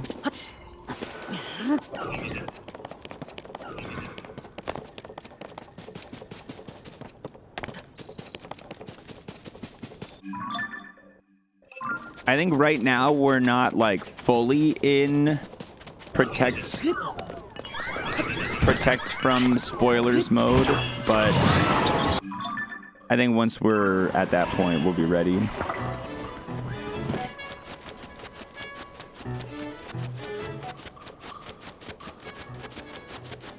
Do do do do do.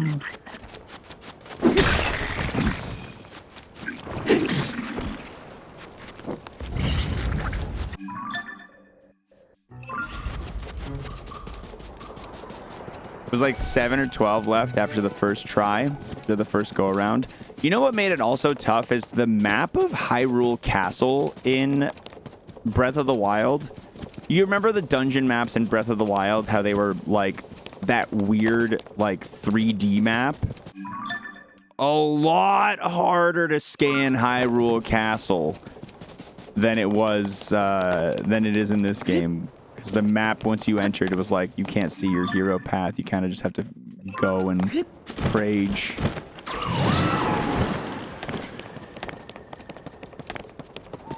What's the cutoff for being able to chat still at this point? 24-month sub? Just limit chat only to people who've been here for a literal 2 years.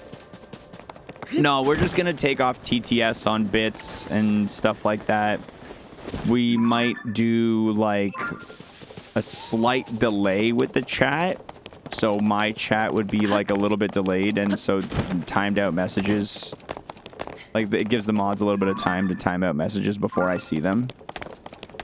That would be another good way of doing it.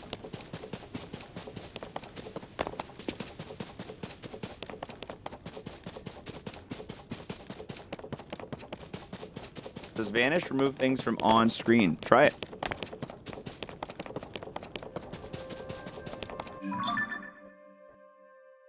Nope.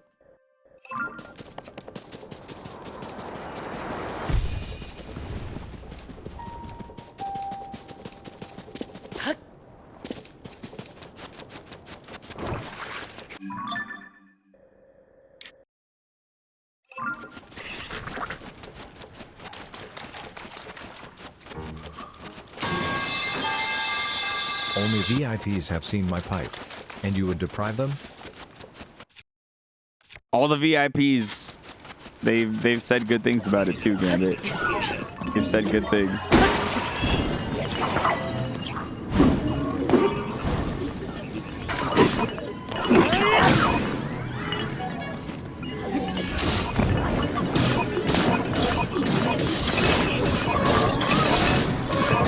I like this, and that's fun.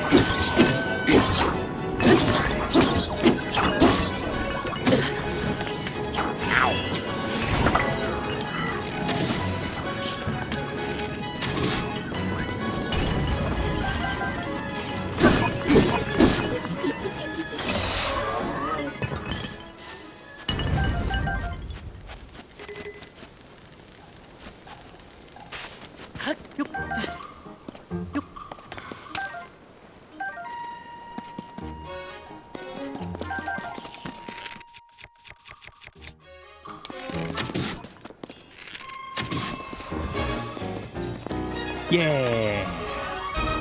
Is your chat different to the on-screen one? I keep a little popped out Twitch chat in another part of my screen. So yeah, I don't usually look at the on-screen chat too much.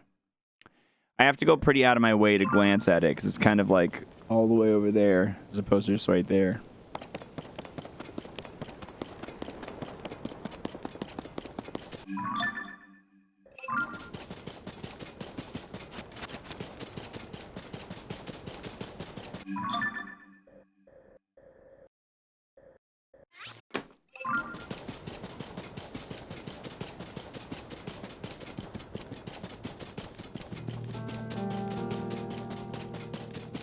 Meow, meow, meow.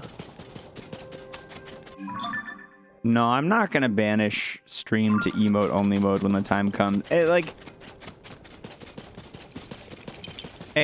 don't think there's going to be a lot of people who, with ill intent, who know of where the last seeds will be. So I don't know how they're going to know to spoil. If that information exists, because we're at a point right now where we can say this. If you guys end up having that information in the spoiler chat, don't talk about it in the stream, right? If in the spoiler chat that information is known, don't talk about it in the stream. We don't want little rando dickweeds like last time to be able to get the information easily. But either way, if they do want to get the information, they have to be subbed to access that channel in the Discord.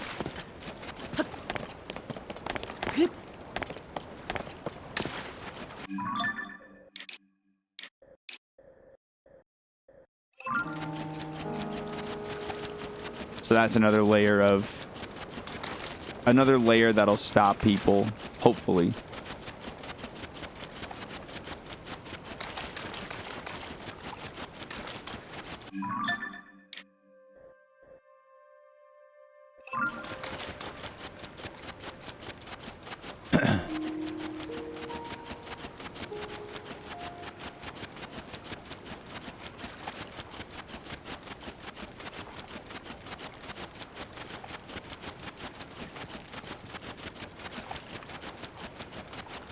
Yeah, I'm not super worried about it.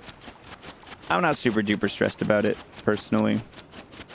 I don't think we're gonna see it as much of a problem as it was last time.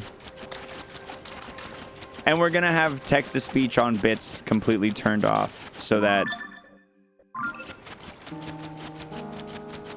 it can't happen. Plus, the mods will have a much stricter, like, if someone even tries, there's just like auto ban. No timeout, nothing, like just straight up auto ban.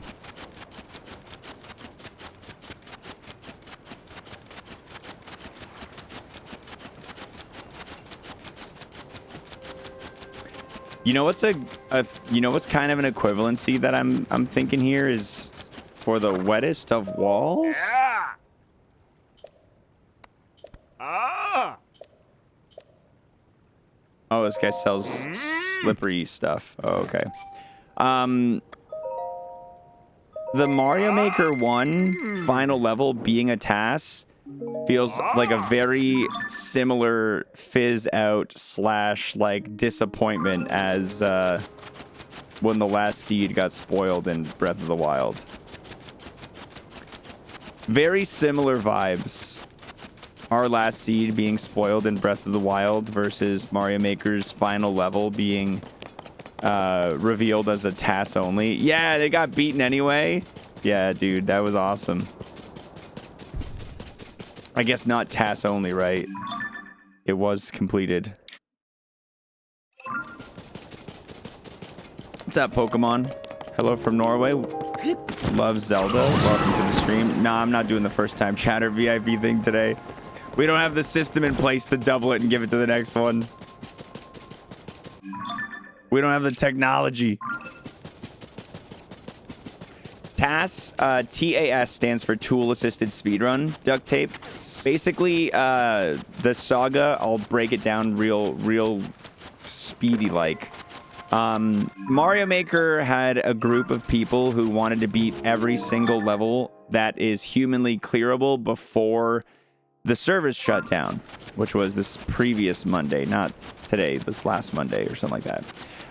They were called Team 0%. The last level they had that they had left to complete was a level that somebody had cleared using a TAS, a tool-assisted speedrun tool, which is essentially a robot that is able to execute frame-perfect inputs to make impossible things to humans doable in a video game. If you search like Mario 64 TAS, TAS, you'll get an idea of like what a TAS is. It's basically letting a computer input the perfect input on the perfect frames instead of having a human trying to do it so that you can execute unachievable levels of gameplay.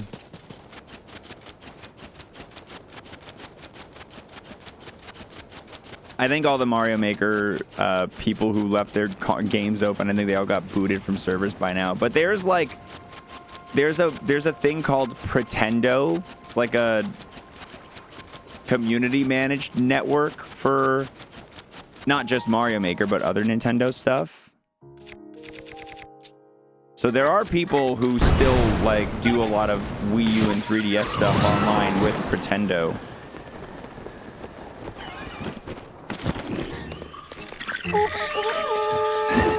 Ow, ow.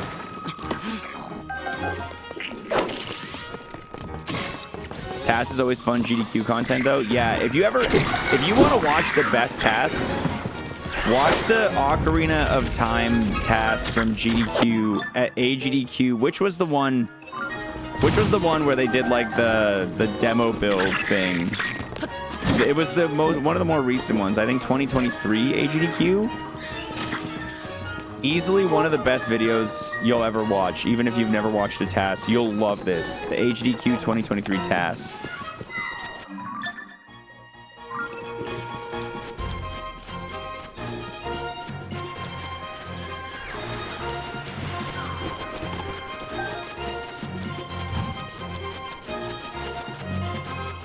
The Brain Age one was really good, yeah.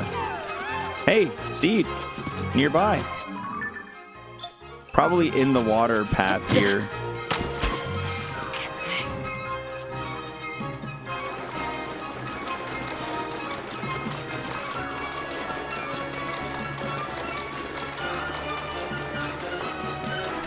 Is it shaking? No, I gotta go back. No, it's shaking. Here we go.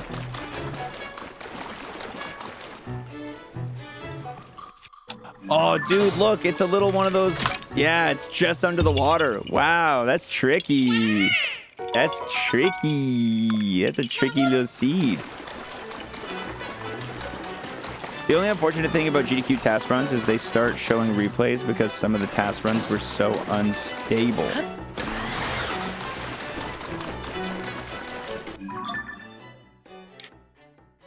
I'm not sure I understand what you mean. The GDQ taskers were showing replays? I don't know if I have heard that / believe that.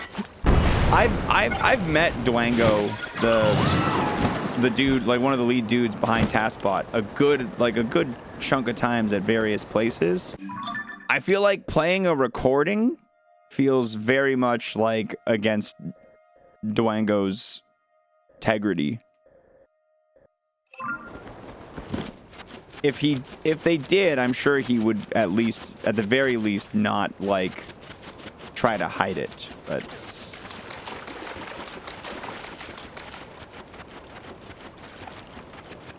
yeah, they work real hard on those showcases.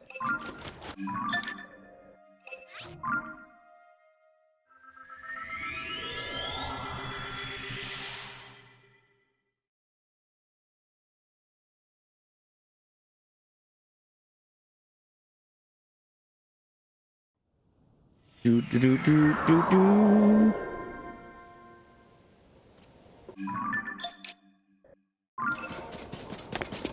Hip. Hip. 71 months of sub.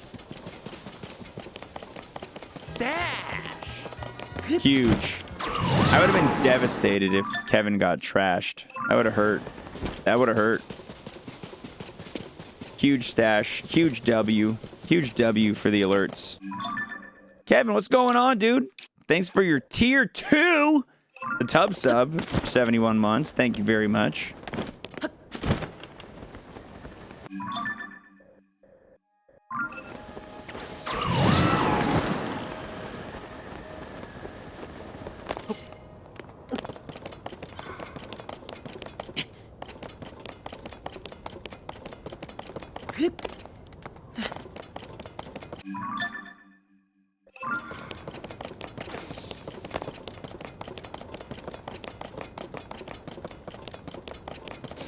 I'm starting to get a little hungry, guys. It might be time to go grab one of those factor meals.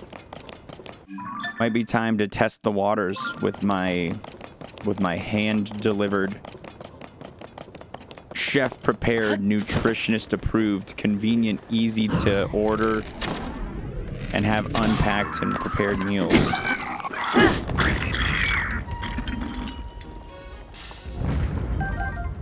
Blue, blue.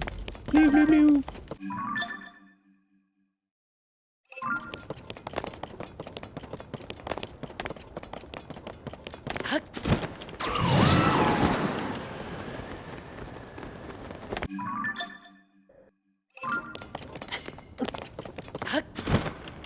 You think there's gonna be a Korok seed anywhere inside this, like, vast valley right here? I feel like there's gonna be at least one. Maybe a stone talus as well. Duango said on Reddit a few years back they started using replays due to hardware issues and some other obstacles. Can you link me? Because I feel like most of the GDQ runs I've seen, like, he very explicitly says, like, we are running this like, this is a live console being played. Like, that's what TaskPod does. It puts in the inputs, right? I like that from factory, you get just one of something. It's not like a 2-person serving size. Yeah, and you can just get 2 of the same thing if you want to, like, eat with someone. And you want to, like, have the same meal.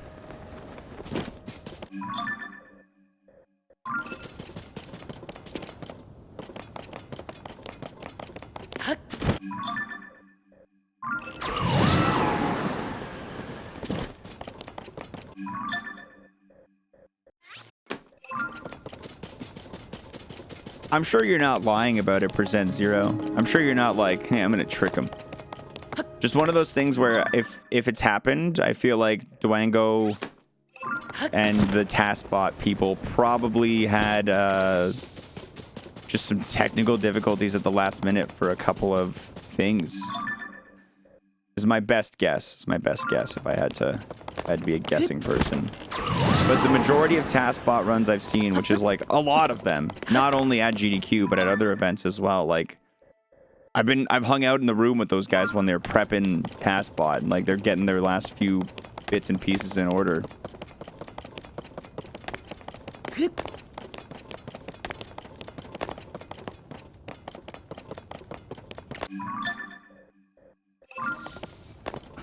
Trying to find it now, but my Google foo is fit. Yeah, finding a like comment in a Reddit thread is probably gonna be pretty tough. Just like a single one-off comment. I'm out of speed food.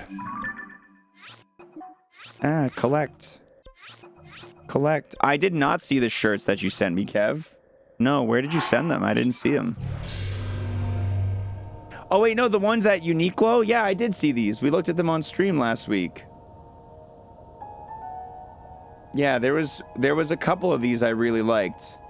I think particularly it was this one, the Pocket T Hudson sign shirt. That one was goated, as well as the Korok in the pocket shirt. I like that one too. I wish the picture was more zoomed in though. I wish I could zoom in.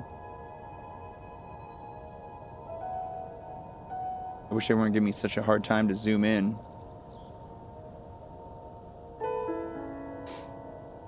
Nice amount of seeds remaining? No, you're the first, actually. No one's pointed out that it's 69 seeds remaining yet. You are actually the first. Okay.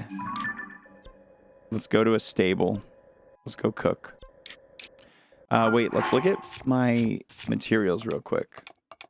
I have 4 Fleet Lotus seeds. Let's go get Fleet Lotus seeds. Actually, let's make 1 speed food so I'm fast enough to... get my Fleet Lotus seeds. Then I'll get my Fleet Lotus seeds. Then I'll cook.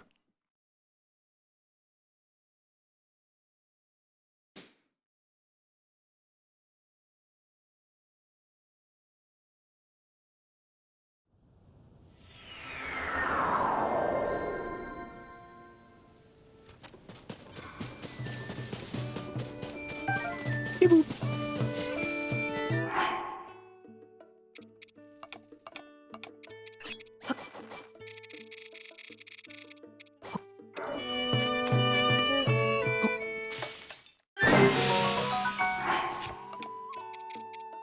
go ahead and get rid of some garbage food. Actually, this is all pretty fine. You're garbage. You're garbage. You're garbage. You're garbage. You're garbage. And then there we go.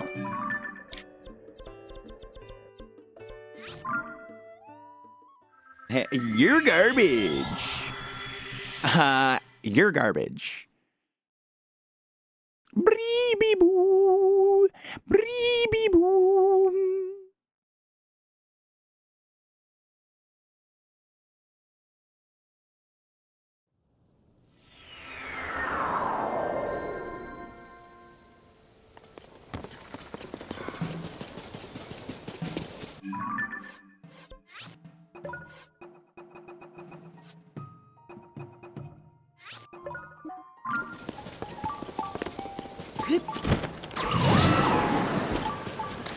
Have I seen? Yeah, I did actually. A friend of mine sent me like the 80s, 70s movie like styled AI generated Zelda movie trailer. It looked, as far as AI generated stuff goes, it was probably the best looking AI generated thing that I've seen. It was so cool.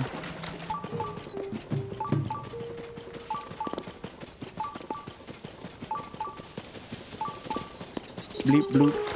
Bleep bloop. Bleep bloop.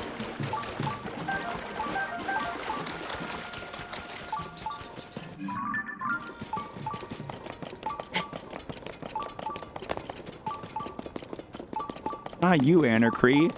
You know I love you, baby. I'd never call you garbage. Nearby. Down below.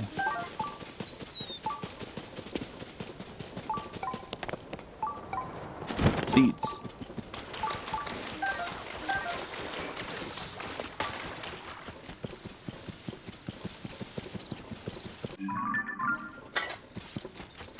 Oh. All right, we're gonna go to the good spot. Tell that to my postcard where you trashed me. That's gonna sell for a lot on eBay one day, dude. People seek to be trashed for some reason. People love it. You could put that on eBay for $3. Someone will buy it.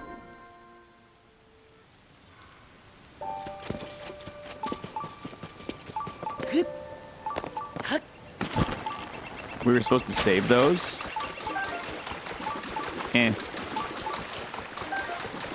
I think the standard card rule is if you get a card from someone, you got to keep it for a week. After that, do whatever you want. Throw it out, keep it, whatever. I think standard card etiquette, keep it for a week.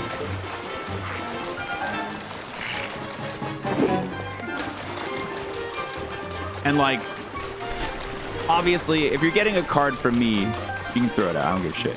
But like, you keep it for a week. If it's like a birthday card from family or something, you put it on like a place where it, like if they come over, they see it, you're like, oh, you get my card. Yo, big gifter. Kevin hooking up and Pitt with the sub. Let's go. Put it on a place, yeah. We have some overdue cards we gotta toss. We got some cards we gotta throw in the trash that have been sitting on one of our places for too long.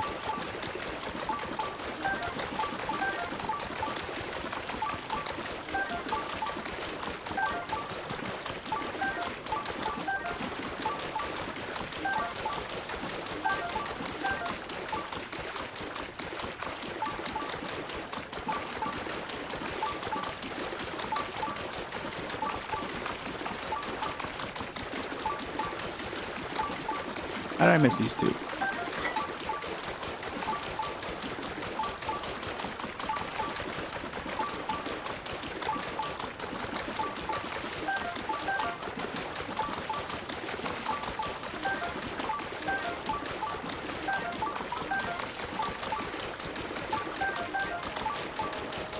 All right. Now I got my guys. Now I gotta pay it forward. You didn't have to do that. Aw, that's sweet of you, Unfit. Shoutouts for the gifters. Thank you, N Pit. Soulier, enjoy your gifted sub. Ad-free viewing. Amazing emotes. Enjoy.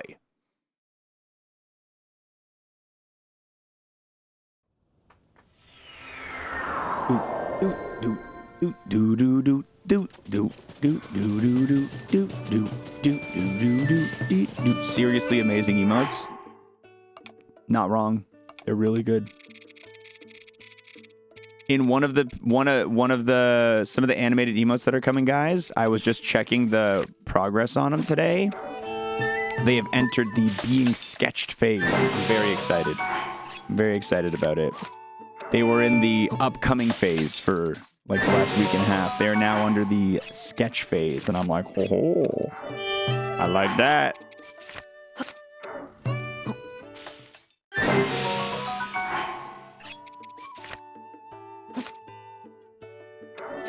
Am I hungry or just restless at work? I feel that.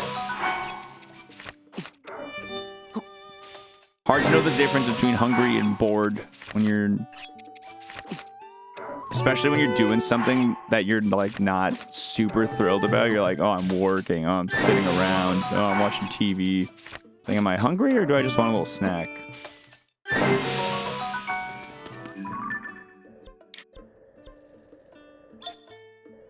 Okay, my speed food has been acquired. Time to go back to this valley.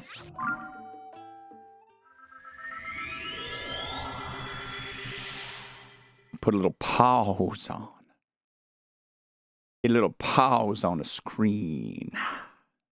Friend just got back from Japan and gave me some weird Kit Kat flavors to try. Japan does have a lot of like the weird Kit Kat flavors. I got a bunch of them. There's a Chinese like grocery store not too far from me that has like they import a lot of that stuff, which is really cool.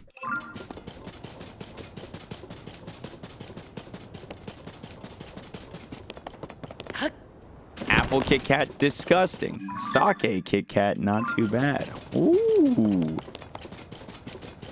Ooh. Yeah, but I know you're on the fence of whether or not you're hungry, Alicia. I know me. And I am hungry. I'm definitely hungry. So I'm going to take a quick step away. I'm going to bring you guys with me, though. Don't worry. Don't worry. You're going to be included.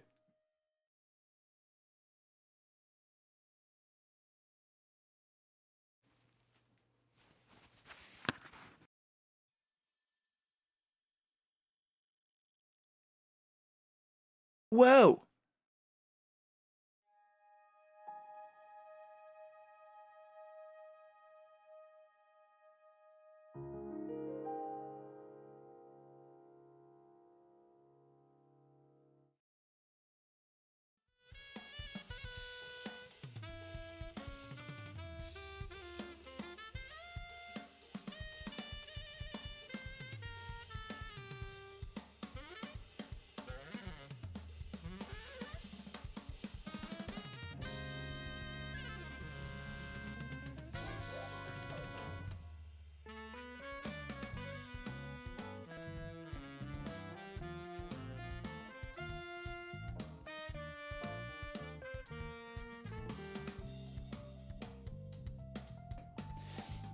Good now? I saw the microphone line moving. We should be good now. Yes. Good now. All right. Welcome to my kitchen. It is a little bit of a mess. All right. I'll put you guys, I don't know, right here for now. Put you right there for now. We got some choices to make. I got a lot of meals here. Garlic, herb, and salmon. That's being saved for girl water. Creamy Dijon pork tenderloins. Yeah, that's what I'm gonna go for. Guys, I want to give you another reminder. Does he actually know he's muted? No, come on. Don't fuck with me right now. I want to give you guys a reminder if you are at all interested in trying it out. Factor is currently Doing a promotion with the stream. I'm about to eat my first Factor meal right now, but if you guys are interested in trying it out as well, you can use my promo code to get 50% off. !Factor in the chat to get that. We got some broccoli, some pork, some mashed taters in here. Celery root, cauliflower mash, and roasted broccoli. Let's check out the ingredients, or the reheat guide here. Heating times may vary. Reheat contents to 165. Okay. Oven. Put it at what temperature? Oh, 375. Bake. Turn the time off. Shit. Bake. 375. And it says for like 10 to 15 minutes. So I'm going to put it in there. I'm going to put it in there for, I'm going to say 14, because I'm not going to wait for it to preheat. I'm a lazy bones. I'm not taking more trips than I have to here, right?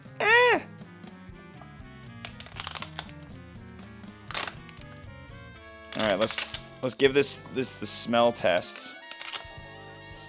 Let's see how this food smells. That's some good smelling food. I'm not gonna lie to you guys. That mashed potato smells like it's gonna be real good. Broccoli's broccoli, you know what I mean? But mashed potatoes. All right.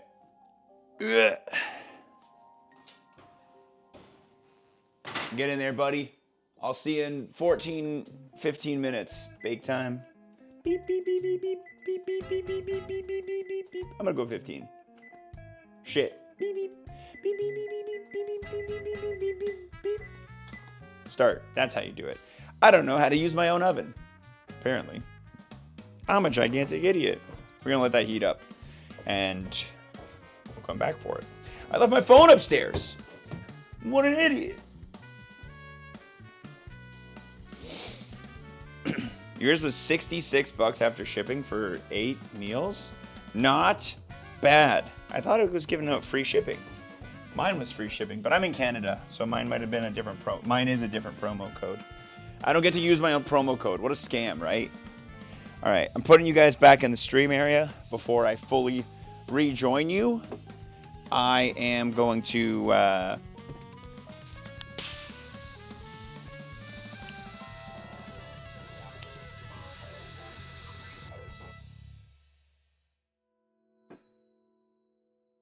We're good. It's totally safe. Totally safe.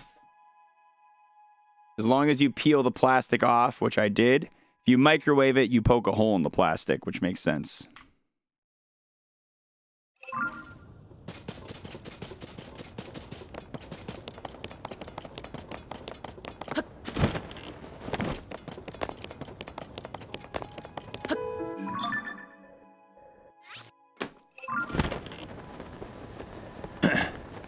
Yeah, I bet that's why I went oven style. Microwave is fine if you're like, if you're pressed for time. But I like oven style. It always ends up tasting a little better. Part of me was decided, like, I was like, about to be like, maybe I'll just throw this in the air fryer. Because that bad boy's a air fryer has got to be like the peak reheater. It gets that job done quick.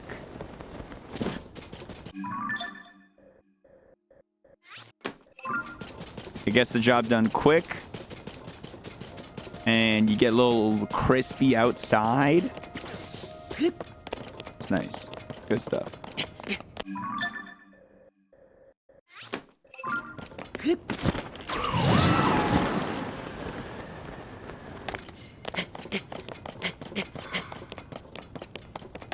Why did your fight response make me cheat on my wife? Classic cheater behavior. Nobody made you do anything. Okay? You have agency. You've got to own up to your mistakes. Classic cheater behavior.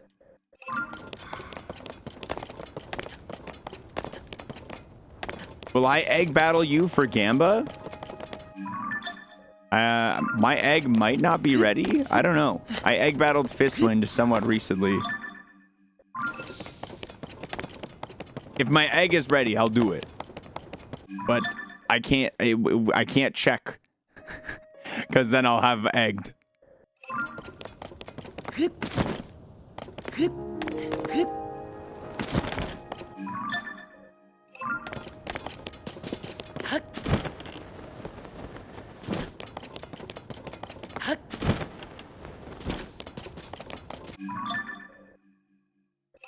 I'm overlapping my lines. Oh my god, this is so embarrassing. It's so embarrassing. Oh my god.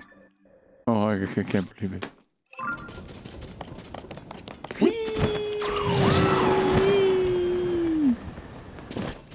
Oh, did you check the timestamp for when I gifted out a sub? That's actually very clever if that's how you found out, Andy.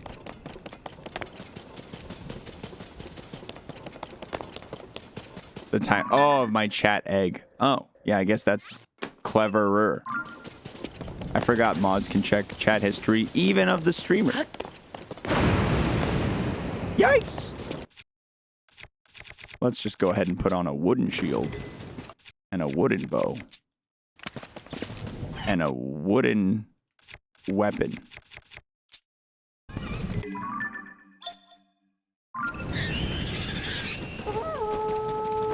The factor number go up. It did go up! Yo! Shout outs to our 10th factor runer. Huge. Huge, dude. Thank you very much to our 10th factor gamer. I appreciate it a ton. Guys, that means something special right here. For those of you who were around for a previous one, we've done a special event stream in the past called Plinko Mania. Plinko Mania is a stream, it's a 10-hour stream that was locked behind the 10 factor subs. By hitting 10, we have unlocked the next Plinko Mania. It is my pleasure to announce that Plinko Mania 3, I think 3, is it 3 or 2? Have we done 2 or 1? I don't know. The next Plinko Mania is on April 26th. Not this Friday, next Friday. It's going to be a 10-hour stream, and every 2 hours, the content changes based on Plinko. Now, that being said, Plinko is filled by ideas from you guys, the chat room. So I'm going to open up a channel points reward right now for you guys to be able to suggest content ideas for Plinko Mania. Your rewards, channel points, Plinko Mania suggestions.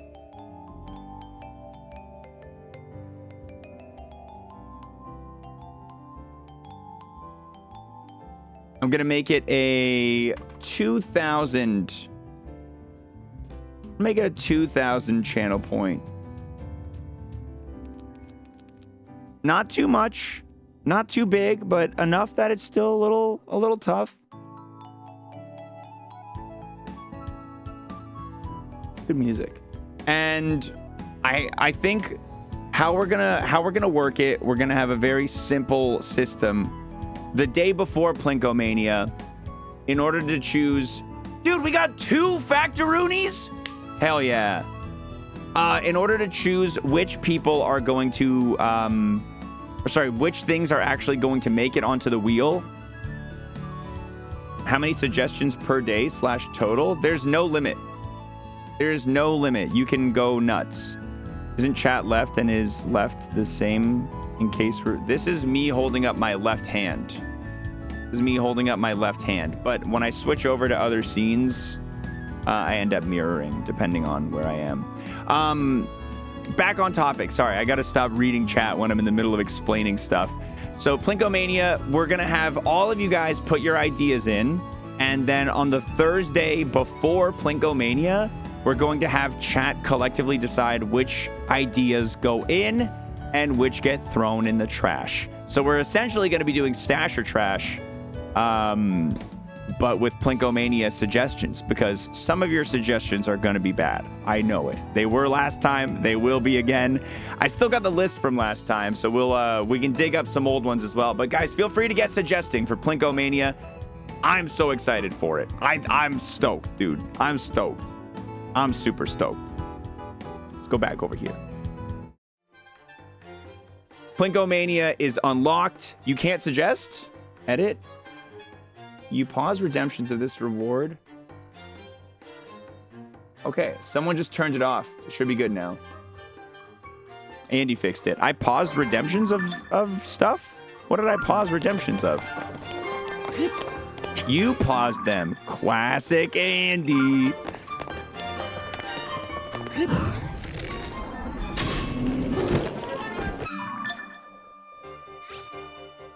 We were getting suggestions during Plinko, I think. Oh, okay.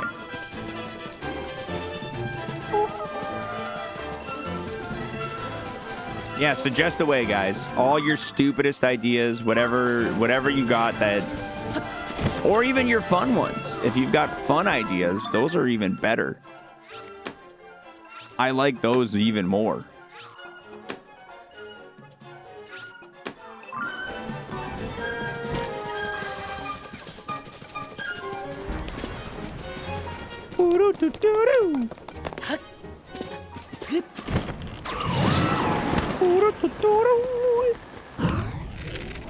Yo, with the big 11 as well, I did have a goal set, guys. I did have a secondary goal set for if we hit 20 factor subs. If we get 20 people signed up, trying it out. That's going to be a 24-hour stream getting booked. I'll be booking a 24-hour stream if we hit if we hit 20. I don't know how I'm going to top a 24-hour stream if we get beyond 20, but it's going to be big.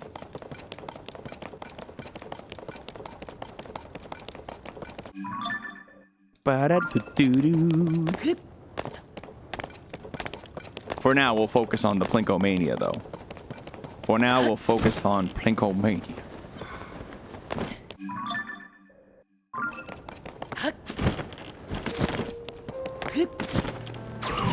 What is boobs x boobs, Ronnie?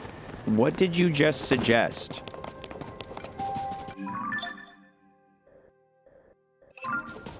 I leave for 3 minutes and you get 2 factors? That pork and mashed potatoes I just threw in the oven must have been the selling piece. It's on Steam. It's an actual game on Steam. Yikes.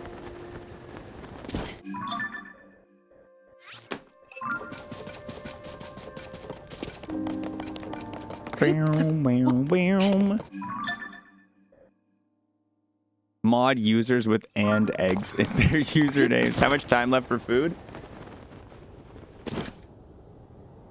Timer goes off in 2 minutes.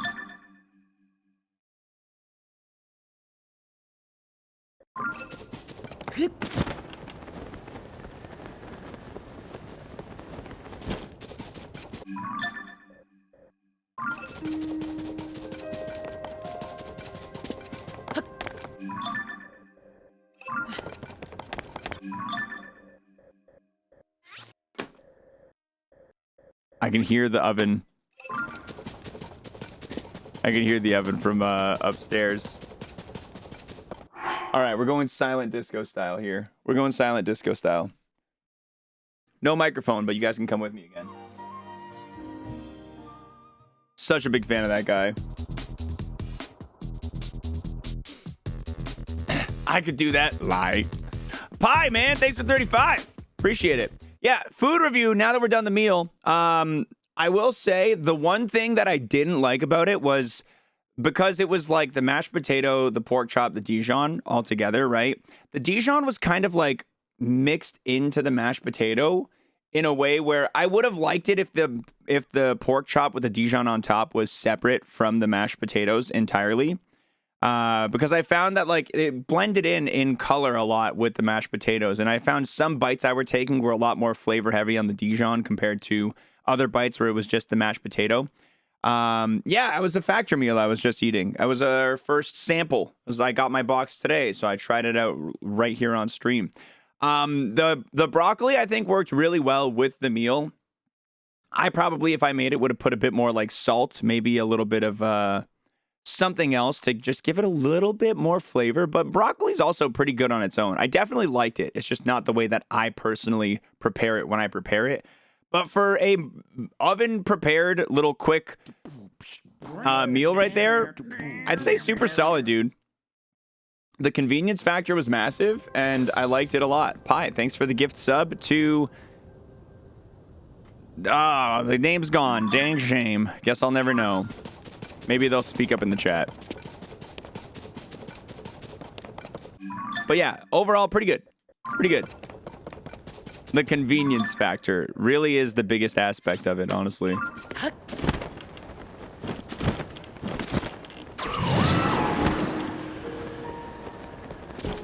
But yeah, like the actual pork was pretty good. The actual pork was pretty good. Everything tasted like really solid. The mashed potatoes, I think, were the strongest part of the meal, honestly. It was like some pretty decent mashed potatoes. I actually enjoyed the mashed potatoes probably the most out of anything. Especially because mashed potatoes is one of those things that I never want to make.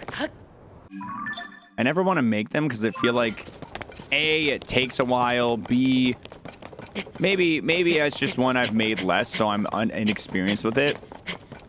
Maybe it's because I've not made mashed potatoes a lot in my life. I never really want to make mashed potatoes. It feels above my pay grade.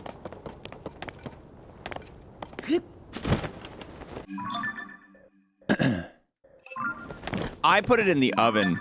I did it in the oven. I didn't do microwave. I wanted to try it. I wanted to try it at its peak, and I figured oven's gonna get it a little nicer.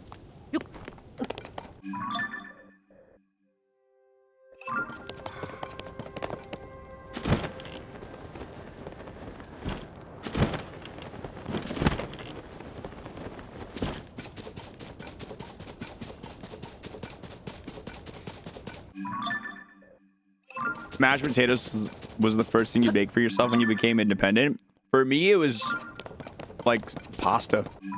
I feel like pasta is the easiest thing you can make in the kitchen because you just get dried noodles, boil them, add a sauce, bingo, boingo, I'm done.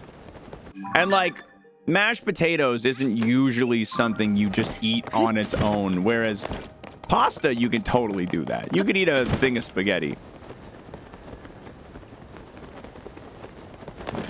You could eat a little plate of spaghetti and be like, that was dinner. You eat a thing of mashed potatoes, it's like, where was the other stuff?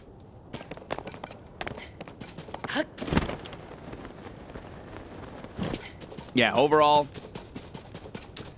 I'd say I give that meal like a 7.5 out of 10. Perfectly agreeable.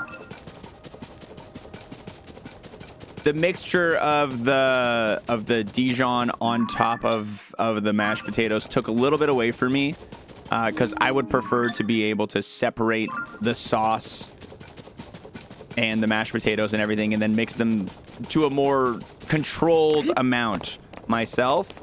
But the broccoli was perfectly good and everything else was perfectly agreeable. The meat was fine. Yeah.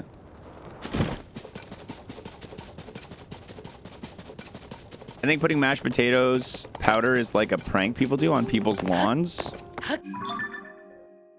Not one that I've heard of. That sounds like a mean-ass thing to do. Sounds like a mean-ass thing to do.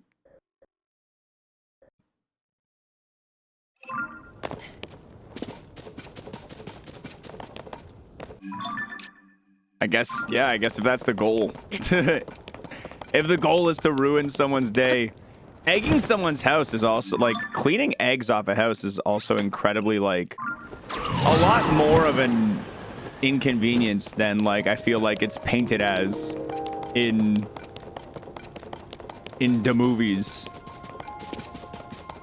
and TV shows. Did I just Yonobo? No, I've done everything.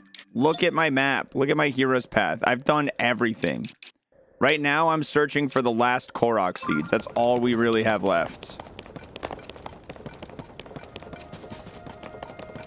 Even TP is meaner than people make it out to be. I feel like TP is easier to handle than being egged. If I had to measure those two against each other. That's my instinct. I don't know. Putting a crayon on a car in a parking lot on a hot day is pretty mean. TP needs a good rain shower to get off. Yeah, TP's not an easy one. Eggs feel tough. The compendium's still missing stuff. Yeah, I'm gonna buy it from Robbie. You're allowed to just buy it in game. I'm gonna buy it in game to get that all done.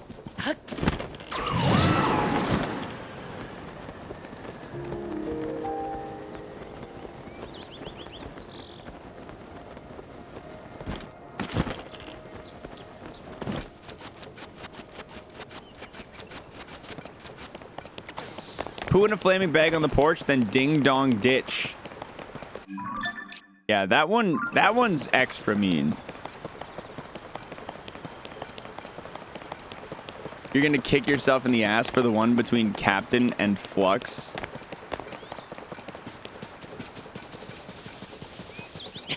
Always said no to mean activities as a kid. Yeah, I mean, I definitely ding dong ditched a little bit as a kid.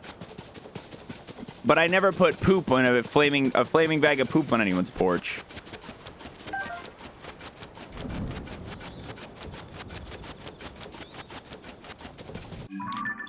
All right, guys, this is a big moment.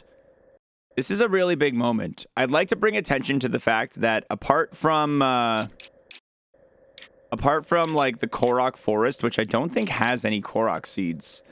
I'll have to do another like run through of Korok Forest to make sure for sure. But apart from Central Hyrule and Tanagar Canyon and like some rivers, we have scanned basically the entirety of Hyrule. We are approaching the final bit. Oh, actually, you know where we haven't gone? We have never fully scanned this area. You can see there's a lot left to scan over here. Let's go. I was about to be like, I wouldn't even know where to get poop. And then you thought about it, yeah. We always called it Nicky Nicky Nine Door. Yeah, same stacked. In Canada, at least where we, like in the region we grew up in, Nicky Nicky Nine Door was what it's called. Which is so stupid. It's such a terrible name. Ding Dong Ditch is just through and through a better name. For the sake of not confusing streamers, viewers, I usually just say Ding Dong Ditch.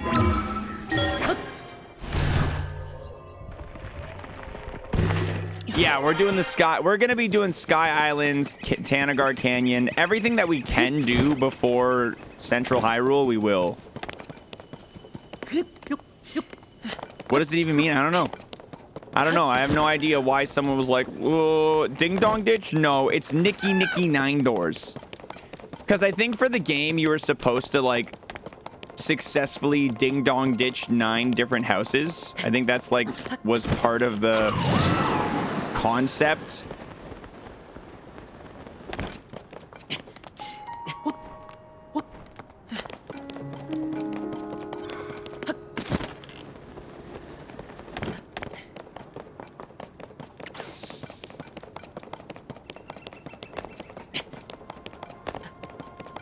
But I can't say I ever looked into it. I thought you were supposed to knock or ring the doorbell 9 times. Oh, yeah, that makes sense. That makes sense too. Possibly.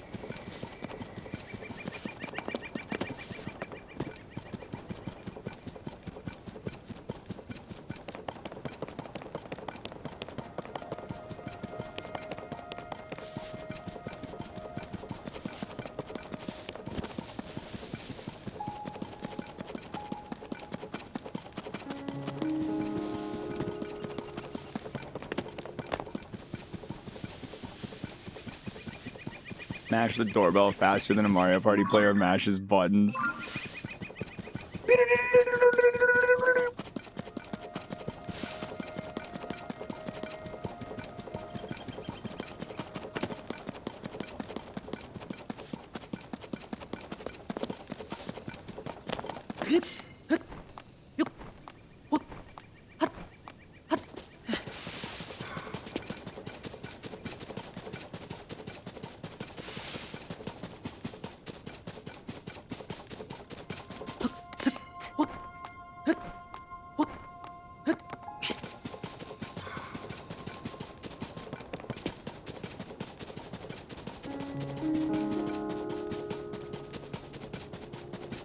I wonder if Ding Dong Ditch / Nicky Nicky Nine Doors has lost its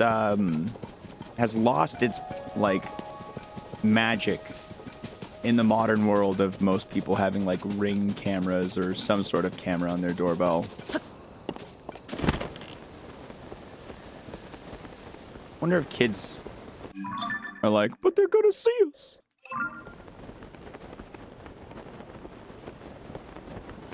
Meow. Polly's being a little baby. She's being a little baby back there.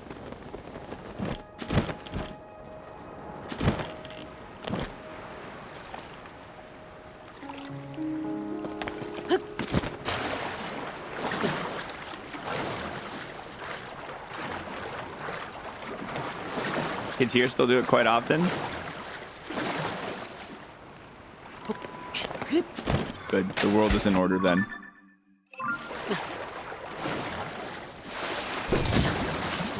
Dances in front of the camera for a second before running. Ah, that's actually so funny.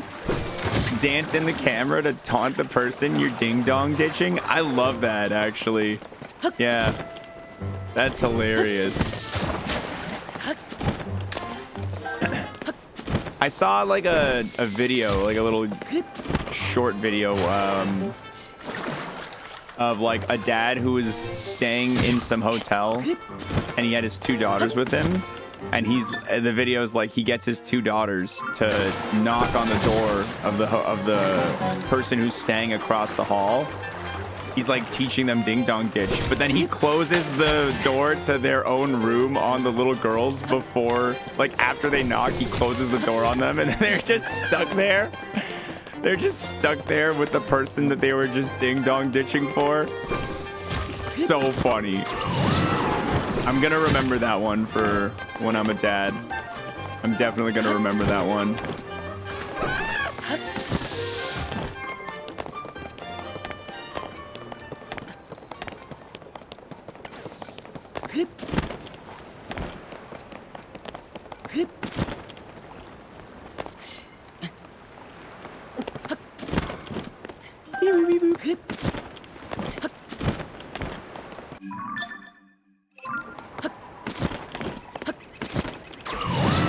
Your mom took you TPing all the time? Wow. Nothing bonds like a little bit of minor, like a little bit of minor inconvenient vandalism.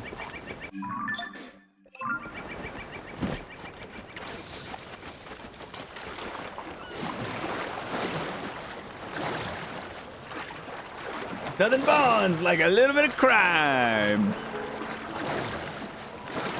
You know, I feel like it's probably true though. I bet you committing crime with someone is probably a real quick way to become good friends. Pro tip, if you learned anything from my stream, learn this. You want to strengthen your friendship with someone? Do some crime together. If you take any lessons from my stream, let it be that. Yeah, crime family. Exactly. It's not crime acquaintance, it's crime family.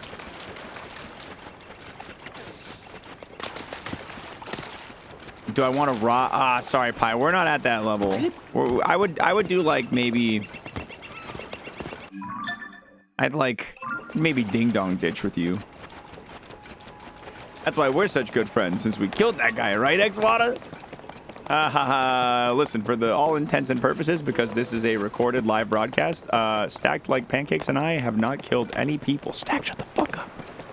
Have killed no people. It was a poor attempt at humor. Stack, shut the fuck up.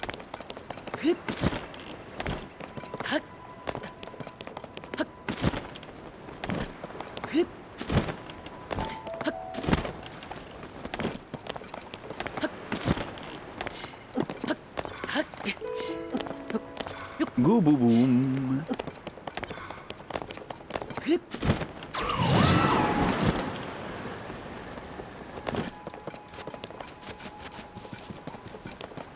All right, we've done a lap of the outer side of the island.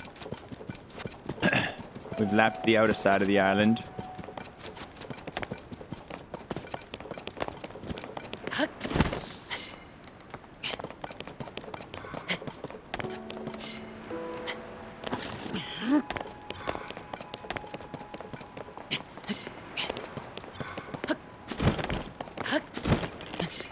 Having a sober ride drive you in the country and taking baseball bats to mailboxes. Man, that's one of those ones where, like, I get it, dumb kids, but being the fucking guy who owns that mailbox, being the person who owns that mailbox that gets smashed, on behalf of them, fuck you, dude. On behalf of them, fuck you, dude.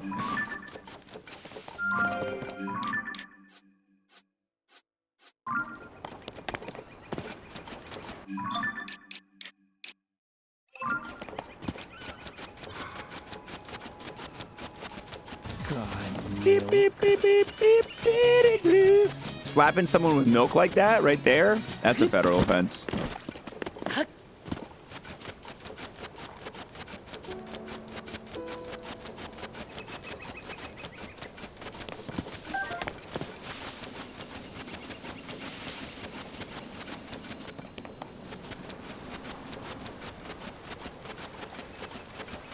Be like a normal country kid and just drive by shotgun stop signs. I didn't grow up in the country, and these are things that I don't think I would partake in, either one of them.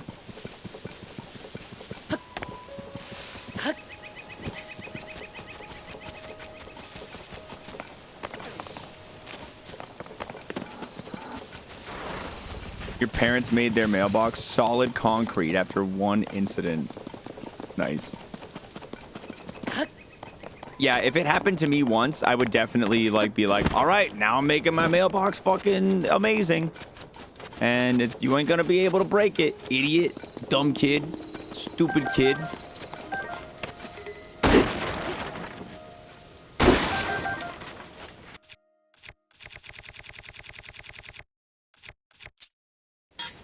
Be like a normal human being and not announce crimes I've done on the internet.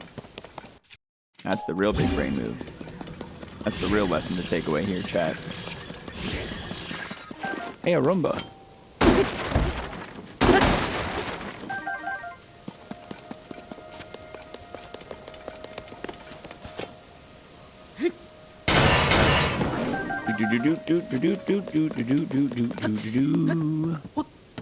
Sometimes these monster forts have a Korok seed attached to them. This one does not. Sometimes they do.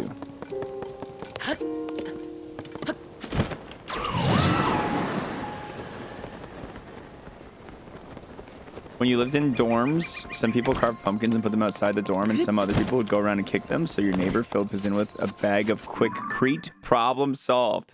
Somebody probably ended up with a broken toe. Those are my favorite reverse pranks. Yeah, those are my favorite. I love when you're able to get someone like someone's doing some shit like that, and your pumpkin's not gonna cause any problem unless somebody were to try to kick it. Like, what are they gonna do at that point? Like, this guy's pumpkin broke my foot. Like, why were you kicking it? I love little gotchas like that.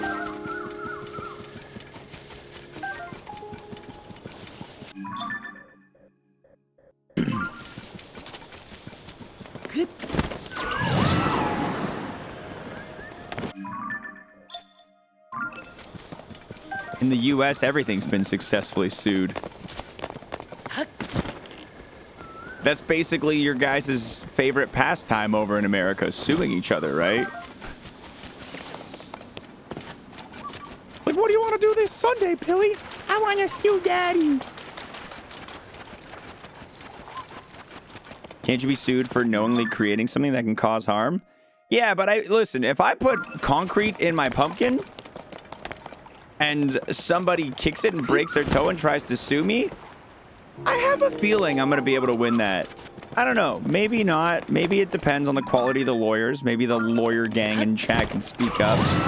I feel like I could successfully be like, yeah, I just wanted to make my pumpkin last as long as possible. I read online that, you know, like, that's not a trap. That's just a pumpkin with concrete in it. At least you could, if you paint the story the way you want to paint it. You know what I mean? That's a question for the judge, ain't it? Yeah, I mean, yeah. But I think the judge I think I would assume, I'm just gonna say, it's my guess that in that situation, I would win. As the pumpkin filled with concrete, I would win.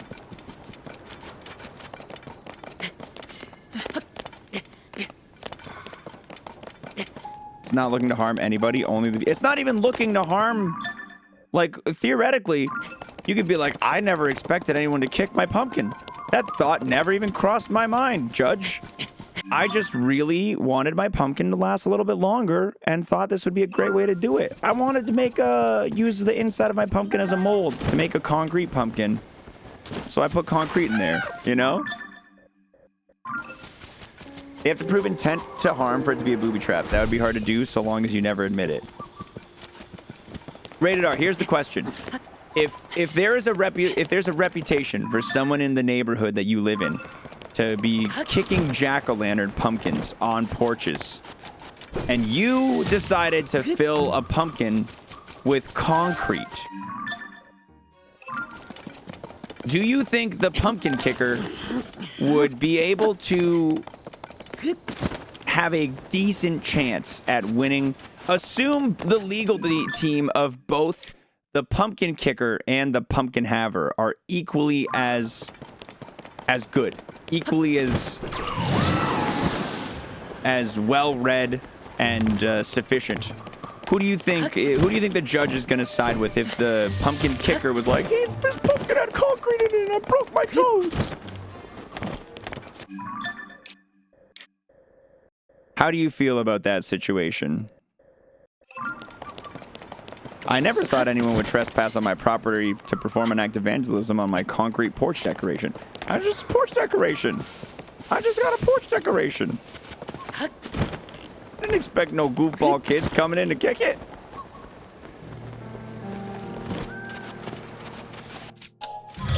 I'm not a man of the law, but I have a feeling that that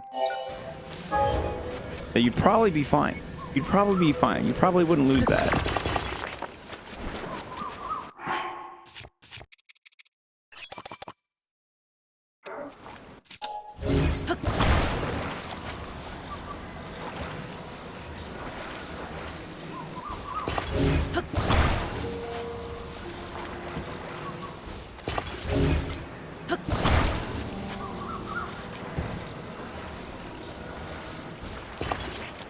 All right, we got a mega boat here.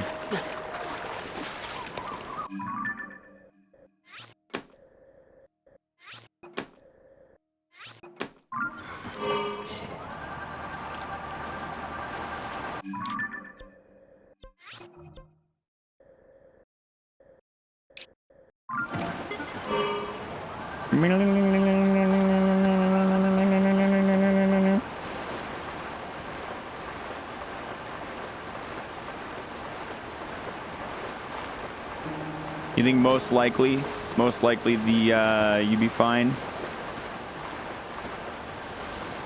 All right, what's up with this patch of...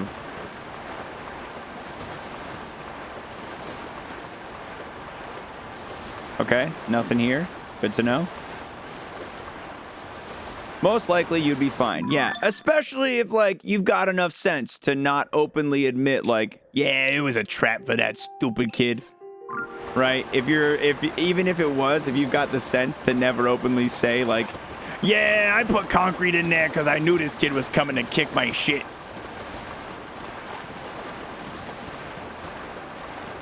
Though you could get a judge that says, what reasonable person puts concrete mix into a pumpkin? Yeah, it's just, I think you have to come up with a reasonable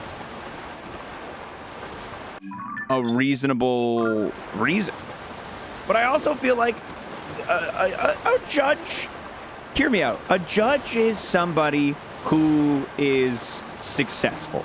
I think we can all agree that a judge is somebody who has reached a high level of success in their life and is likely not a piece of shit. Actually, I take that last part away. But is likely very false, the most false. There's a lot of idiot judges. No, you can't become a judge easily though, right? Like a judge A judge is going to be somebody who is going to be like, oh, yeah, obviously I can tell that this guy filled this thing with concrete. Obviously he filled it with concrete as a trap. Obviously. There's no other fucking reason. But the guy never said nothing. And I'm just a regular guy, too. If somebody did this shit to me, I'd also want... You know what I mean?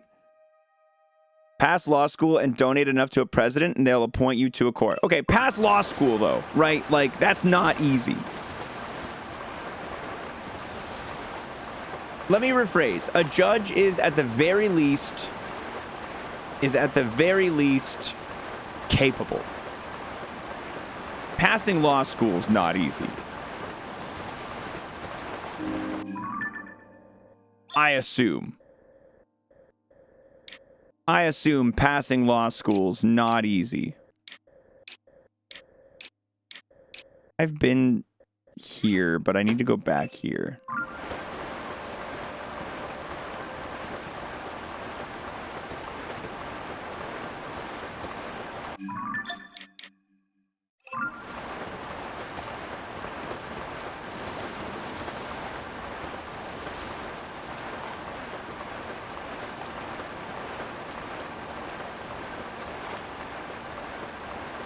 The judge of the peace judge in my area has no degree, used to be a janitor, has multiple lawsuits against him for pushing religion. You just got to be liked and elected. Okay, well, maybe I don't know enough about judges. I assumed that you needed a certain level of competency, which is at least a law degree. Assume a judge that has a law degree. Because I feel like for a judge who's trying a case between the pumpkin kicker... We're getting off track here, guys. We're back to the case of the pumpkin kicker. Between a pumpkin kicker and a pumpkin kickee. Assume this judge. Assume they have passed law school. I don't care what you guys feel about this one. I'm going to say if you pass law school, I'm giving you at least a little bit of cred in terms of your capability as a human being to accomplish a difficult thing. And I'm going to say you probably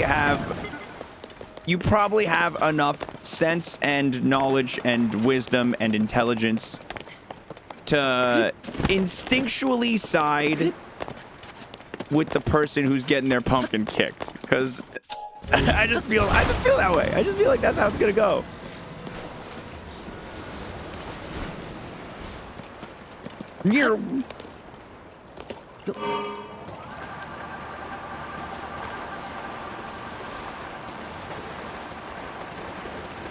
What if you were to put an airbag in the pumpkin? That one definitely seems like more of a trap. That one definitely seems like more of a legitimate trap. Because concrete doesn't have to feel like a trap. You can just put concrete in a pumpkin. Because you felt like it. Because you were like, I wanted to see what would happen. Dynamite in a pumpkin? No, I think you're fine with that. Yeah, that should be fine stacked.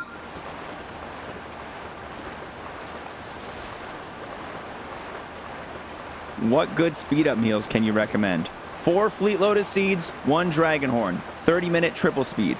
That's the only one you ever need.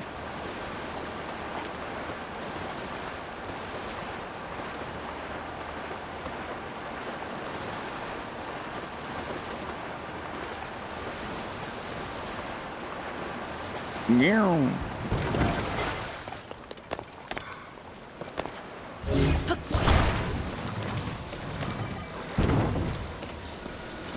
What about a bee's nest inside a pumpkin? Just helping out some wildlife? Not so. If there was, I don't think beehives are much of a. If there was like bees living in a pumpkin, yeah, you can't really tie that to the person. Be like, I didn't put those bees there. They just went in there. I didn't do that. They just went in there. I feel like you're safe on bees. I feel like you're definitely safe as far as the bee one goes.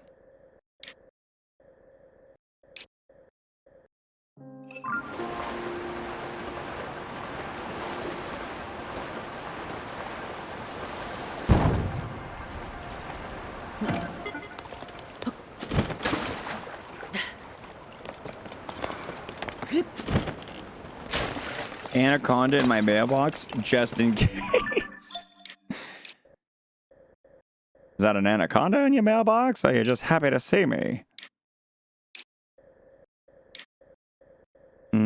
I guess I never really did a good scan of this little region here. Maybe I should do that real quick.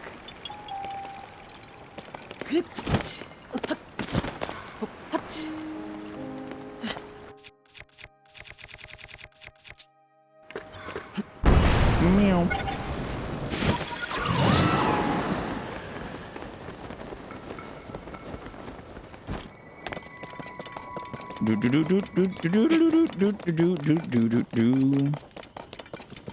Anyway, through the judge of xwater, I decree that if you put my headphones on the ground, if you put concrete in your pumpkin and somebody kicks it, you are not liable. Court is adjourned.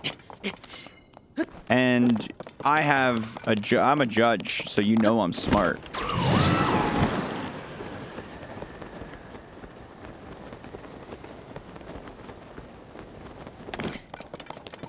I'm not even gonna read your question before saying no to whatever it is, Ando-san.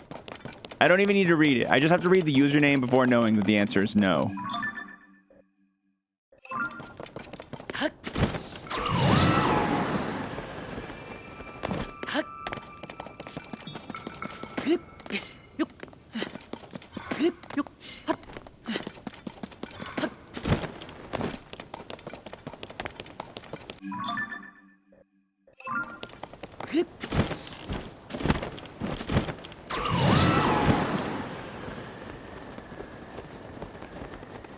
Nice try, buddy. Here, I'll make you a mod right now, Ando. Oh, God, my finger. Oh, no, it timed him out for... Oh, I meant to give him a sword, and now he's gone for 10 minutes. How are we ever going to live? Oh, jeez.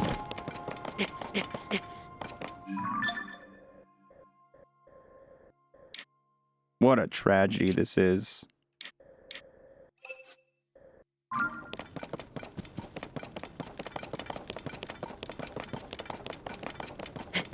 All right, let's...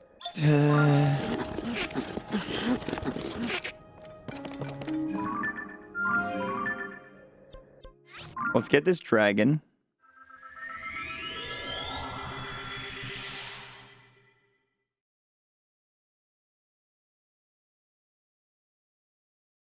Let's get moving.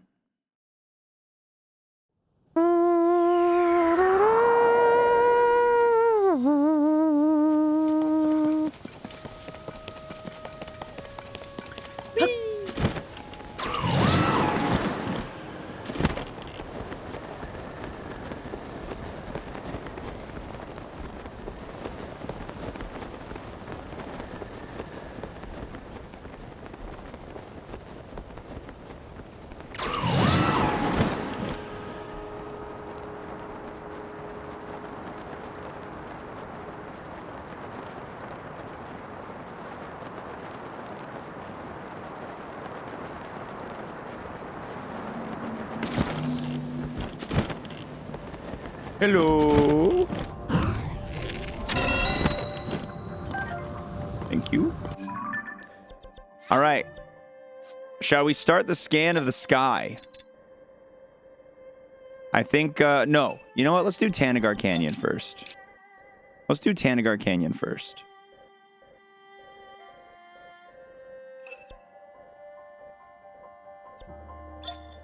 We're probably not getting many more seeds today. Maybe in some spots of the canyon, but the canyon's going to take a while. But it has to be done. I think it's time for a pumpkin channel in the Discord. Let's clean the chat up a bit. Give those fellas their own space.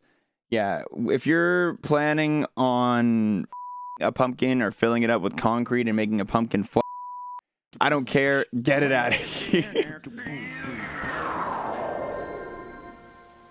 Oh, I like this switch up here. We're going with melons now. Okay, Pi. All right. Good switch up. Good change.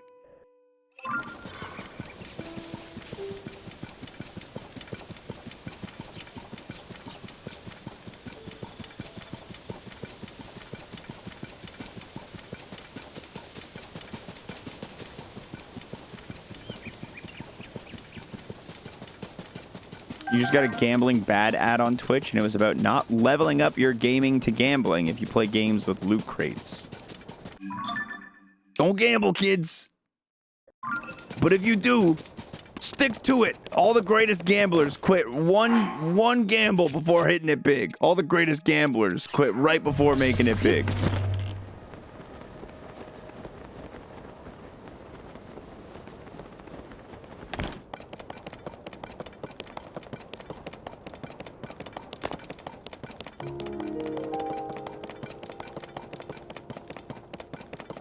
Is anyone else genuinely worried about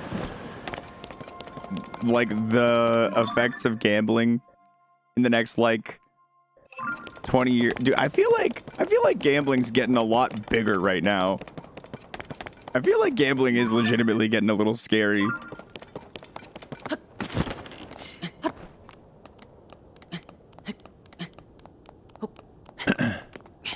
In sports, absolutely. Sports gambling is so many more people, because no one really in my like super duper close personal, like I know a couple of my friends who like do some sports betting, but like just seeing how many people tune into those like XQC online slot machine streams.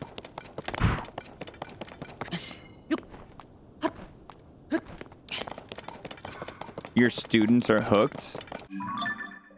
I love a good little bit of fake gamba, which is why I love deck builders and roguelikes, because it's like all the chance without any of the losing the money.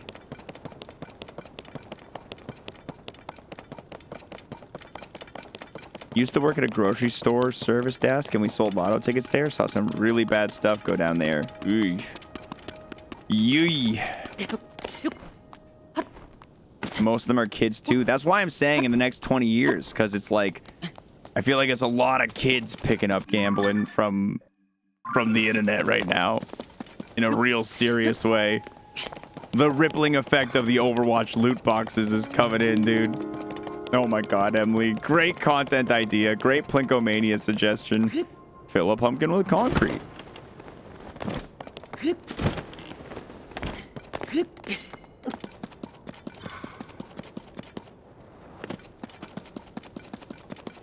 Totally innocent idea. When you worked at a gas station in a poor rural area, you watched people put their entire paycheck into a scratch machine. Ugh. Yeah. Dude, I remember when I worked at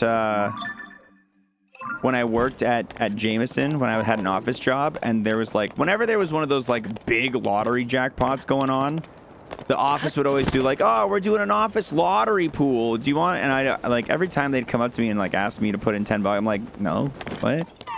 I don't want. I don't. Like I feel bad because I'm like, I don't want to like. You guys are inviting me to this thing. I don't want to be rude and decline, but I don't gamble. You're like, would give me this weirdly kind of hard time about it.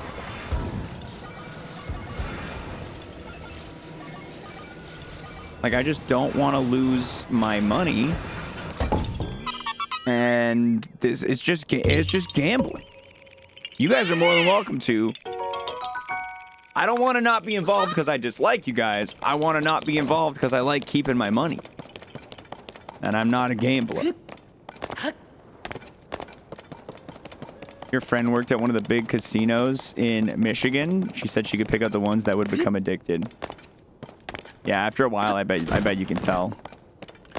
I know, we've left nice territory, but hey, closer to completion. That's pretty nice, too. Yeah, money, good.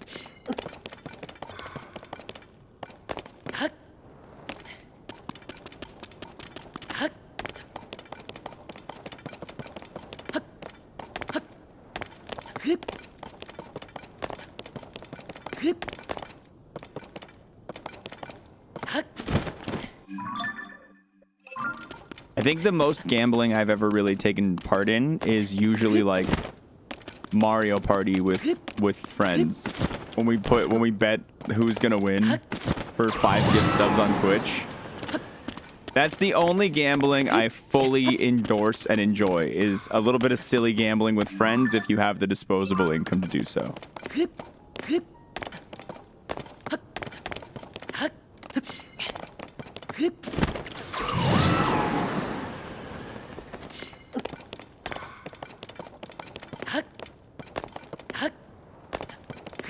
Plus, you're betting on yourself, so it's you're betting on yourself, which I always endorse.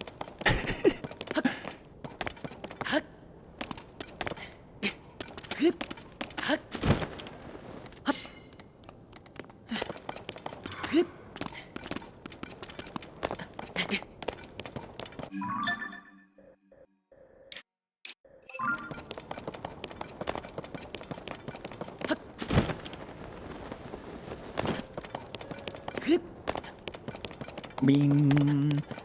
Go boogie boo boo boo boom. Boo boo boo boo boo boo boo boo boom.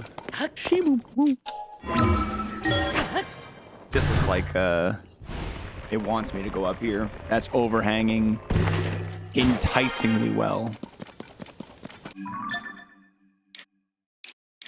I've checked these little ledges before.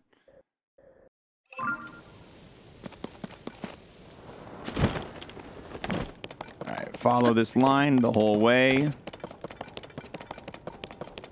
Dude, when we were at Kalahari a couple weeks ago, even the arcade there and arcades in general, dude, they're children casinos. It's so funny. Like, you look at the games that you can win big tickets on, you see like the mega jackpot building on these games as more kids are losing at it. You're like, oh my God, it's a children's casino.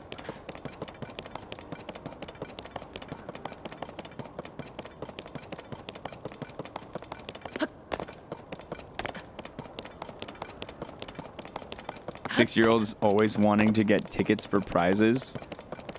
You better watch out with that one. You better watch out with that one. There are arcade games that are legit just gambling. Like the Deal or No Deal arcade game.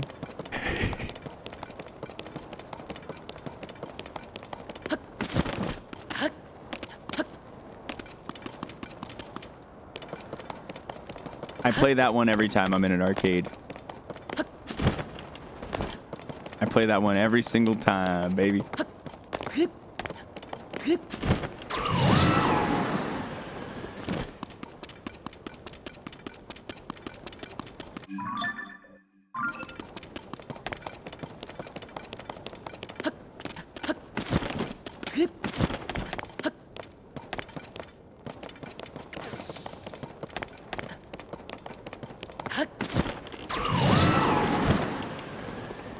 There's one where you just pull a lever and it always hits 5 or 10 tickets next to the jack. Oh, yeah, the big wheel? Yeah, I know that one. I love spinning a good one. What is the rundown on Plinko Mania? What does this entail? Good question. I will give a little heads up about it because we did unlock it, guys. At 10 factor subscriptions activated for the promotion that we're on right now, I promised a Plinko Mania stream. And to those of you who don't know what that means, Plinko Mania is a 10-hour stream taking place this next Friday, not the one this week, the one after this week, where we'll be streaming for 10 hours doing content that will be chosen by you, a wheel, and the Plinko board. What is the Plinko board, you ask?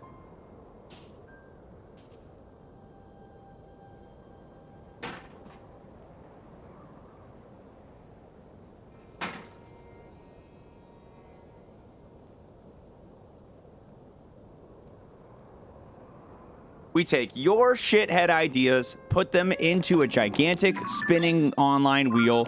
We pick out 7 ideas from the wheel.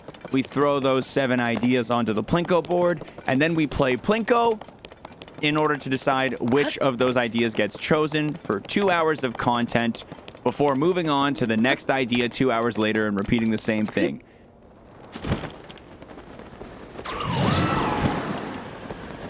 If you've ever had an idea for a shithead stream thing, you're like, hey, this would be funny. Or if you're just like, I'd love to see xwater check out this game. If you have regular stuff that you want to suggest, that's also allowed. Not everything has to be shithead suggestions. If you're like, oh, let's do Slay the Spire. Let's see xwater play Slay the Spire. You could suggest Slay the Spire. That's totally allowed. First you give the blow, then you put it in. Oh, baby. They subbing again. Hell yeah! Big primer. Thank you very much. We will boo your regular suggestions, though. I'm gonna personally veto every one of Rated R's suggestions because they're all shave a stupid beard. Literally every one of them. What if you shaved a dumb beard?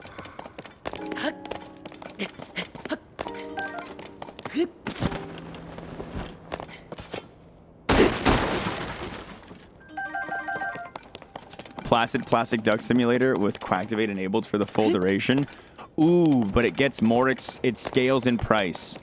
The quacks get progressively more expensive for like a minute, but after a minute it starts to go down. What if I combine shithead suggestion with a regular suggestion? Give me an example.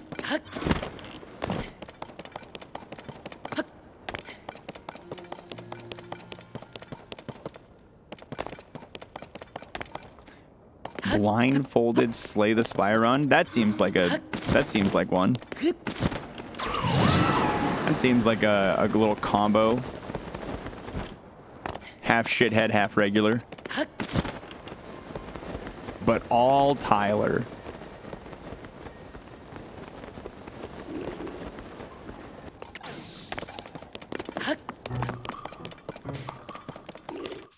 I haven't been keeping track of the suggestions. I don't know if anybody has suggested Hentai Minesweeper or not. I couldn't tell you.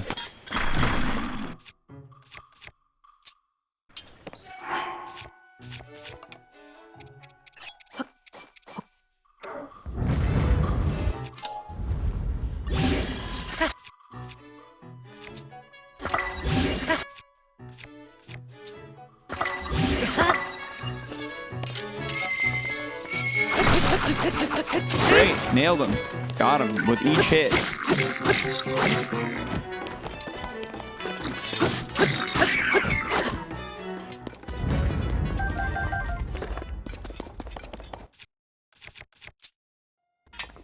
Doody doo doo doo.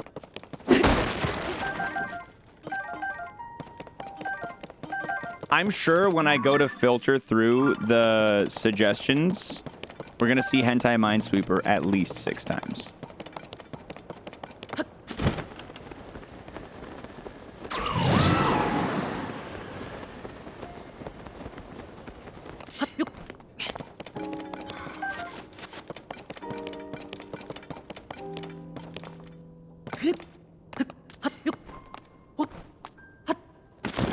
I think 2 hours of Quacktivate is already in there 6 times.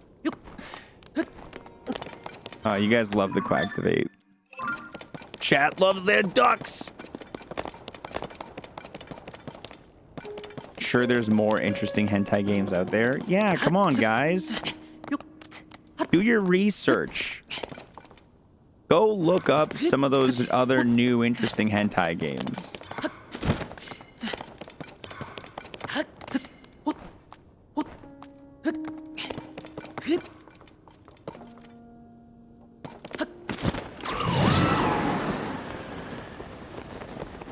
Preferably at work, yeah.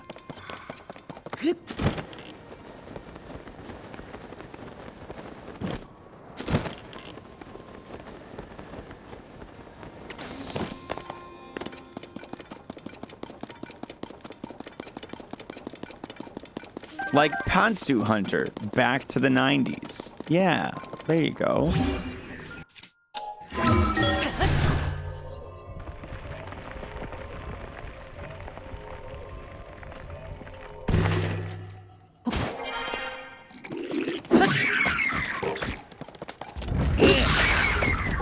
No, my sword.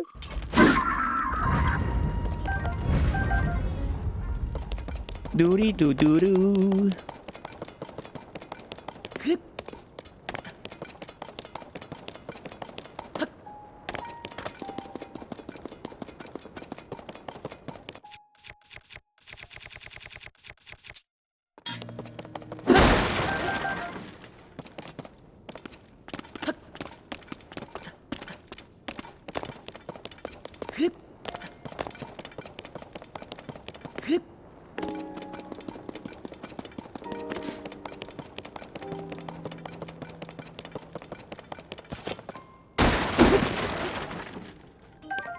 I love the definitely not in my library there. I like the disclaimer at the end. Eh.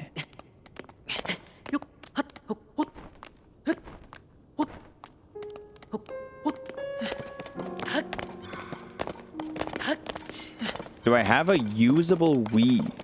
It's around.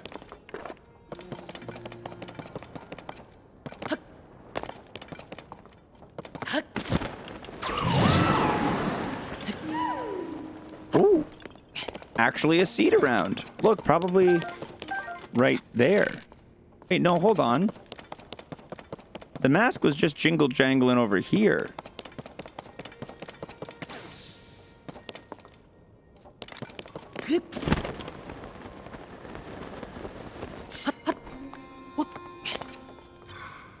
I am very intrigued here. You know somewhere I can get discounted, ready to eat, easy to microwave meals? Dude, I got the best hookup you could have possibly... How did you know? If you're looking for an easy way to take care of dinner, then I got you set. Exclamation point factor. You can get delicious, nutritious, macro-friendly, chef-prepared meals directly to your door, easy to reheat in the microwave or the oven if you want them to be just a little bit more special. We just had our first one earlier this stream, y'all. It was good. And reminder, guys, that is why we're doing Plinko-mania, because we hit 10 factor subs. If we hit 20, I'm planning a 24-hour stream. So if you guys are on the fence, I've developed what I've kind of self-titled the triple win phenomena. By subscribing to Factor, number one, you win because you get a great discount on delicious food with 2 included wellness shots per box for as long as you keep your subscription active. Number 2, I win because, of course, I am partnered with them, and the more subscriptions that we end up doing on the stream, the better my paycheck is going to be at the end of it. That's how these work. Number 3, the community wins because if we hit 20, we get me playing games on stream for 24 hours. That's a nice little corner rock down here. Look at this guy. Look at this guy.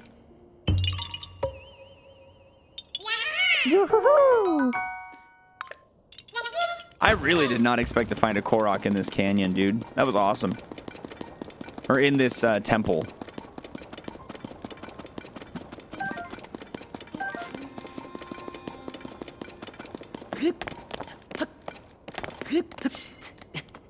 How many is that today? Like 5? Today we're at 9 seats today, actually. We started at 24 today.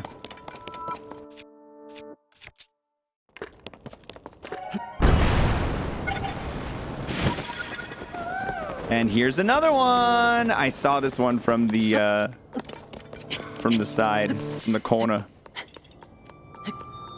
I did start stream a little early today because I really wanted to get a lot of progress. Yep. All right, let's let that blood moon do its thing.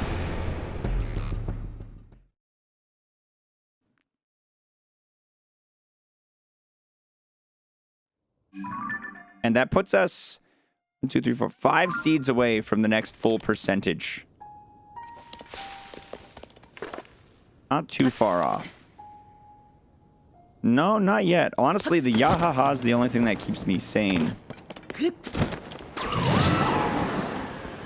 The combat music haunts my dreams. The Yahaha brings me joy.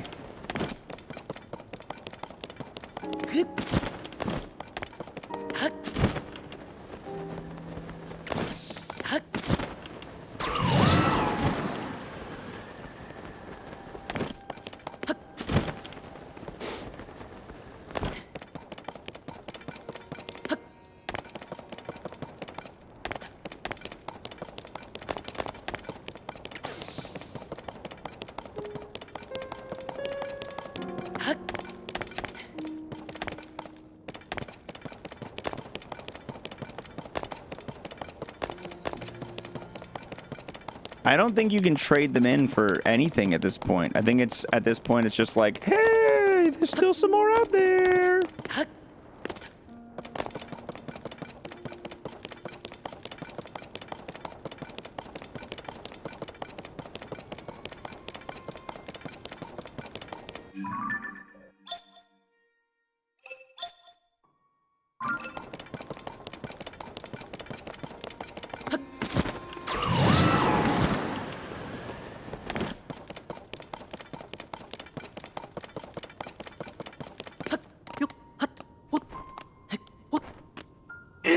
Excuse me. Any hints? Not that I'm aware of. Maybe I'll pop in with Hestu at some point to see if he does, but at this point, we're not desperate. That's more of a desperate move. Hold on, I gotta sneeze again.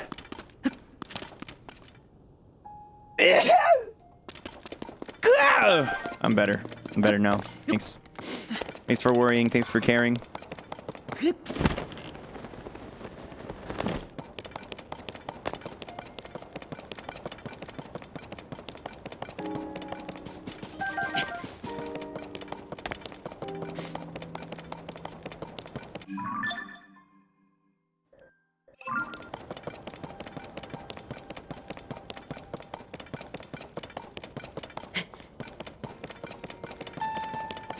You are missing a Korok seed from the place.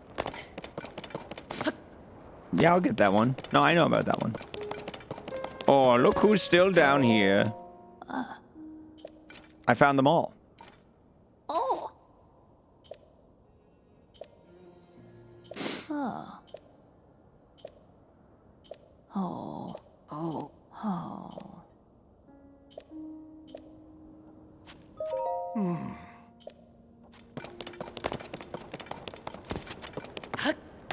They remind you of the point crow meme. Changing subject, did I see Drake's response to Kendrick? I haven't listened to the whole thing yet. I looked at a brief, like a couple of points in it.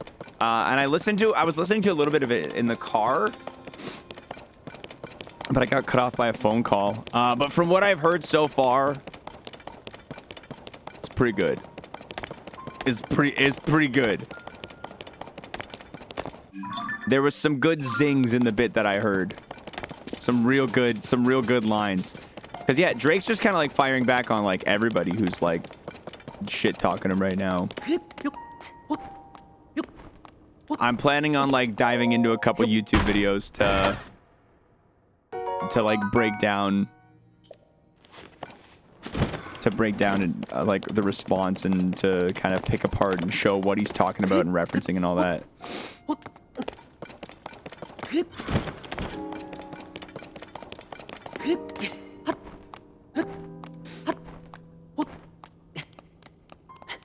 Did you see Uma Thurman offered her Kill Bill outfit to Drake?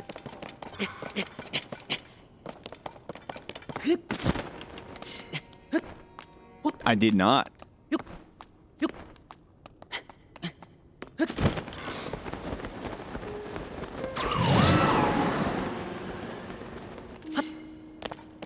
Do they wear the same size?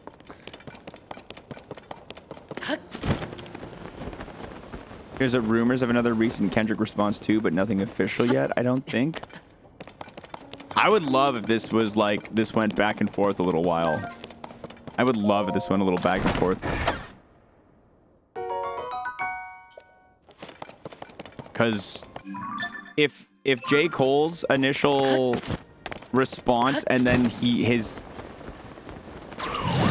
little takesies backsies, like his little takesy backsies didn't even matter because his response was so dog shit anyway. It was such a bad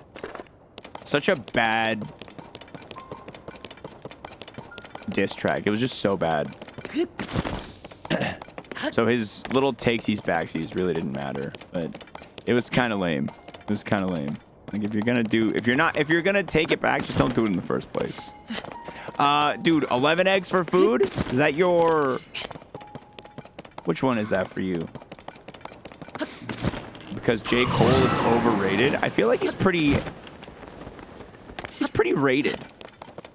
I guess maybe I'm biased. I'm a pretty big J. Cole fan. I like him a lot.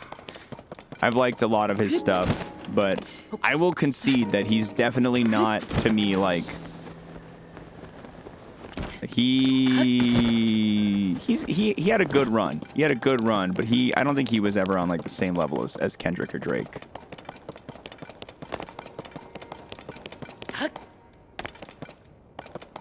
That being said, I don't even think Kendrick was really like Kendrick was huge, is huge, but I think Drake really is on his own level of success. Say what you want about the man. I'm not a big Drake fan myself. I don't really like that much of his music, but the one thing I will say is I can't deny that he's been like near the top of the charts for like a decade and change. Like consistently top, you know what I mean? His run is a little longer than just a couple years. No, I would definitely agree that Kendrick is way better. Of all those three, I'd say Kendrick is absolutely the best. And as far as his music goes, probably my favorite. But I think when it comes down to it, like, I think numbers do matter a little bit in terms of like,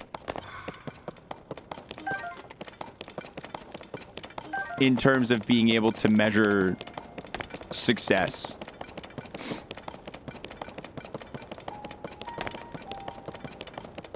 All right, I think I'm done. I think I'm done in the temple. I think I'm done in the temple.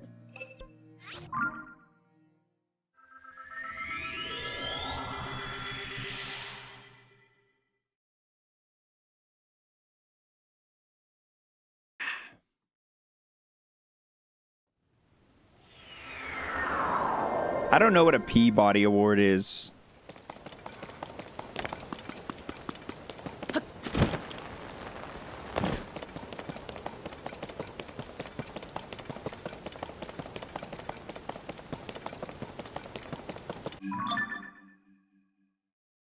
I'm unfamiliar with that term. R. Kelly's favorite kind of award? Oh, that's cold, dude. That's funny. That's funny. That was a good zing. It's for those of us who can write words good. It's a literature award. It's a writing award. Rewatched all of Degrassi in the last couple months, and he was legit a great actor. One of the best on the show. Go for him.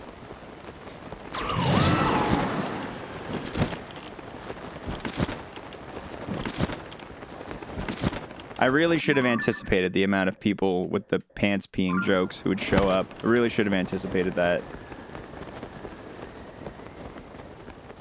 Really should have seen that coming.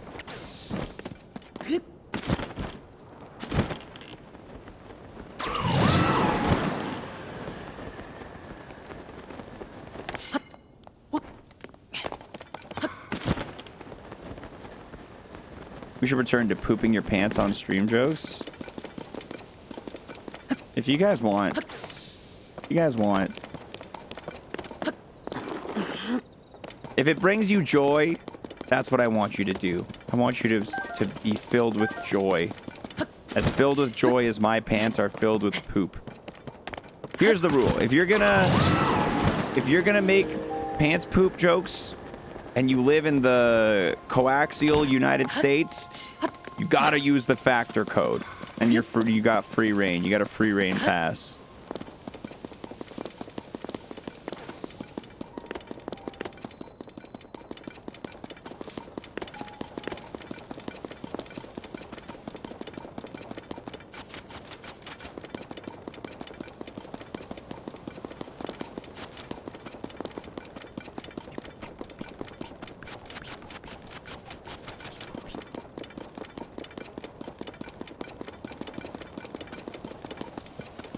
I went AFK after I put in my order. Did I help unlock Plinko?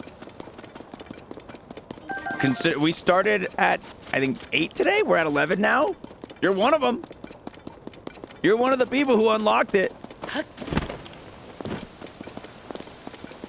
We owe you a big moist 7. And we're 9 away from the 24-hour stream unlock. We are 9 away from unlocking the 24-hour stream.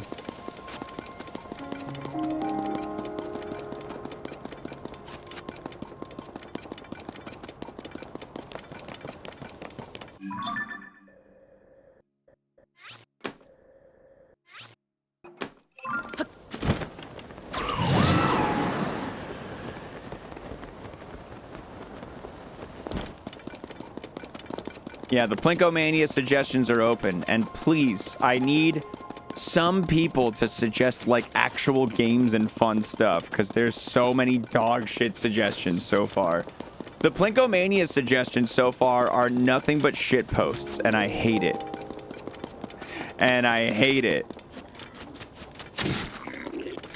That's supposed to be a headshot. Sorry.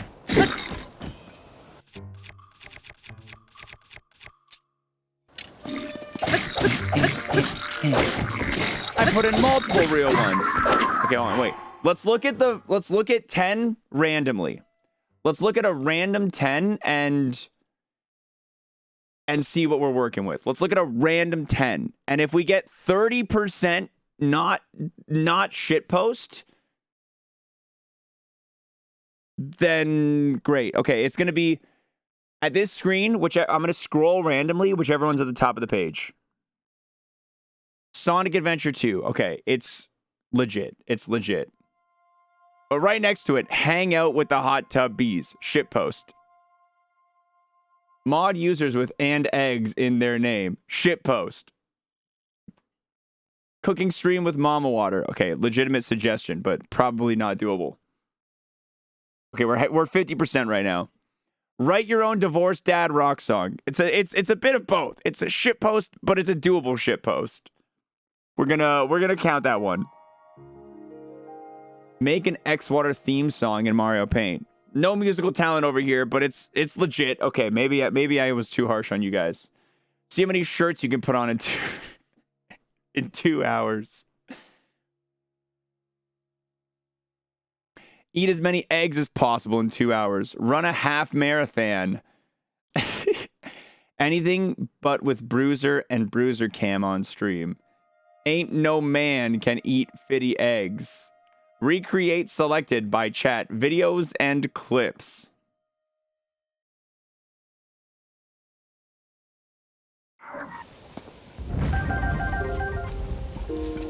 Is the factor deal is US only, DeFi. Yeah. It's a damn good deal too. I know it's a damn shame us Canada gang can't take advantage of it. All of mine are real. You're on a Real pipe shitty. kick today, Gambit. Oh my god. Thanks, man. Appreciate the metal pipes. Metal pipes are a metal way of life. I think we got saved by sampling on that one. 2 hours of just metal pipes.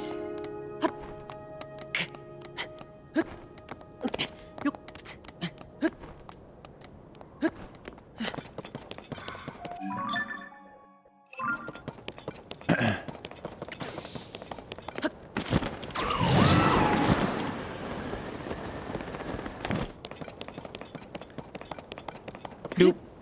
No, that wasn't even me who had that. That was Fur. That was Fur who ran that mod, Money Matt. I'll have to offload the job to someone else. It's gonna be, honestly, this one's gonna end up being a woodsy job to go through the Plinko-mania suggestions and categorize them into doable, undoable, and shitpost or not shitpost. Bring it on, baby. He's ready too. This man's prepared. Andy's choice, no exceptions. Yeah, no.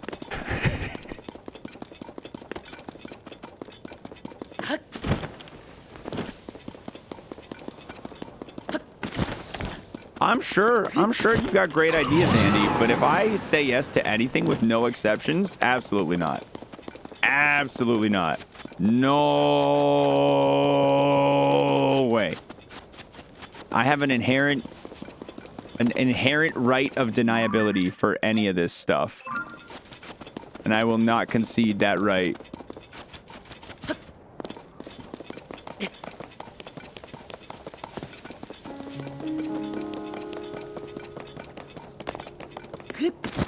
Boo boo boo boom.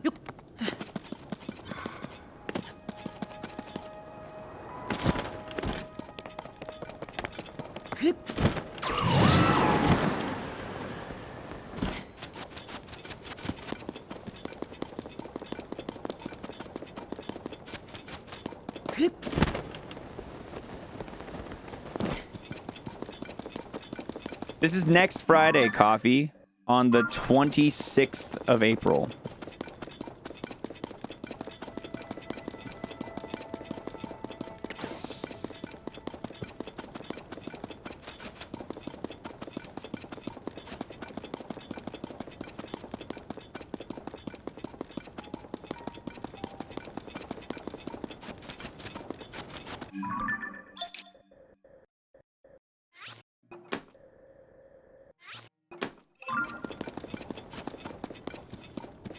Gonna be driving all that day.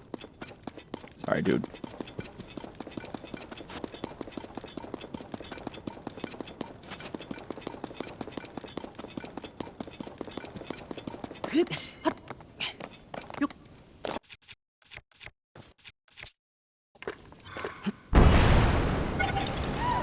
Nice. Actual seed. Didn't expect it.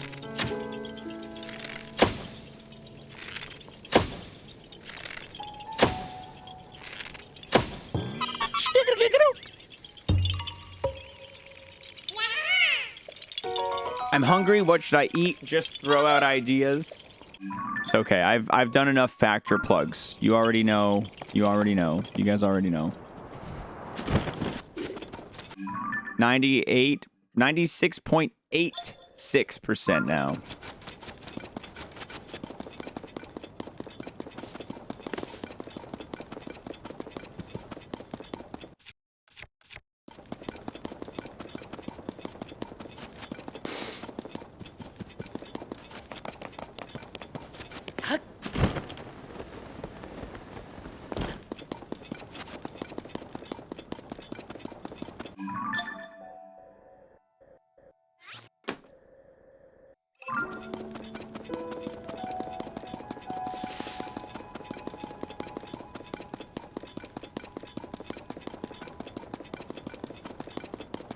Started this morning with 60k drops. You're down to 15. Oh, man. It's a good thing you used them on such high quality, valuable, and enjoyable suggestions for Plinkomania. Fill a pumpkin with concrete on street. That's in there. Somebody put it in. Somebody put... You know, we're going to go back and read these a week and a half from now, next Thursday, when we're sorting through what's making it in for Plinkomania stream. And so many of these shit post references are going to be dated and forgotten by then. They're going to be like, who the fuck? What? Do what now?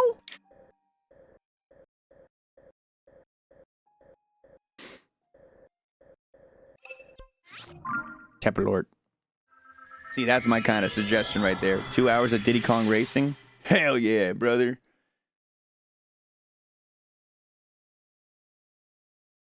Hell yeah, brother.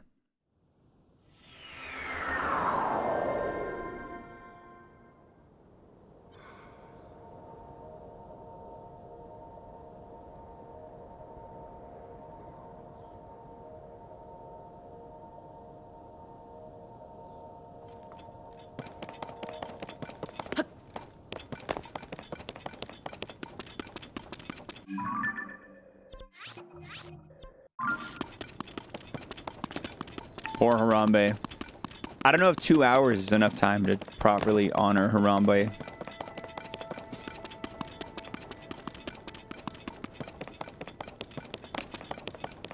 Dad time? You teach chat little skills we should know by our age. Be a little condescending, but in a nice way. Oh, that's really funny. That's really good.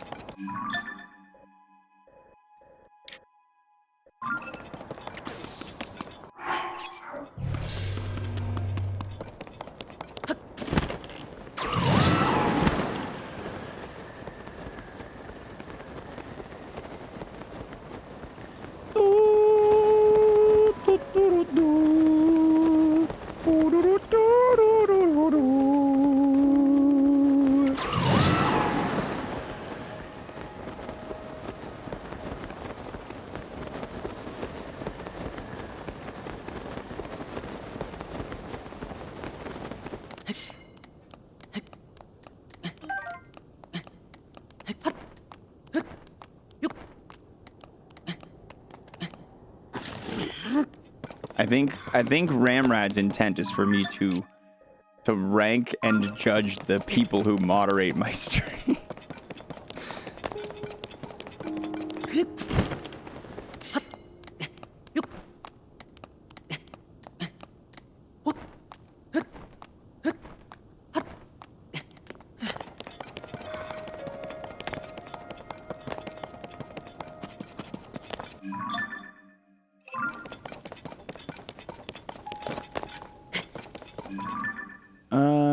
I could use a little bit of dragon. I could use a little bit of dragon.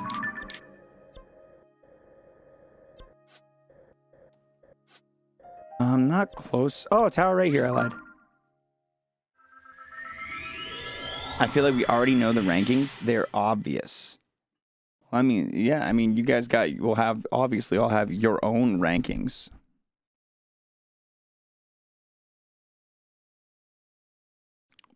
My rank, some of you might be able to guess my rankings. I don't know if I'd have an explicit order, but I think I might have tiers.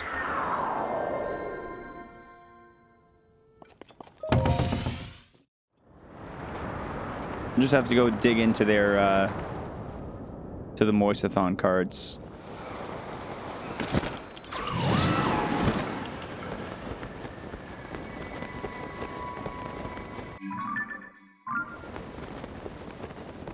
Where the hell is this dragon?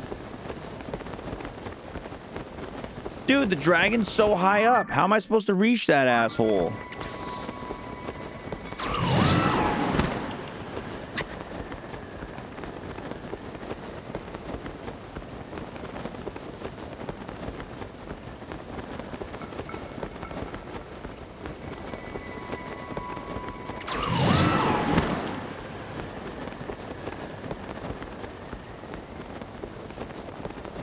The NPC stream fad? Oh, 2 hours of that would be exhausting.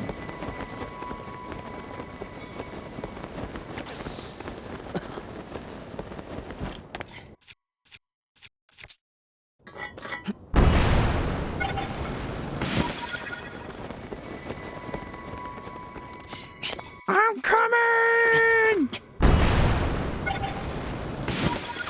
Think of how much money you'd make? I don't think it would be that much.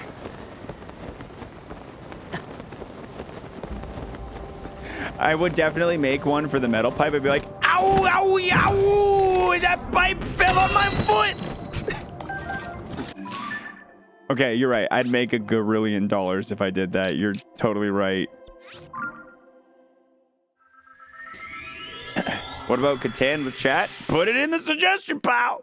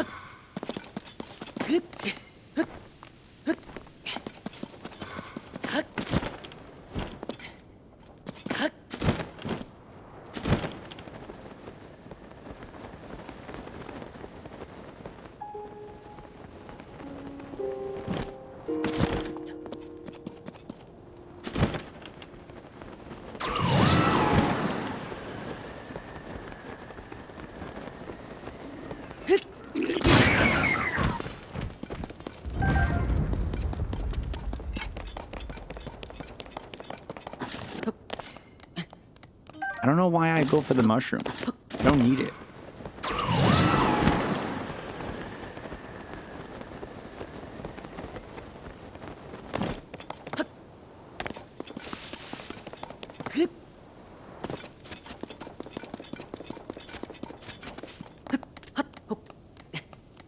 One v1 basketball match with Girl Water. Dude, I love her. I don't want to break her ankles. Get out of here.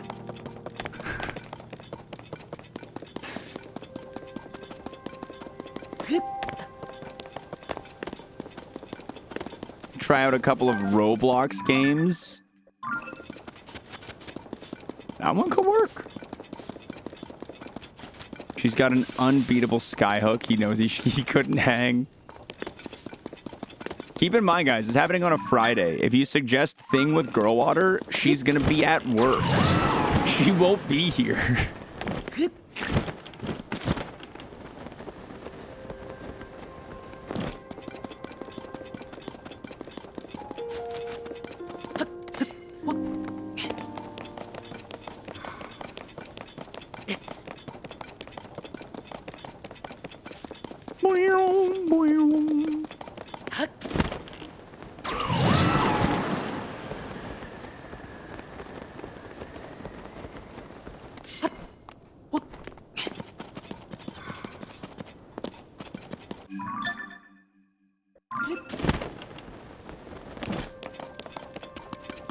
I'm gonna have to go up and get that ledge.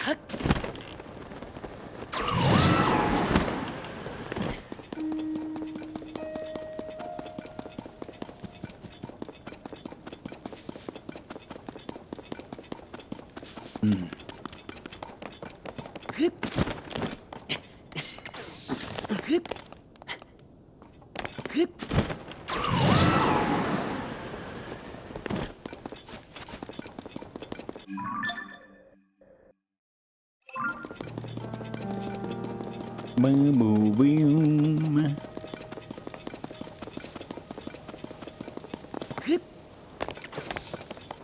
This is the exact moment I've been saving all of my points for. I have played the first like 10 minutes of Fallout 1 a single time before because I found out it existed, right? Because Fallout 3 was, and I was like, Fallout 3? What was Fallout 1 and 2? I never got very deep into them or played it for very long, though.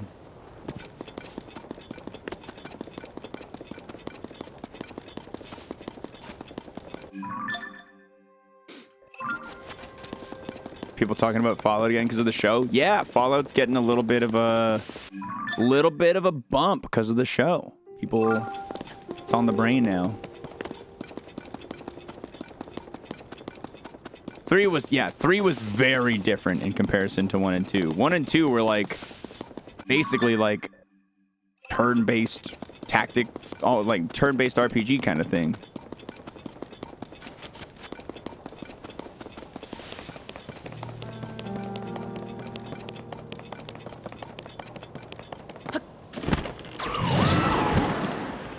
I think I died to a rat really early, and I was like, huh.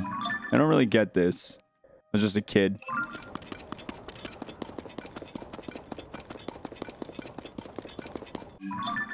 And I was spoiled by the quality of modern video games. I remember enjoying Fallout 3 a decent bit when it was new. And I remember feeling underwhelmed by Fallout 4 when it was new.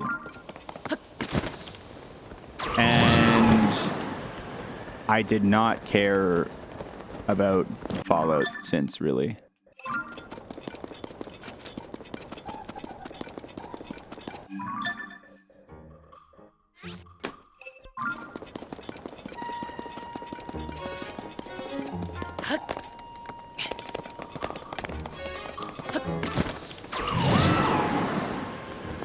I think I'm like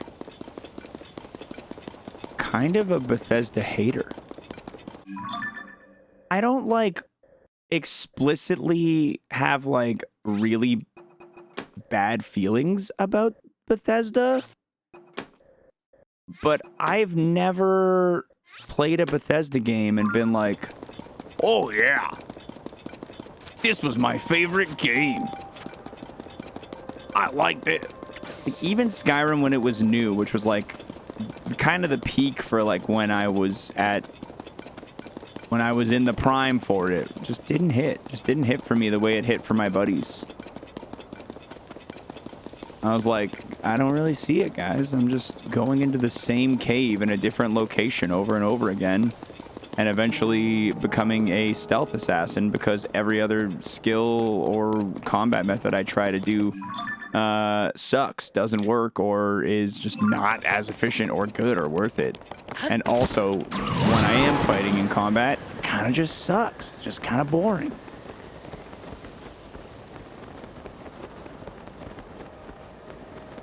Fallout 3, I remember thinking the VAT system was pretty cool in the way that they... I know the VAT system is originally from, like, the older games, but made it work a lot better that way. It made it, like, it fit a lot more that way, but I thought it worked well in that system. That was the exact same thing you did in Elder Scrolls 2 and 3, probably, and 4. Yeah, it just wasn't for me.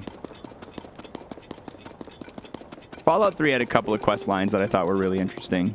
And then Fallout 4, I just got bored. I just felt like the gameplay was boring.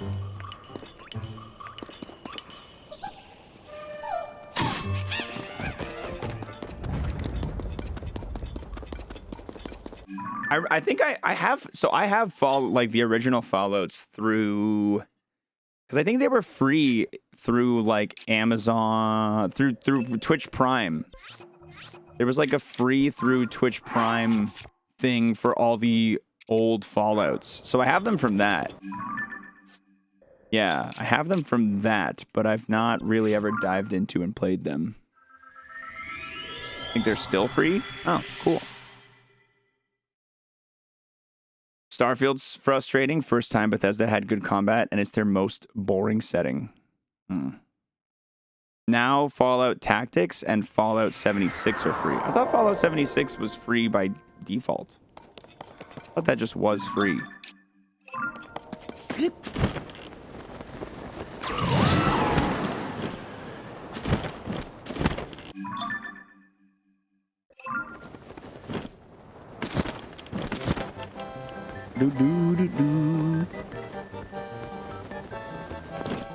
Thank you, Awesome Volkner, for 33 months with the Prime. I think Fallout has the most boring setting. Everything looks like a pile of shit, and you're trying to find bottle caps. I think the setting looks pretty boring a lot of the time. But I do think it's, like, post-nuclear wastelands, a decently cool setting. I think it's decently cool. Oh, is a one-time purchase online game thing like Guild Wars 1 or 2. Shoutouts MMOs you don't have to keep a subscription to. I love that. Yeah, the actual art, and that was like the era as well, where like it felt like every game was like, check out our game. We've got shades of brown and shades of gray. You know, the Xbox 360 era where every game was, every big game was like some sort of shooter that was just incredibly gray and brown.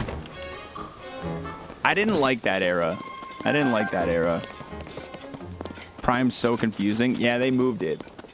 They're trying to hide it from you. They don't want you using it. Big Twitch wants to hide the Prime.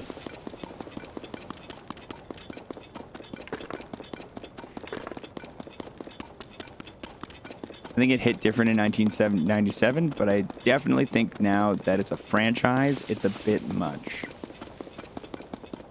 The Brotherhood of Steel, I would say, is one of the cooler things. And like the Pit-Boy, I think, is a cool, iconic thing from Fallout. Like little Vault Tech, the wrist organizer watch HUD thing. Like that's a cool thing. That's cool. You know what I mean? Like that's always looked cool, been cool.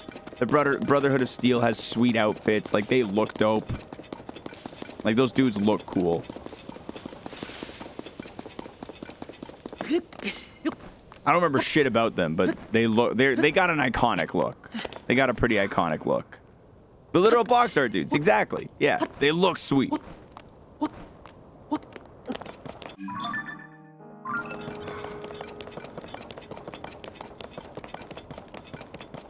They are fascists. Everyone can be fashionable, even fascists.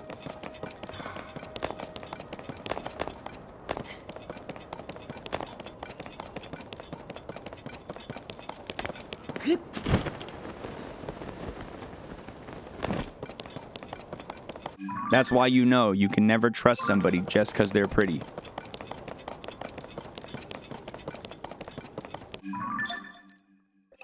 Fascist? More like fashionista. Haha.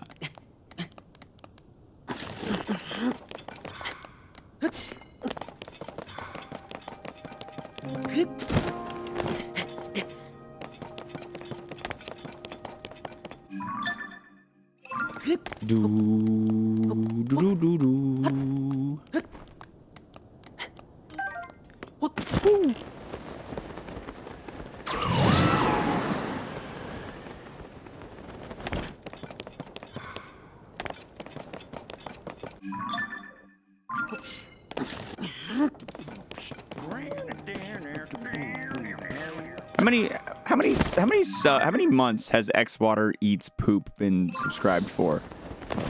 I feel like you keep that one up.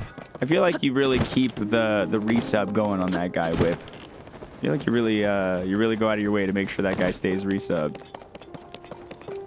Is that 4? Well spent. 20 bucks well spent.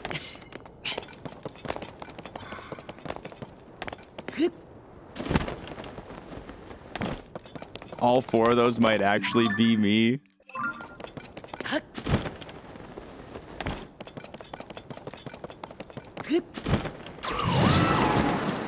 I wouldn't be surprised. I wouldn't be surprised.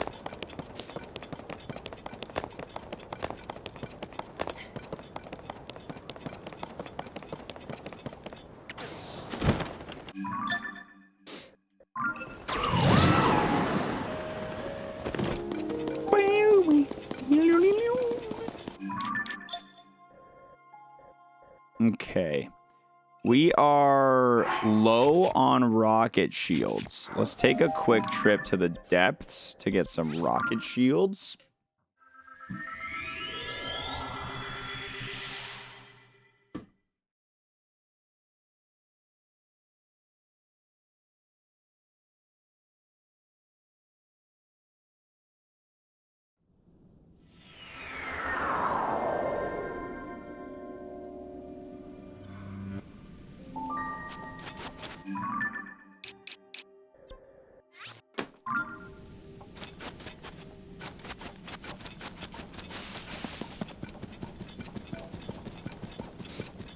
If I had an alt, it would just be called xwater's pants, and I just donate 100 bits every so often with, please stop pooping in me.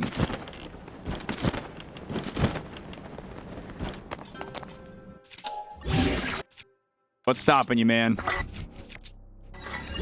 What's stopping you? Good place for rockets right outside the Spirit Temple. I find the depths works pretty well. Each of these has 4 rockets.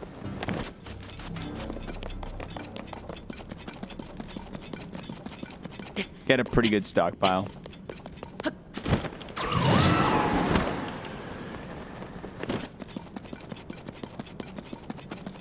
Only takes a couple minutes. What percentage we at right now? 96.86.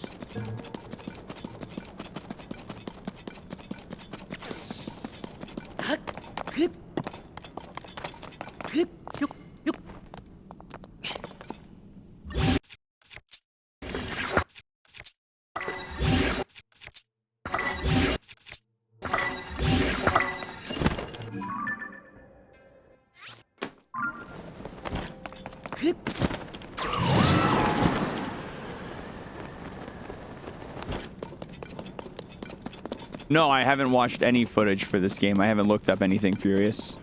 I wanted to keep myself as in the dark as possible when it comes to like knowledge for this game. So no guides, no compilations, anything that I could use to succeed better in my playthrough. I have not searched for that info.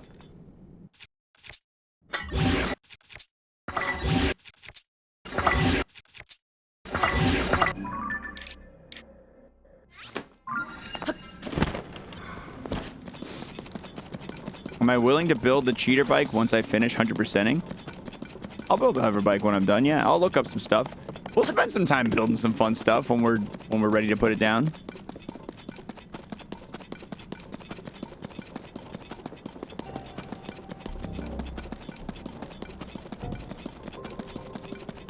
There is a lot of wild xwater names out there.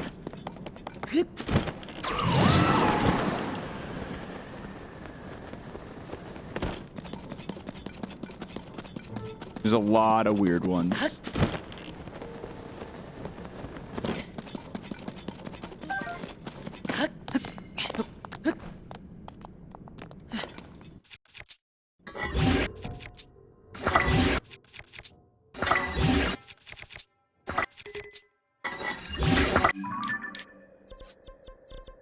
Xwater sharded, Xwater's milky tub water.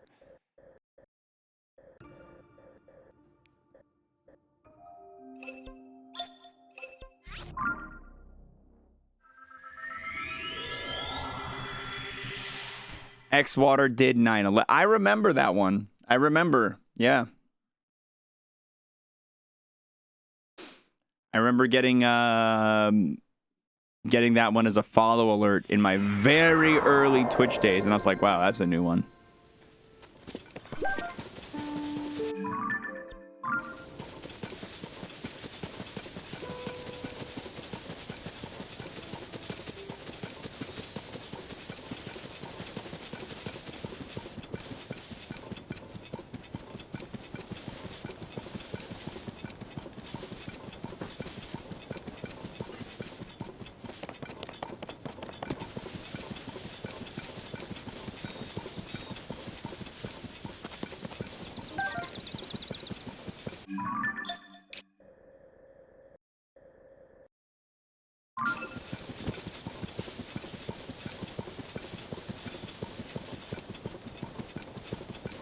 Kind of variations of X watermelon.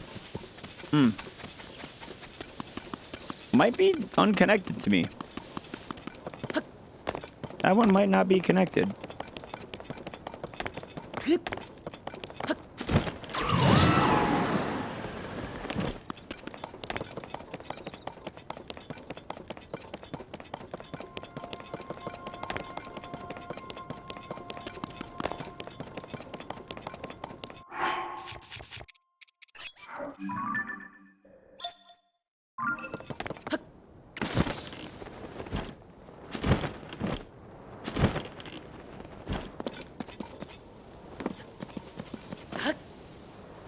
Back in my day, 900 seeds was enough. Things changed, old man. Things changed. Not anymore.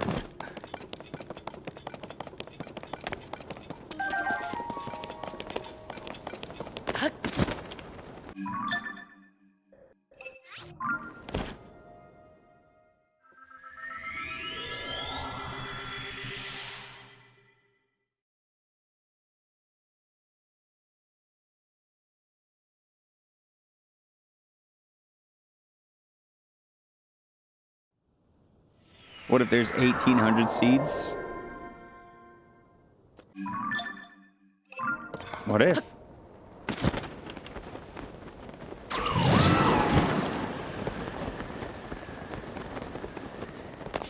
What if? You know? Anything's possible. What if?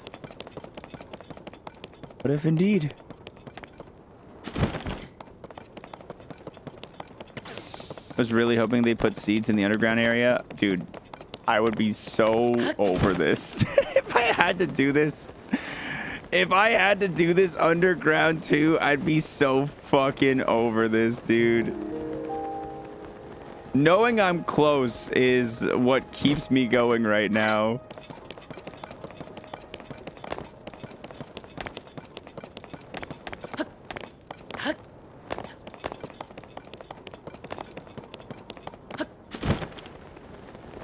Yeah, I'll get a prize from Hestu once I get them all.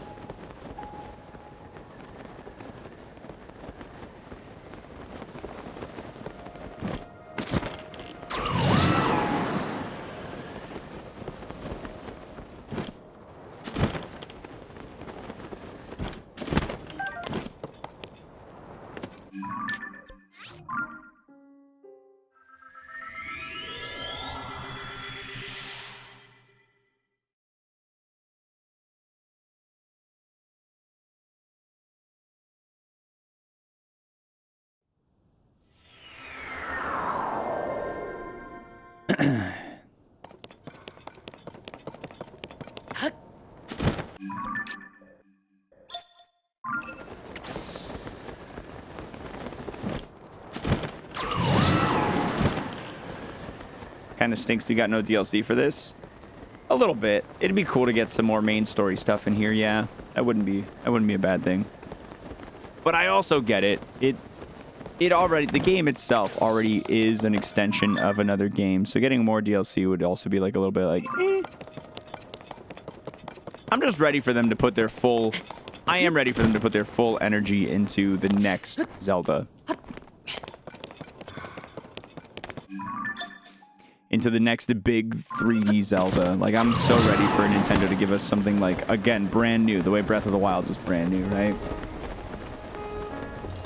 Is it only seeds left, or is there still clothing upgrades, etc.? So clothing upgrades doesn't affect the 100% counter there. The game only counts stuff that happens on the map. So it will not matter for us, no. We don't need clothing upgrades. Seeds and named locations on the map are all that matters. Earl Grey, thanks so much, man. I really appreciate the resub. Been loving the TOTK playthrough. Thanks for keeping me entertained during work. I'm the work lurker. That's who I'm here for, baby.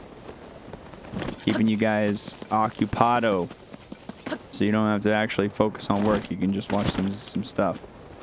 Yeah, the upgrades in this one are pretty brutal. Because they have 17 different outfits for each different variation of Link. We have the tunic of the sky, the tunic of twilight, the tunic of time.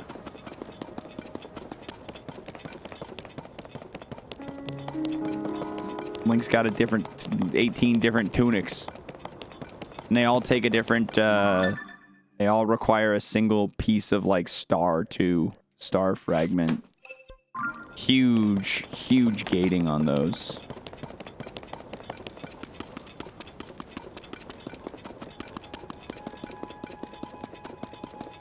They were all amiibo costumes in Breath of the Wild, right? Because I don't remember ever seeing them.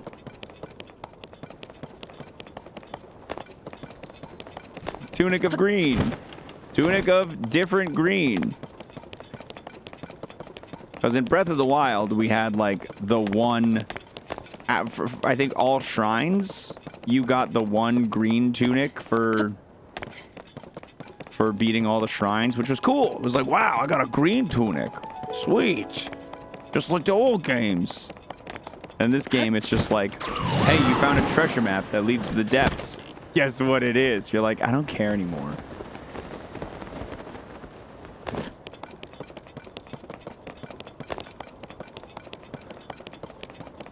I don't care anymore. Leave me alone.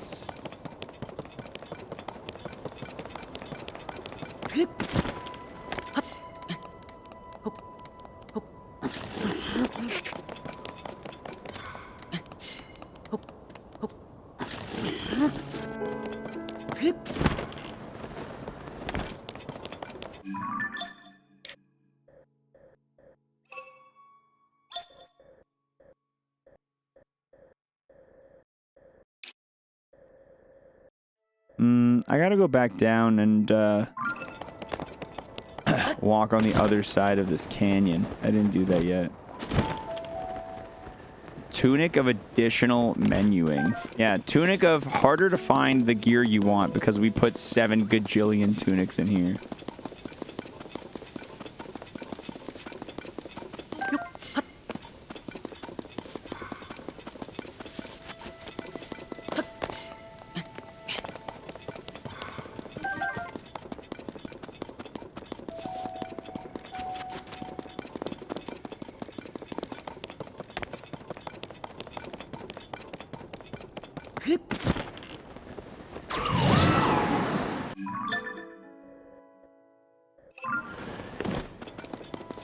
Maroodum.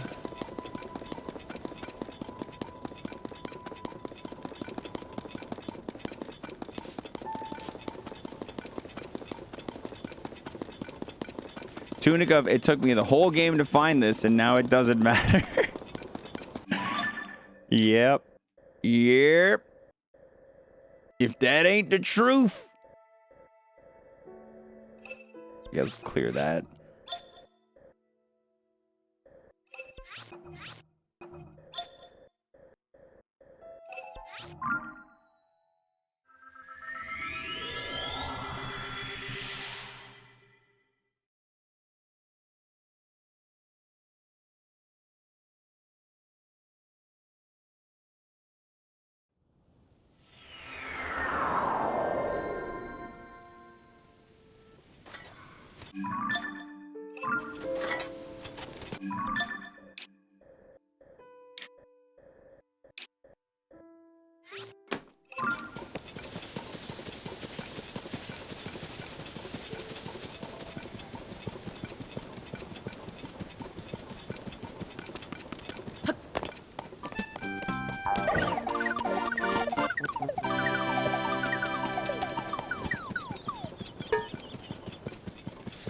Tang, thank you very much for 84 months, dude. The OG's keeping it going. Keeping the streak rolling, baby. I appreciate it, man. Thank you kindly. Thank you kindly. All right, top. Anything on the top of this guy? Nope.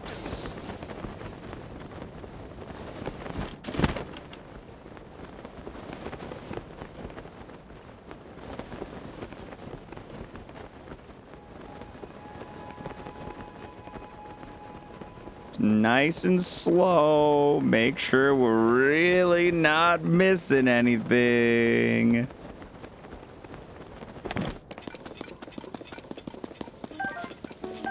I've got, for those who were not here for Breath of the Wild, the second last seed was like hanging off one of these pieces of wood right here. So it was like high enough in the air that when I walked under it, it was out of my mask scan range.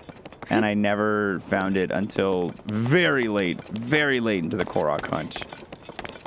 And considering the very last seed that I found was spoiled, I consider that to be like the last seed that I found.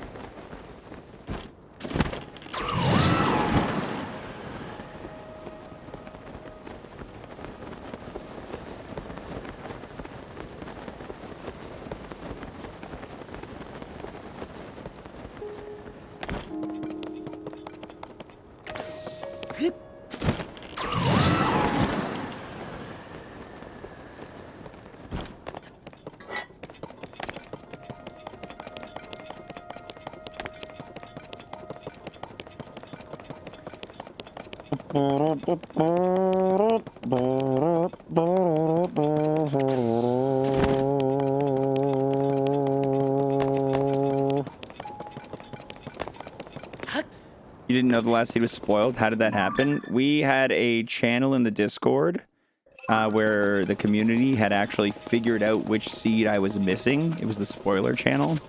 And some shithead who was brand new to the stream went into the Discord, found the seed that was missing, and used 100 bits to say, the last seed is at Lake Kolomo. And yeah, that was that. Some little fucking punk.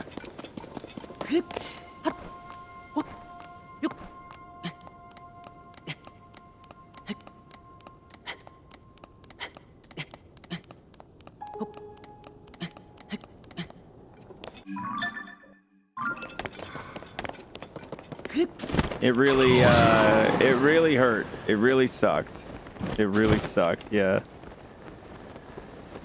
It crushed chat probably harder than it crushed me, honestly.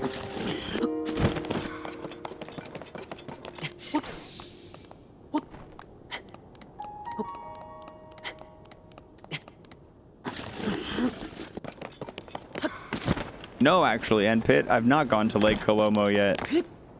We've not gone into Central Hyrule, so Lake Kolomo waits for us.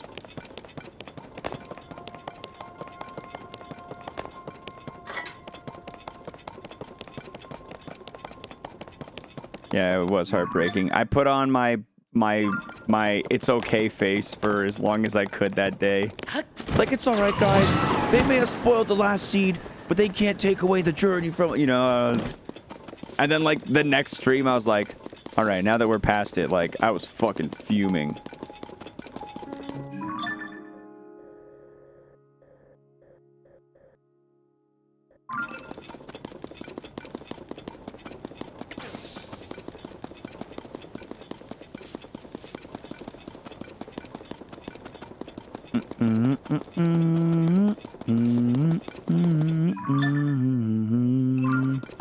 Are they unbanned yet? Absolutely not.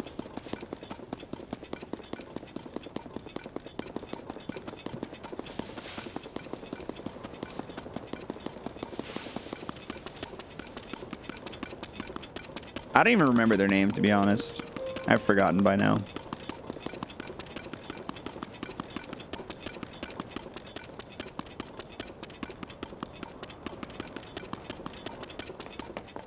That's the strongest piece of... That was the strongest season of xwater. Either way, Ironists. Damageless Mario was peak xwater. I have not been able to replicate that peak.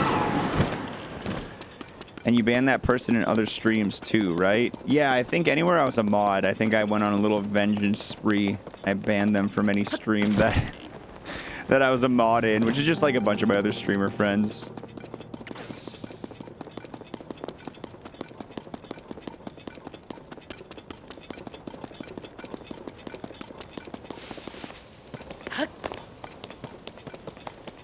I've thought about it. I've thought about revisiting Damageless Mario. I almost have the same feeling that I have about it that I have with like Tears of the Kingdom 100% now, though.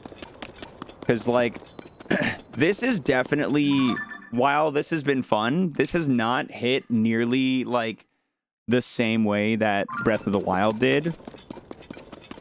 Hard to replicate a super awesome like moment of time on Twitch. It's really hard to replicate it. Going back to Damageless Mario, it might not be the same. It might not be as fun, right? It might not be as good content. It might, and it might also just be awesome. It might end up being exactly the right thing to do, but yeah. I've thought about it, but I'm not like super duper keen on it. This has been crazy fun, IMO. It's felt a little different for me. I don't know. I felt that the Tears of the Kingdom 100% hasn't lived up to the Breath of the Wild. I don't think it's been bad like the same way I was trying to describe it last week. I don't at all think this has been bad, but I don't think that this has been as good as the Breath of the Wild was. I don't think the lightning struck in the same way for me. No desire. No, I'm not going to go into no-hit Soulsborne. Do you think it's legitimately because Tears of the Kingdom is so much larger? I think it's because the games are so similar. I think it's because the world, little details are changed, but apart from that, like, I've already ran up and down every single inch of Hyrule, and I think I'm just doing it again now, and I think it's what's making it less thrilling is like, you've already done this. Like, basically this exact same thing that I'm doing right now. I appreciate that, Sir Doctor. I appreciate it. Yeah. Like, let me phrase it like this. I think Breath of the Wild 100% was like a solid 9.5 out of 10 in terms of like dopeness level. In terms of like awesome, fun. Not only for me, but like for everybody, for on-stream content. I think Tears of the Kingdom is closer to like an 8. I think Tears of the Kingdom is closer to like an 8.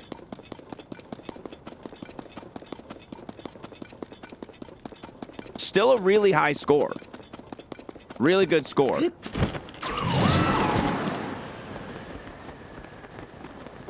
New content is already gone since it's just Koroks left. Yeah, that's another thing too. Everything that was new, like when it was Tears, whew. Boy, did I love playing through the main story. And I literally couldn't stop, dude. I was streaming late every day. I loved it, dude. 120 hours ago. You tried to avoid spoilers, but then on YouTube you got comments to see that spoils at the end. And what's up with Zelda? And on Twitch I got to see end boss content in thumbnails of recommendations. But I don't care that much anymore, like that game too much, and still playing my first save ever since release. Yeah, I just avoided watching any content about tiers before playing it. I was able to dodge the spoilies. Yeah, nothing wrong with a solid B. Exactly. Nothing wrong with a solid B. In fact, if you go to school where I went to school, 8 out of 10 is an A. An A minus, but it's an A. 80%, that's the threshold for an A. I don't know if that's in my province or a Canada thing, but 80 to like 87 is an A minus, and 87 to 93 is an A, and then 93 and above is an A plus. Yeah.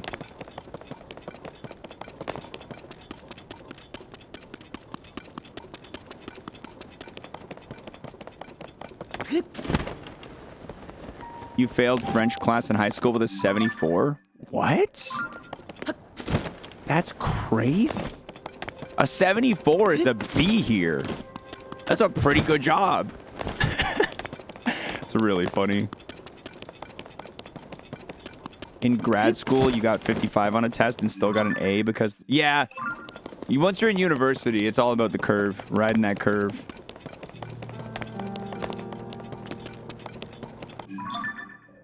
I remember riding the curve a lot in university.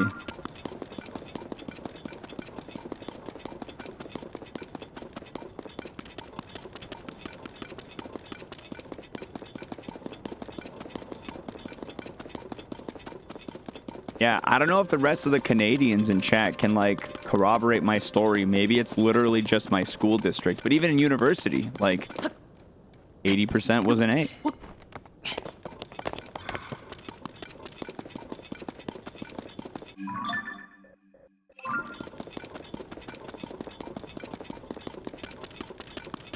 What am I doing? What is an 82% out of 100 in school for you stacked? If you had an 82%, what grade is that for you stacked? I said stacked, chat.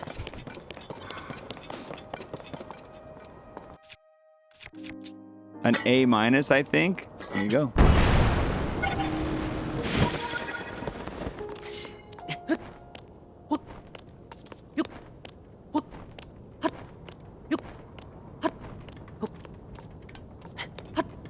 This one's good. This one's clear.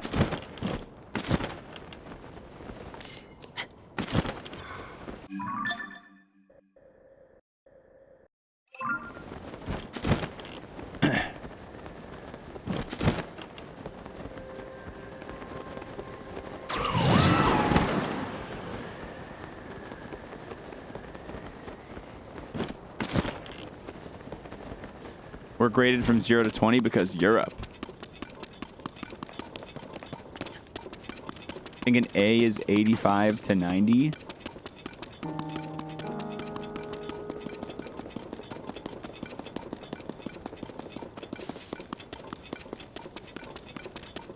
Back in my day, you had to smash 93 or better for an A. 92 was a B plus at your school. That's fucked. That's fucked.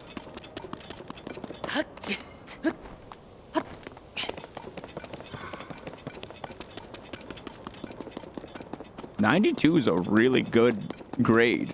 Should be there's no reason for that to not be an A minus.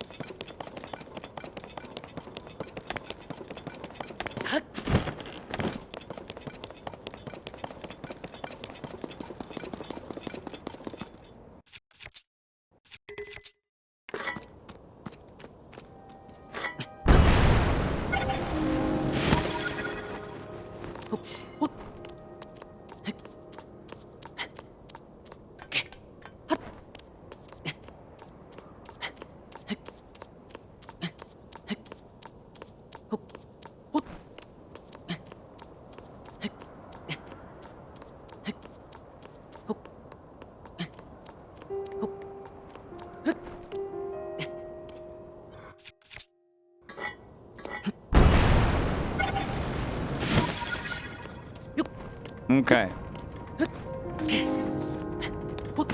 Is F collectively below 50? It was for me. Sounds like a lot of other people in the chat failed with like 70s.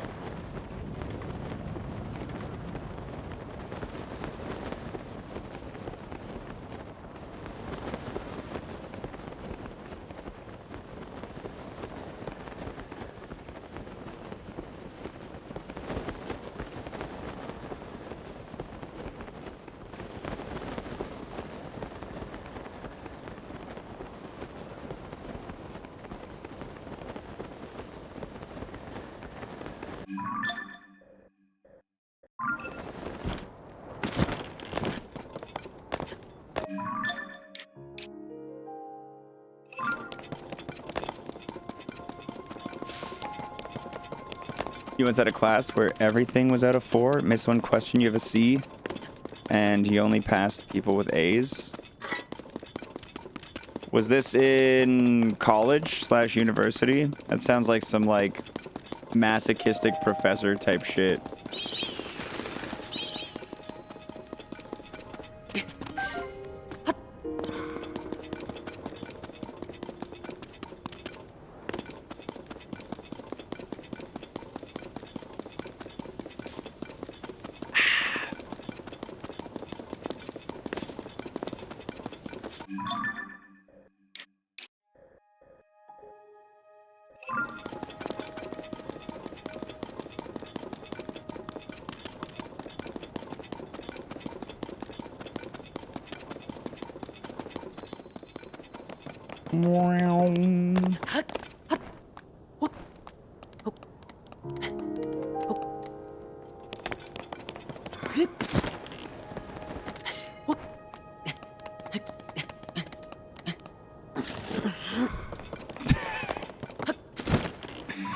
Like, what does a 4.2 even mean? That you're a fucking nerd!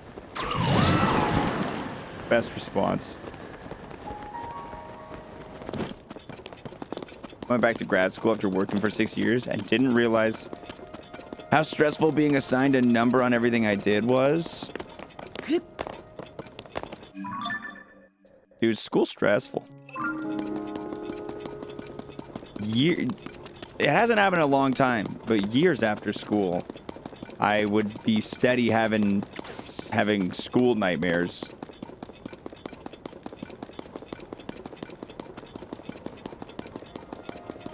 I'd be steady having nightmares about, like, I got an exam tomorrow and I don't remember anything.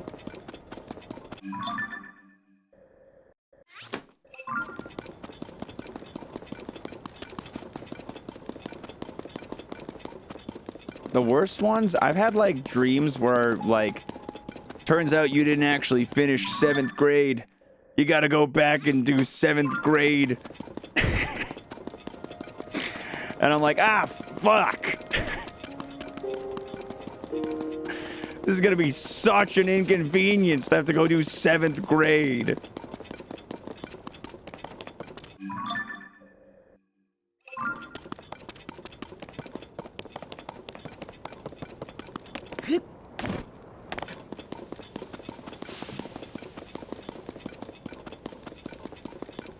Yeah, same vibe, Ben Whiskers. Never worried about flunking out of university. I had some exams that I knew it didn't go well, but I was never worried that I'd flunk a course. Consciously, actually, no. I definitely had a few courses where I was like, I'm cutting it close. But my subconscious definitely worried a lot more about it than my regular conscious. A lot of stressful dream nightmares.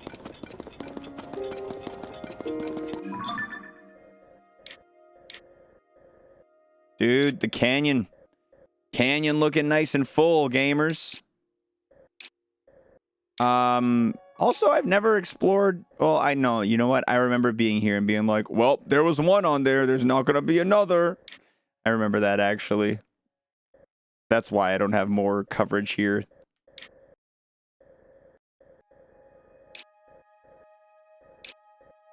Whew. My lines got a lot tighter on the right side than the left side, eh, guys? My lines got a lot tighter as I progressed. You can see I kind of got a little lazy over here, but that's places I scan when we eventually have to go start scanning. Okay, where am I? Over here.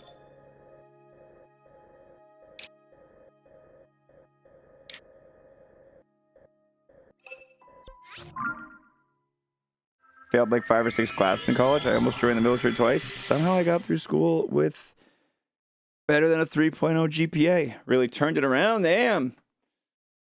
I had a couple hard classes, but I mostly kind of did well.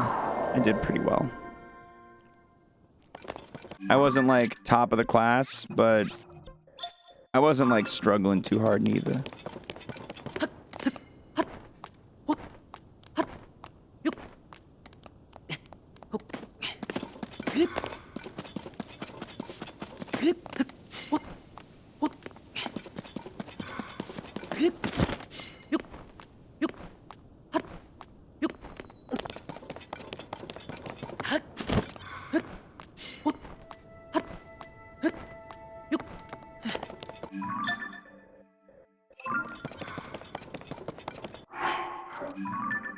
I kept taking too many classes, fearing I was going to miss out on important info I would need for future jobs. Interesting.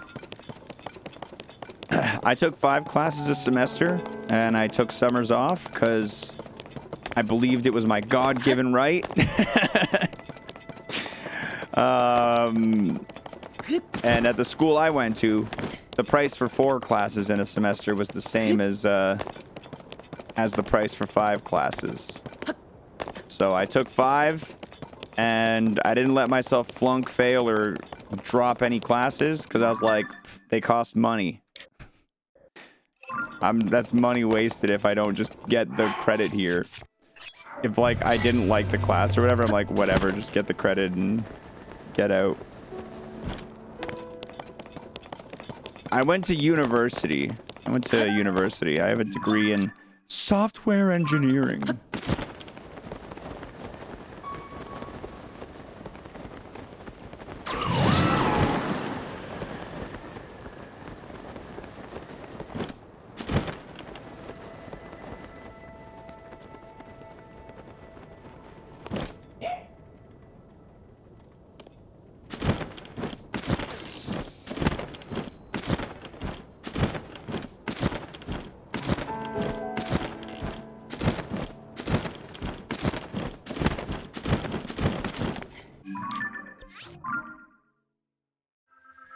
Yeah, now that software engineering degree sits pretty, collects dust.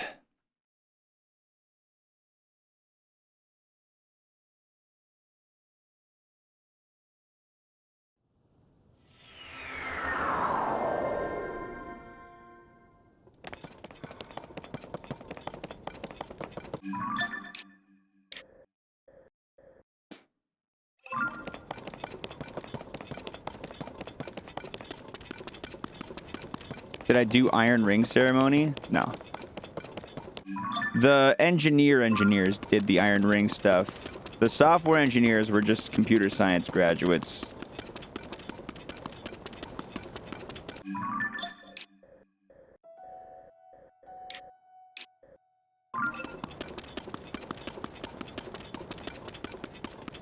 Yeah, I got a couple buddies that have their Iron Ring. Which is kind of cool. It's kind of cool. Not gonna lie, it's kind of cool. Some culty shit. Babushka doesn't agree with me, but that's okay. I love a little bit of culty shit sometimes, you know? I love a little bit of culty shit.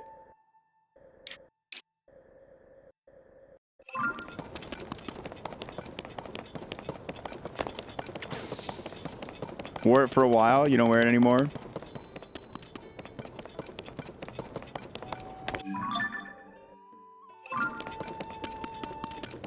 You don't wear yours? Not a fan of anything on your hands or wrists? That's fair.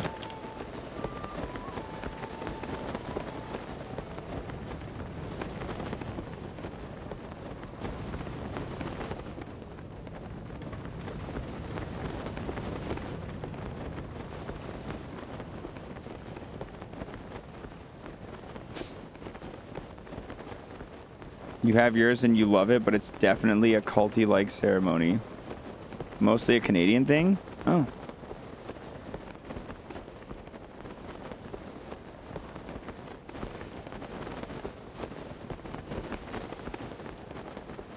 Yeah, like you know what else is like really culty is like chanting in a group with people.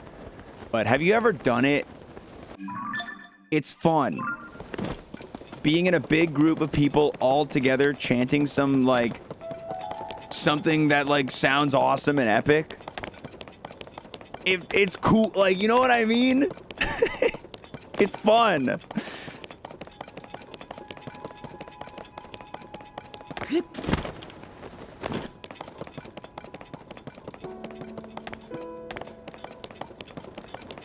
Yeah, like a sporting event's a good one. You're all chanting like the defense cheer. You're chanting for your team.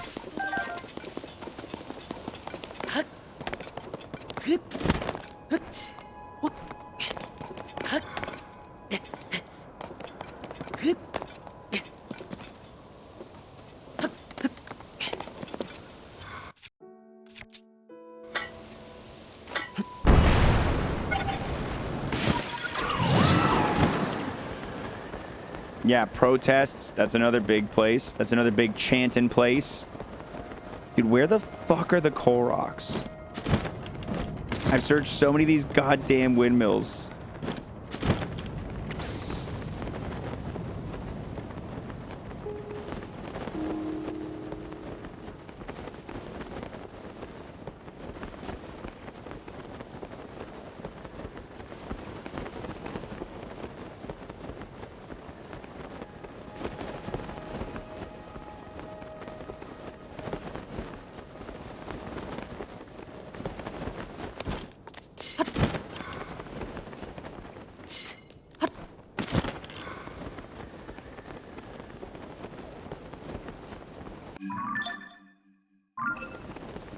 Whee! Does doing that in circles make circles on your hero's path? Not really.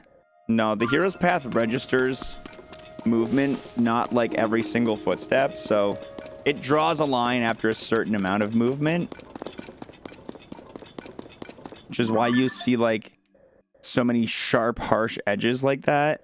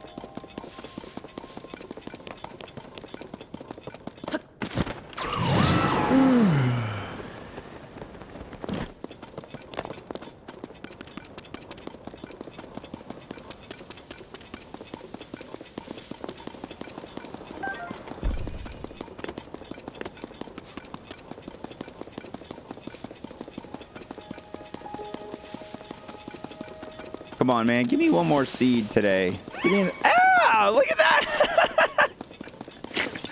Ask and ye shall receive. Ask and ye shall receive. That's hilarious. Just tucked away. Where the fuck is it? Where did it go?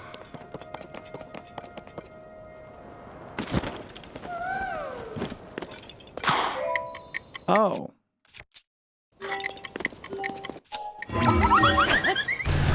Miss!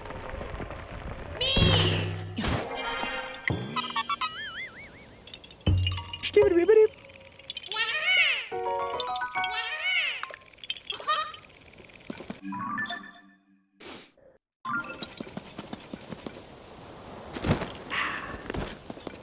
Nice.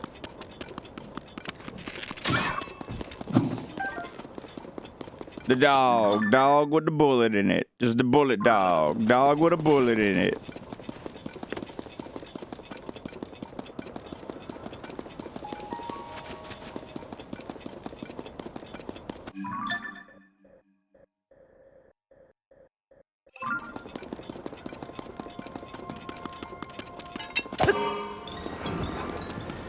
Goodbye, friend.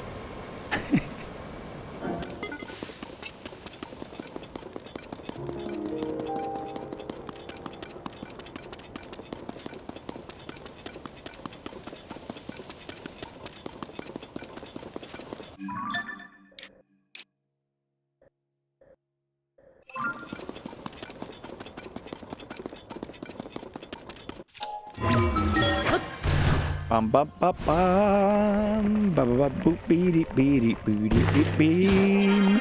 Get a little dee dee dee dee doo. She little dee dee dee dee dee dee doo. Boop beep boop beep doop beep doop.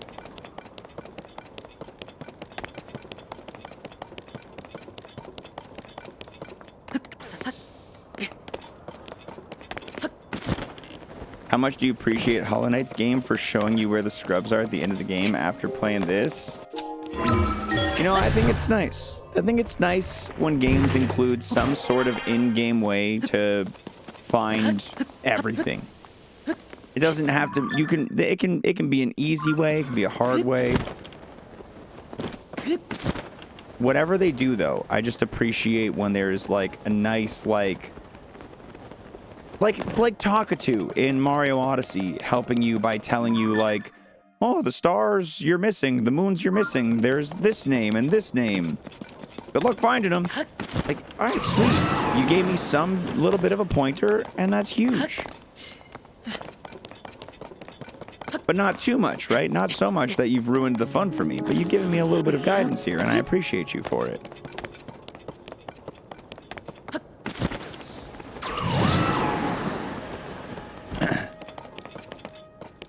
I think good games a lot of the time end up doing that, and I appreciate that about them.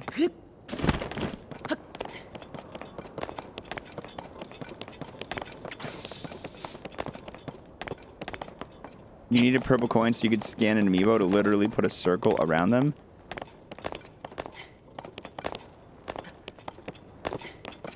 They did have the amiibo box. I don't think you needed purple coins for it.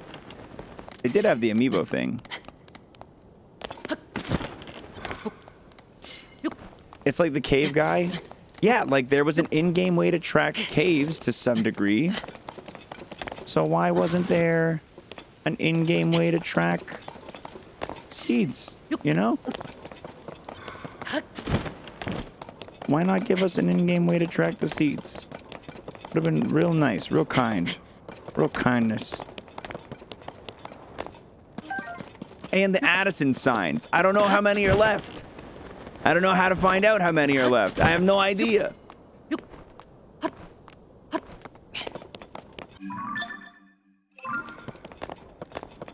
I know, the mask was DLC in Breath of the Wild.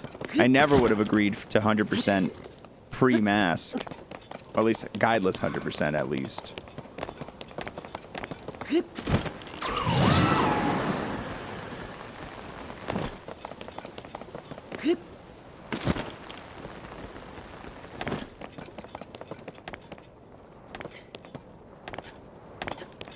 I like when you don't have to look up anything on the internet to 100% a game. To reasonably 100% a game. I should add reasonably. You know what I mean? Like, I like games that have everything in the game has a reasonable level of like, well, if you can't find it, you can search for it using this in-game tool. I appreciate that in games. I like that a lot.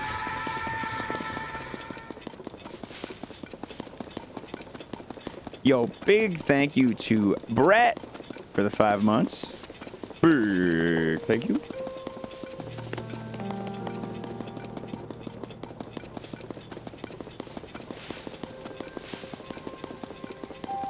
Yeah, I totally agree. There should be an NPC in Terrytown, like Addison's dad. And then Addison's dad is like, Oh, my boy Addison is such a hard worker. He's put up 92 signs so far. I sure hope he comes home after putting up all 94 signs. Like they had with the caves. They had it for the caves. They have it for the monsters. Why not Addison? Does he? What does he? Does he mean nothing to you, Nintendo?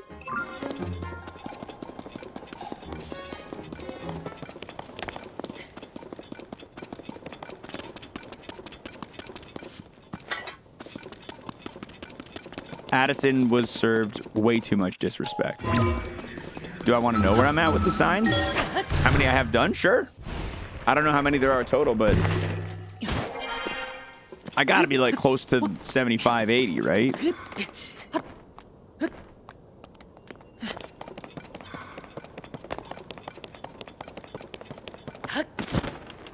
$79 of 81. Oh, is there 81? Oh, close then. They gotta be sitting in Central Hyrule.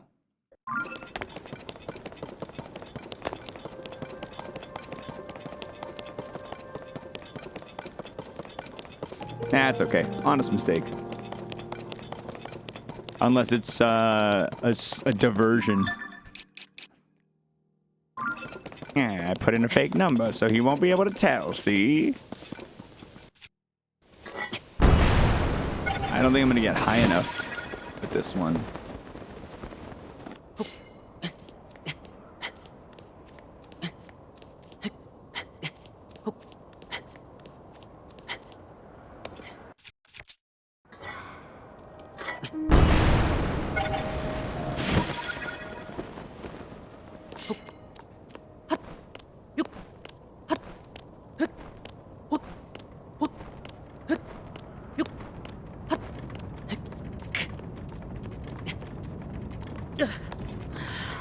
Catch your breath. Totally safe.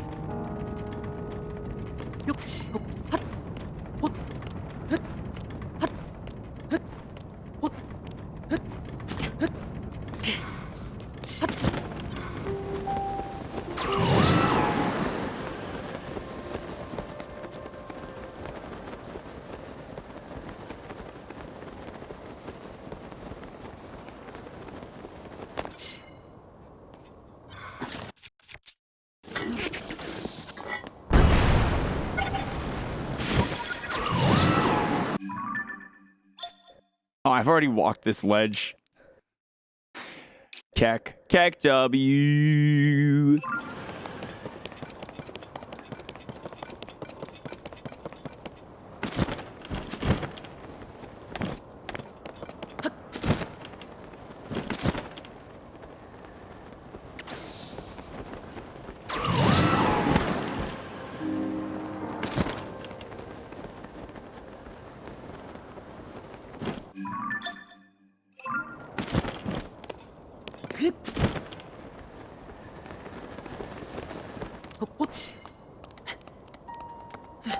Bum boom.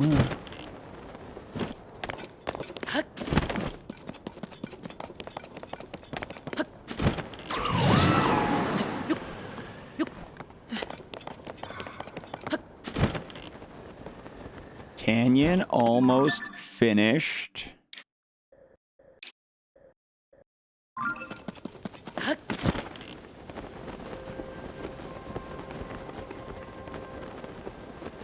The canyon's getting nice and close.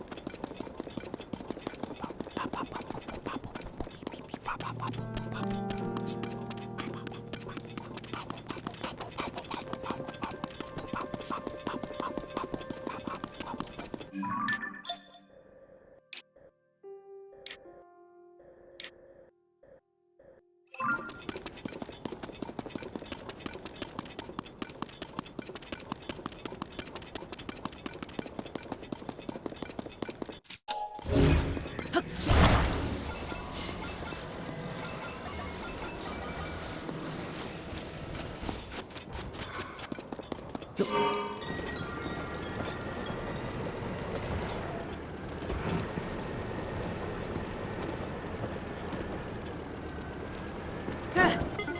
ride.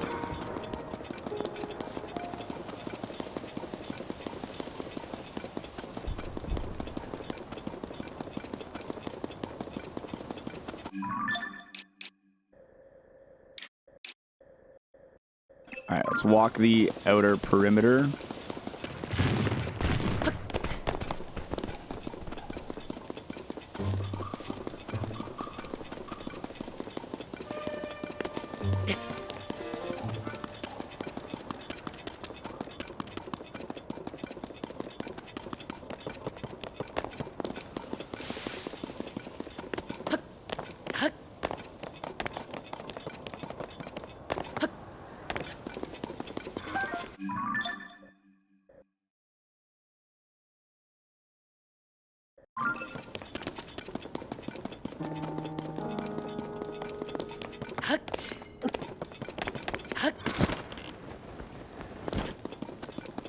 Hey, Polly. Hello. Hi.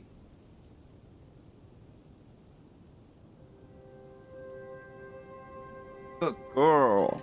Good little Polly. She wants to go outside. I'll let her out once I'm done stream. We'll be wrapping up in a little bit. She wants to go play in the grass, in the sun. Wow.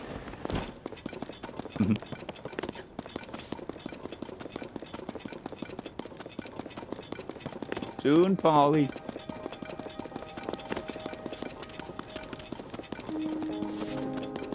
Right now, I gotta run up and down Hyrule.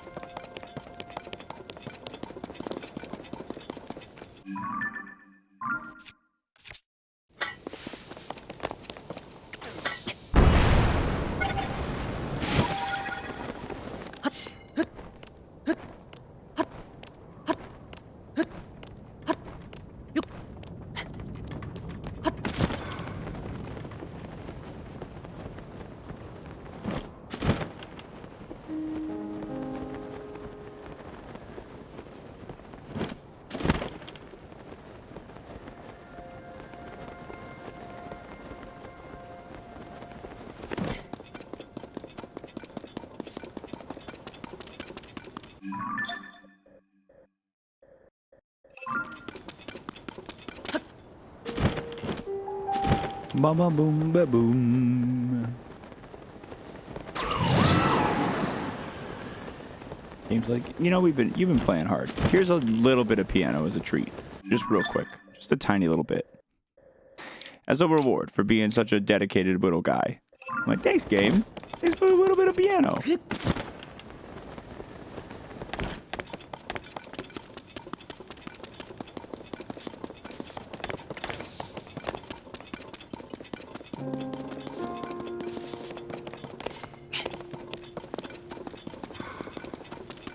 One.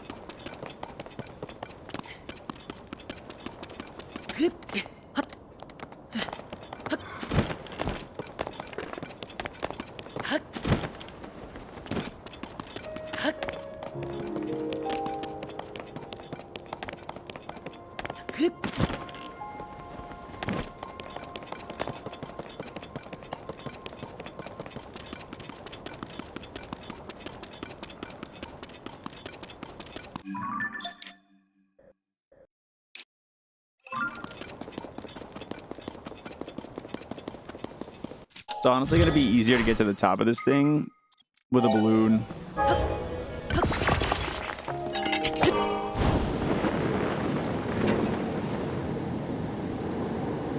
And it's slow rising enough that I don't need to go up and down. I can just go up.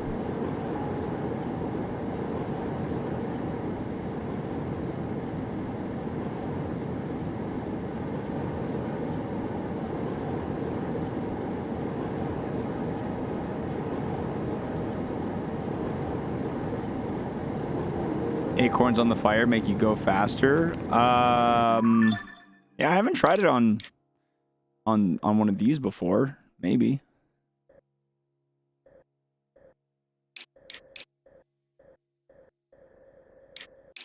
There's still some parts of the wall I haven't fully searched of Tanagar Canyon, particularly the upper wall.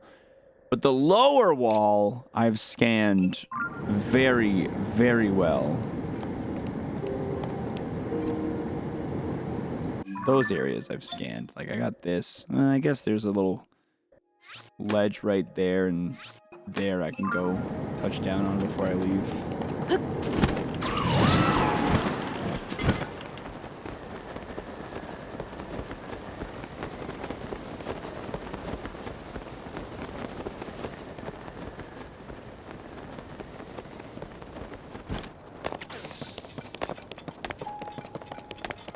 Next time I got a balloon fox, I'll give it a try for you. Trust me, I wasn't trying to ignore your brilliance there. I'm just in the zone. The Korok hunting mindset has completely taken over. I think of seeds and nothing else.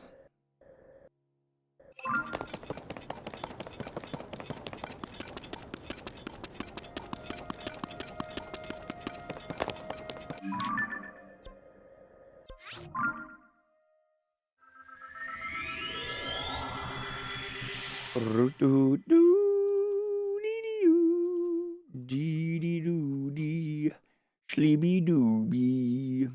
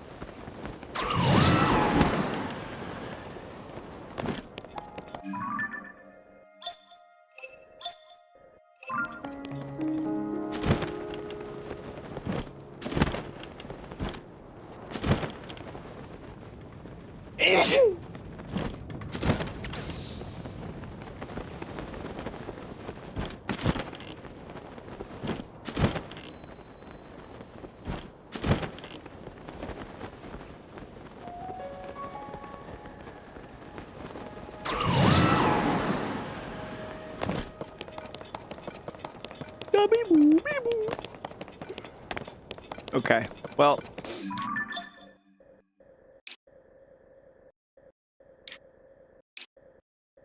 I think that one I still need to search the top of.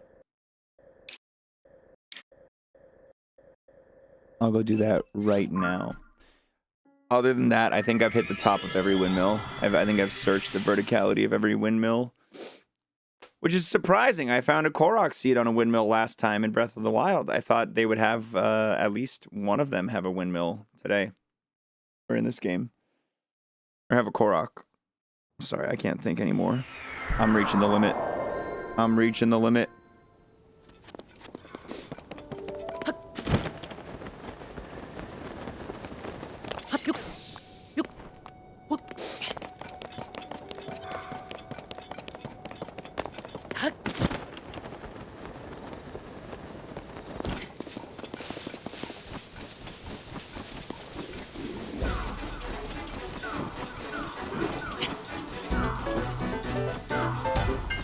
Bam, bam, bam, bam.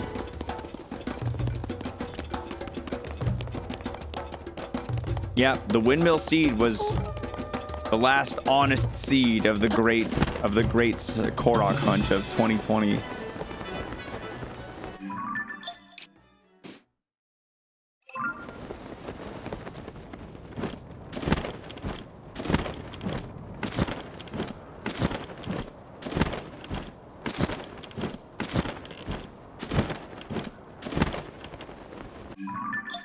Well, all right, then. It was penultimate, exactly.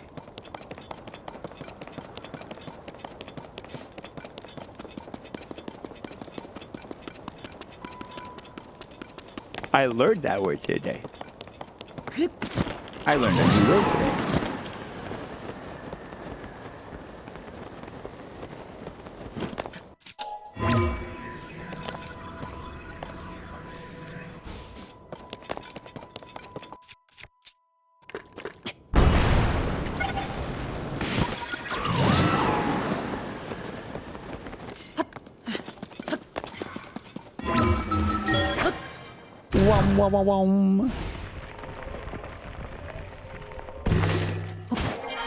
Okay. Well.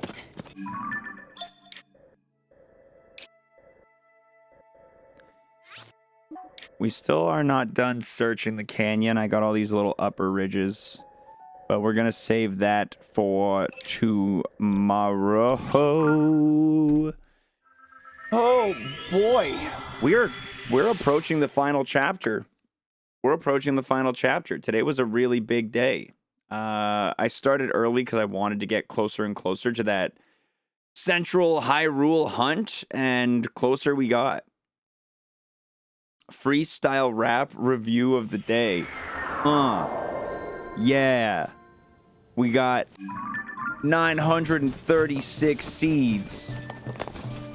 And that's almost all the ones in the game. You won't believe what's coming up next.